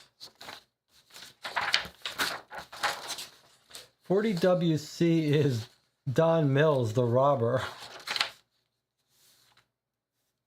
That's interesting. I'll make a note of it. I don't think it helps us that much. Don Mills. I don't think Don Mills should be talking to the broker. But we could be wrong. Okay. Oh, good question.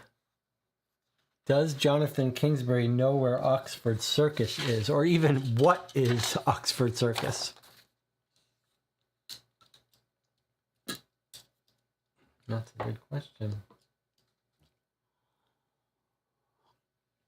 We've got Balfour running over to Oxford Circus, but we don't know where it is or who it is. Or where it is or what it is.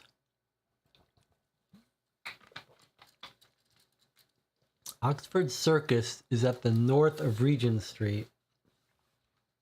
I could use a little more help than that. I'm not sure we know where Regent Street is. Can you give us a little more help? Here's the map of London. What corner of London do you think it is? What is it? Is it a grassland? Is it government royalty place?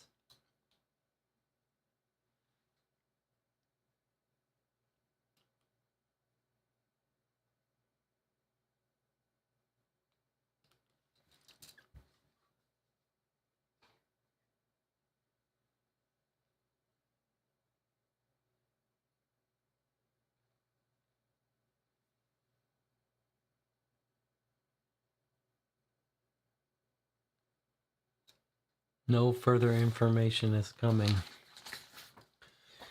All right, well, while we wait for that, the main other piece of Thursday that I really was hoping we'd be able to find is a cab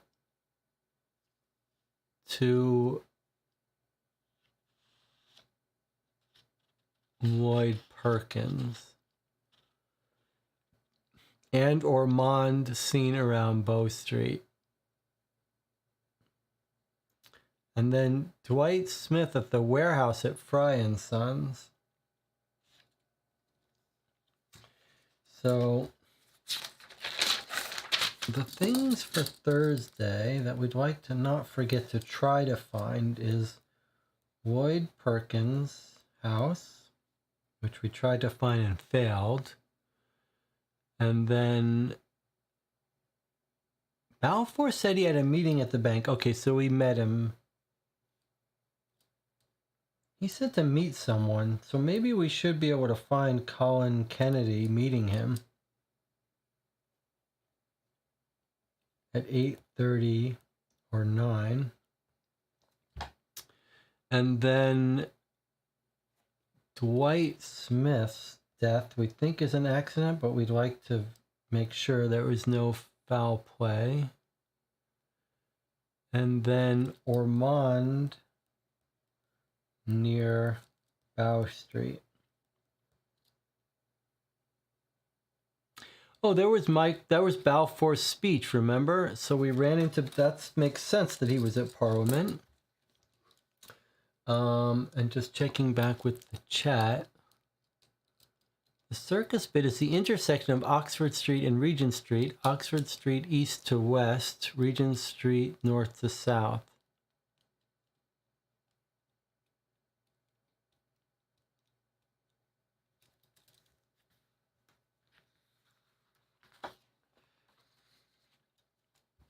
And Jonathan Kingsbury says, have to go, but Happy New Year, and has been watching and playing Baker Street Irregulars. That's great. Okay.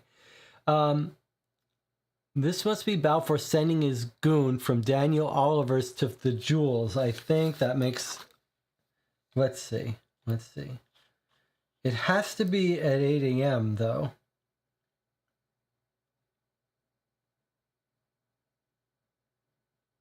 So, look, Jonathan.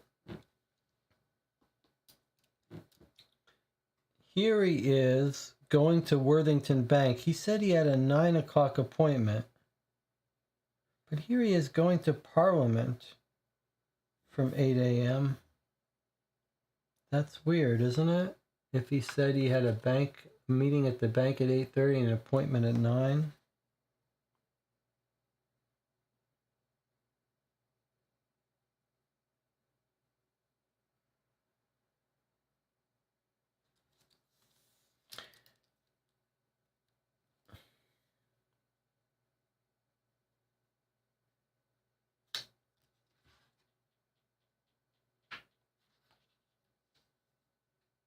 So it's a little confusing. John says, no, the 1410 is him sending a goon from Daniel officers to find Johnson and get back the jewels.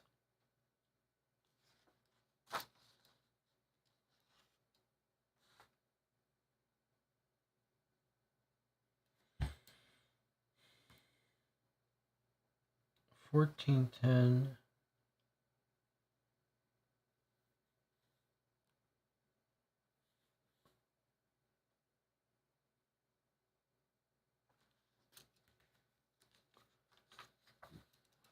Daniel to find the jewels. No, the 1410 is sending a gun from Daniel Oliver's office to find Johnson and get back the jewels. 6 Culbertson.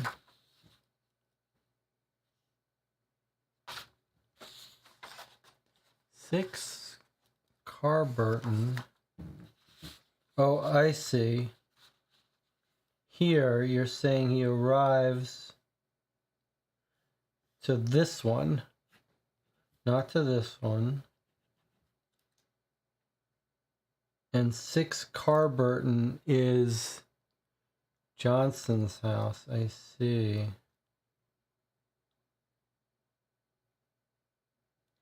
So you're saying he meets up at 7 Pall Mall.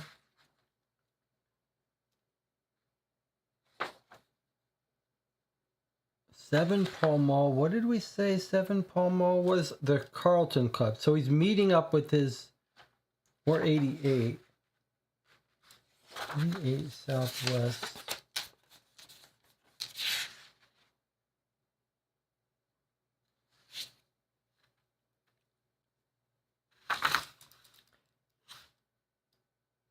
He's meeting up at Pall Mall. He's meeting up at Lambert's.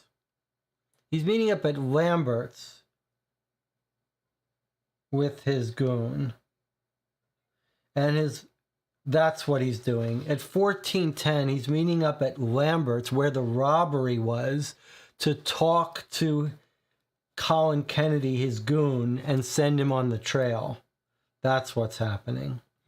Then Colin Kennedy is going to meet up with Johnson. Or it's Johnson going home after the robbery? No, maybe. Maybe after the police finish.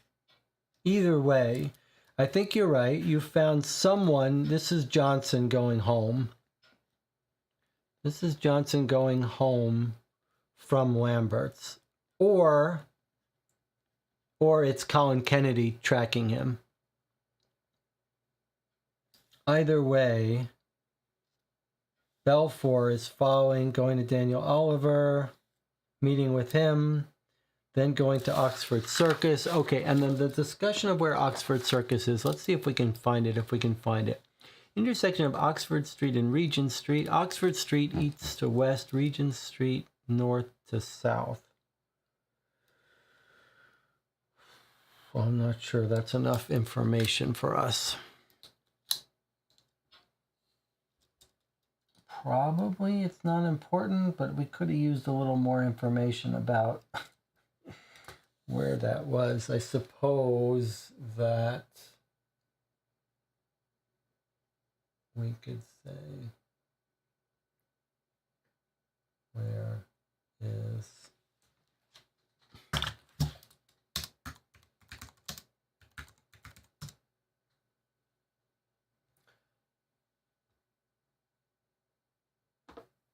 Oxford Circus is a road junction connecting Oxford Street and Regent Street. This is what was being told to us. But here, where is it?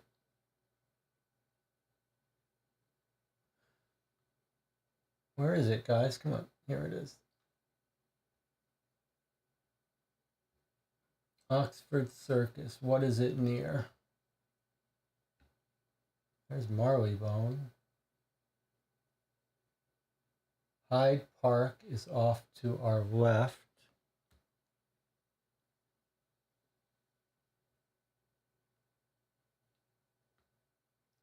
There's Queen's College, London. Looks like it should be in here somewhere then.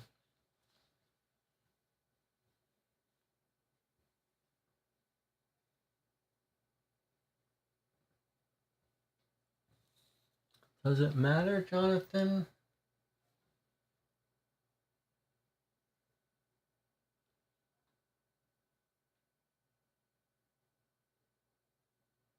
Regent's Park. Okay, so there's Regent's Park. So it's before Regent's Park. There's Oxford Street. Okay. Here's Oxford Street. Let's find where Regent Street hits it.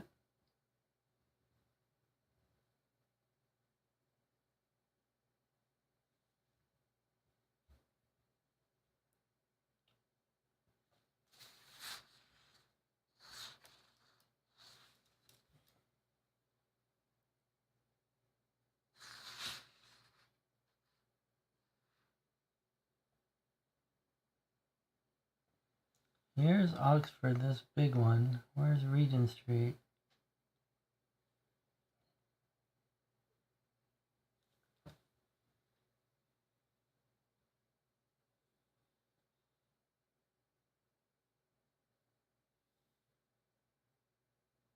Turns into High Holborn, so it should be before there.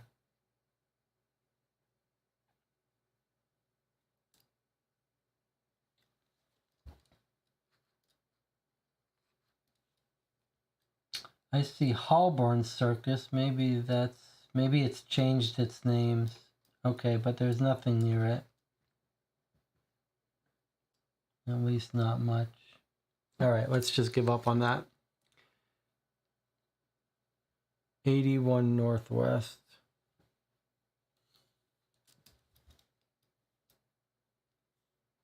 Oh, there it is. Regent's, there's Oxford Circus. It's right there. Okay, so what is it near? It actually is near something we know.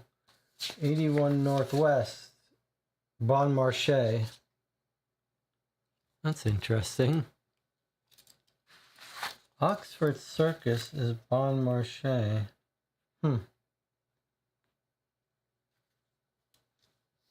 Why is he going to Bon Marché?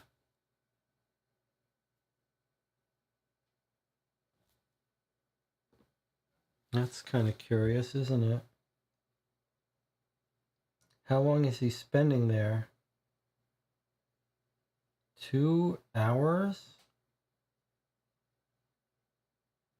He's spending 2 hours at Bon Marché? That's kind of weird, isn't it? 2 hours? If that's his trip. Which it sure looks like it is. Boy, that's a little weird. Well, there are nearby places he might be going to instead. Let's see, where's 84? So this is a place. 84, we don't know what it is.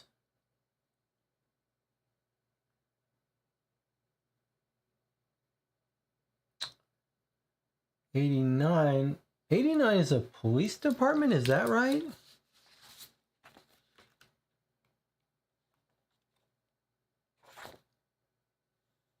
Police station, 89 Northwest, Titchfield Police Station.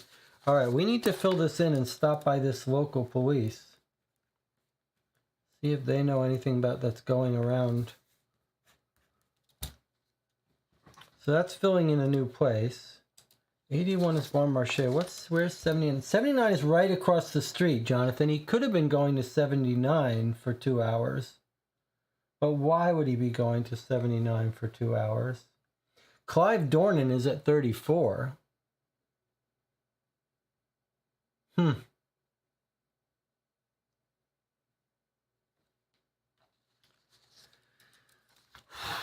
I'm just going to put near Oxford Circus in case we're feeling desperate.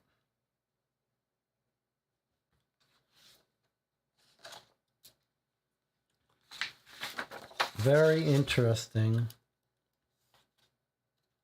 All right, now, last thing for us to find out.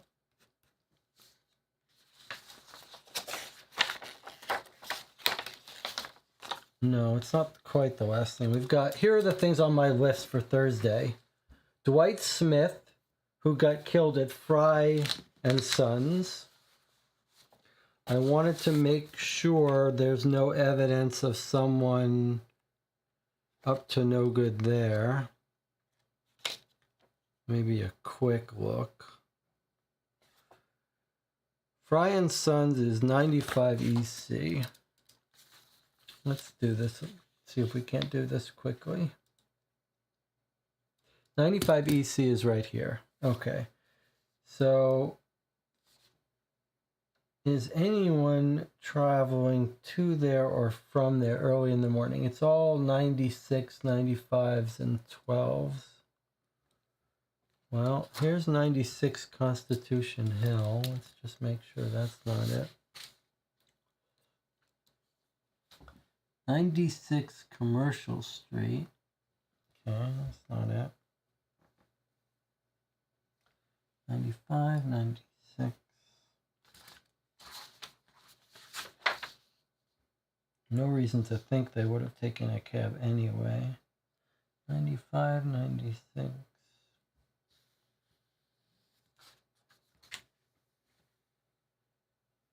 Okay, I don't see anyone missing with Smith. Dwight Smith. Okay. What about Ormond, seen near Bow Street?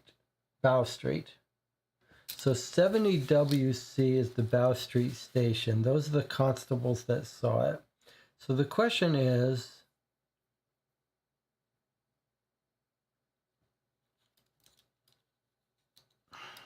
is there anyone being seen near Bow Street? We'd really like to see them getting on a cab near Bow Street.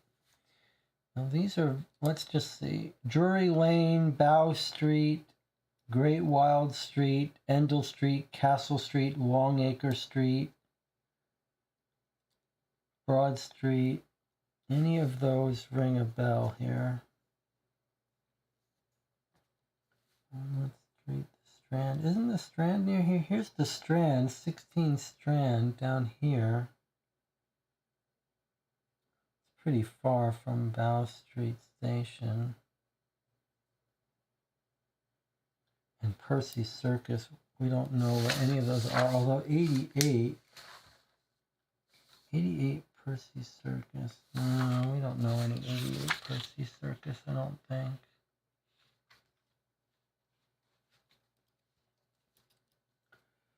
Come on, Ormond, you were seen, where were you seen? 70 Bow Street to 9 Borough High Street. Okay, what's 9 Borough High Street, Jonathan? Oh, that was Millbank. That was the military prison. Right? 9 Borough High Street was the military prison. And we don't allow any entry in there. 9 Southeast.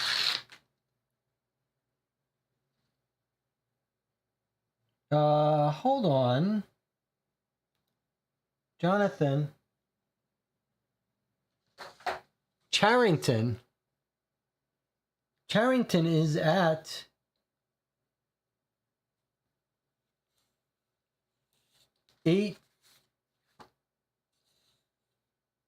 Charrington is at next door to that address.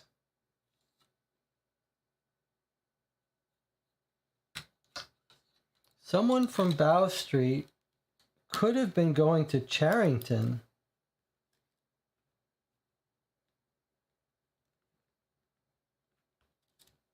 Instead of the military prison. I'm going to put a little yellow marker here to make sure we don't... I don't know why we haven't talked to Charrington yet.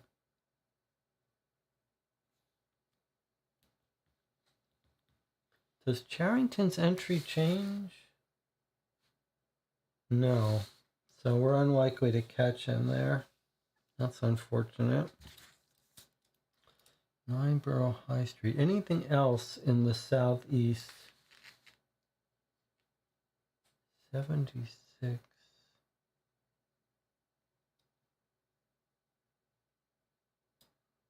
Not quite. Leo and Mills, Nathan Ross.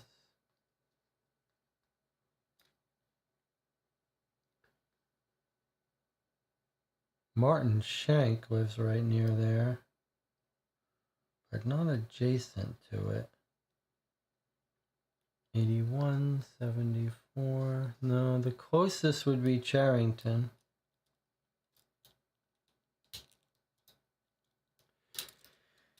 This one here, Jonathan. At 70 Bow Street, which is the police station at Bow Street, and remember the Bow Street cops think they saw Ormond. Someone's taking a cab to Borough High Street, 9 Borough High Street, and 9 Borough High Street is here. 9 Borough High Street's right here. And right next door is where Charrington lives. So, like, this is where you would get off to go visit Charrington.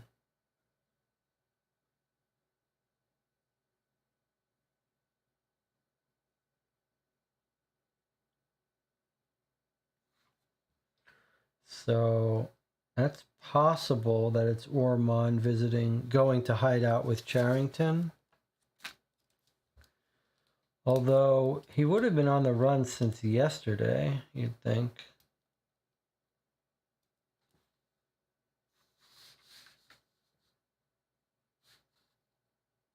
So I don't know.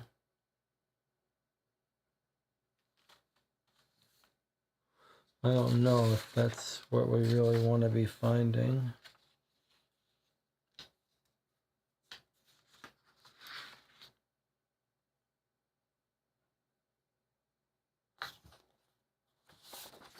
Or if we shouldn't have expected to be finding him on the previous day. Did I explain that right?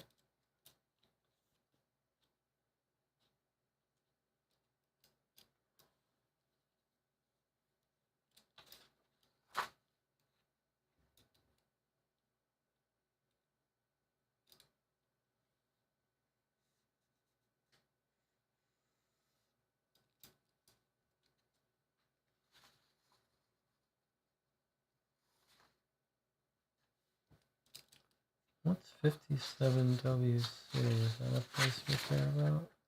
No. Alright, I think we're just about done here. We've mined it for as much as we can. Any other thoughts, Jonathan, before we wrap it up?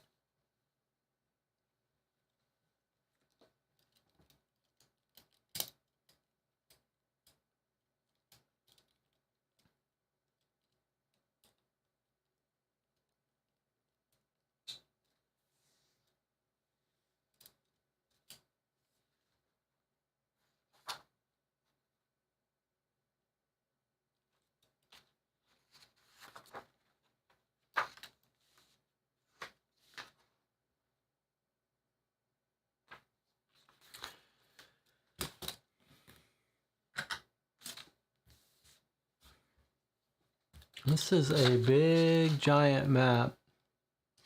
The ending address is Daniel Oliver. Do we recognize the starting address? Which one are you talking about? The Bow Street one I'm talking about here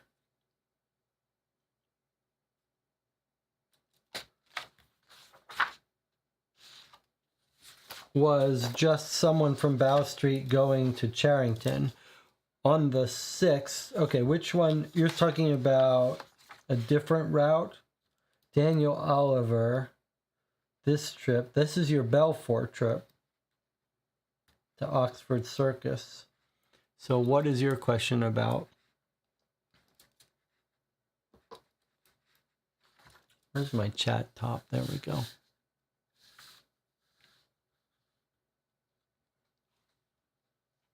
So I was talking about the separate trip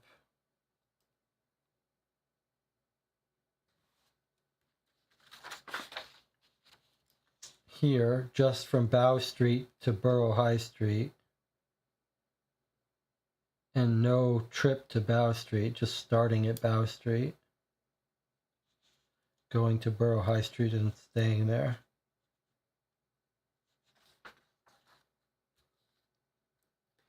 $16.20. Jonathan's looking at this one. Oh, Jonathan's saying, what is this trip? Upper Ground Street to Daniel Oliver's office. Could this be someone else's trip? What is 39 Upper Ground Street? Do we have a 39 Upper Ground Street that we know about?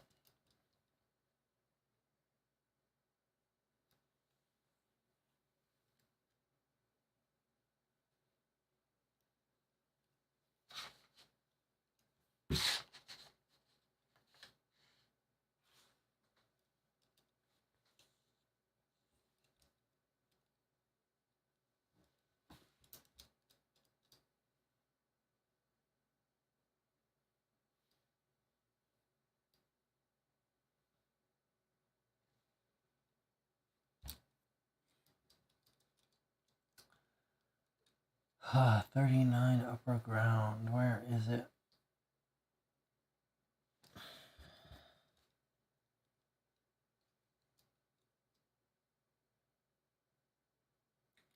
"39 Upper Ground" is right here on the south edge of the Thames. We don't have any place that we know about near there. At least according to this map. 39 southeast. Actually, we do north. Actually, hold on, pause.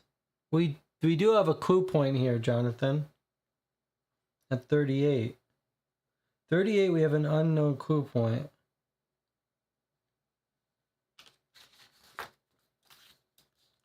So 38, we have some place that we don't know what it's about. And you're saying that there's an interesting cab ride from here, near 38 Mystery Place, going to Daniel Oliver's. But the problem with that is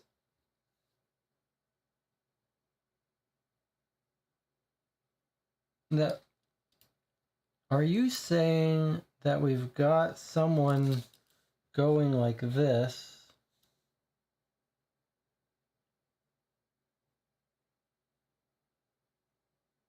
meeting him at Daniel Oliver's place, coming from here? This is going to be another one of our crooks, maybe? He's meeting with him, and then Belfour is going to... Or this is another one of our bad guys.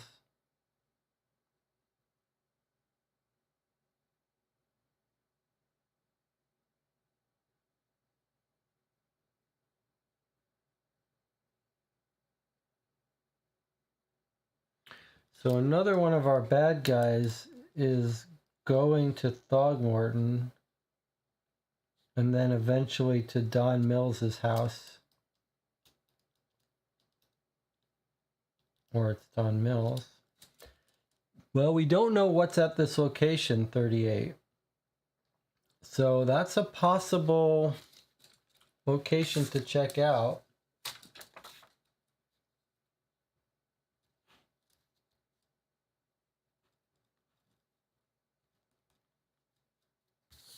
I'm not sure we're justified in it, but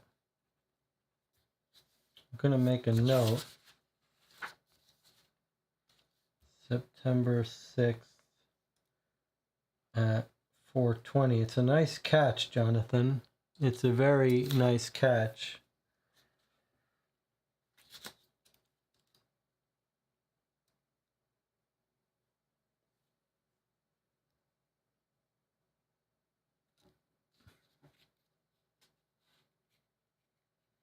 It's a bit of a stretch to knock on that door, but we could certainly give it a try.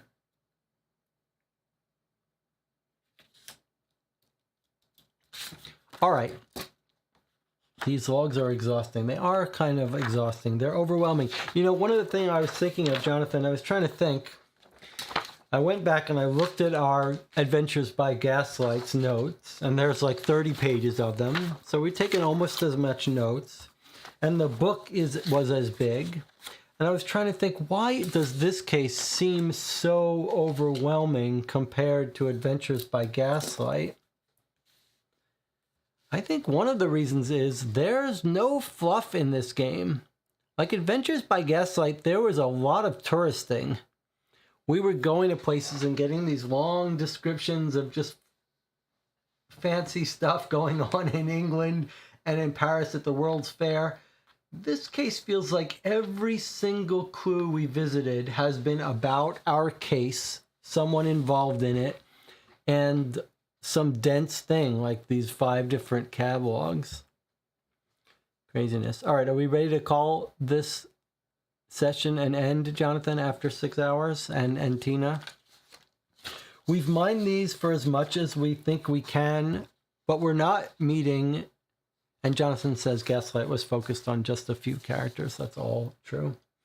All right, so we're not meeting tomorrow. We're taking off tomorrow, which we need off after all this. But then on Sunday, we've got a whole new day where we can go to a whole bunch of these places that we're really curious about. And let's not forget, That cab analysis was exhausting, but we basically think we found Moriarty's headquarters. That's pretty serious. That's a pretty significant discovery. And we found the bar of gold where they hang out planning things. So, all right. Jonathan, if you've got nothing more to say, and Tina, no one else, have a great new year. Thanks for joining me so far. It's been exhausting, fun. I am very much looking forward to our final day of investigation. I hope you guys have a great new year. I don't know whether you go out and celebrate and get drunk with your friends or family, or stay home and sleep and read. Both good choices. Don't forget, though, that before the end of the stream, you've got some movie assignments, some homework to watch. To Live and Die in L.A., Before the Devil Knows You're Dead, and The Big Short. And I'll see you on Sunday afternoon if we play the play-by-mail game. If not, Sunday at 11. Thanks for joining me. I'll see you then.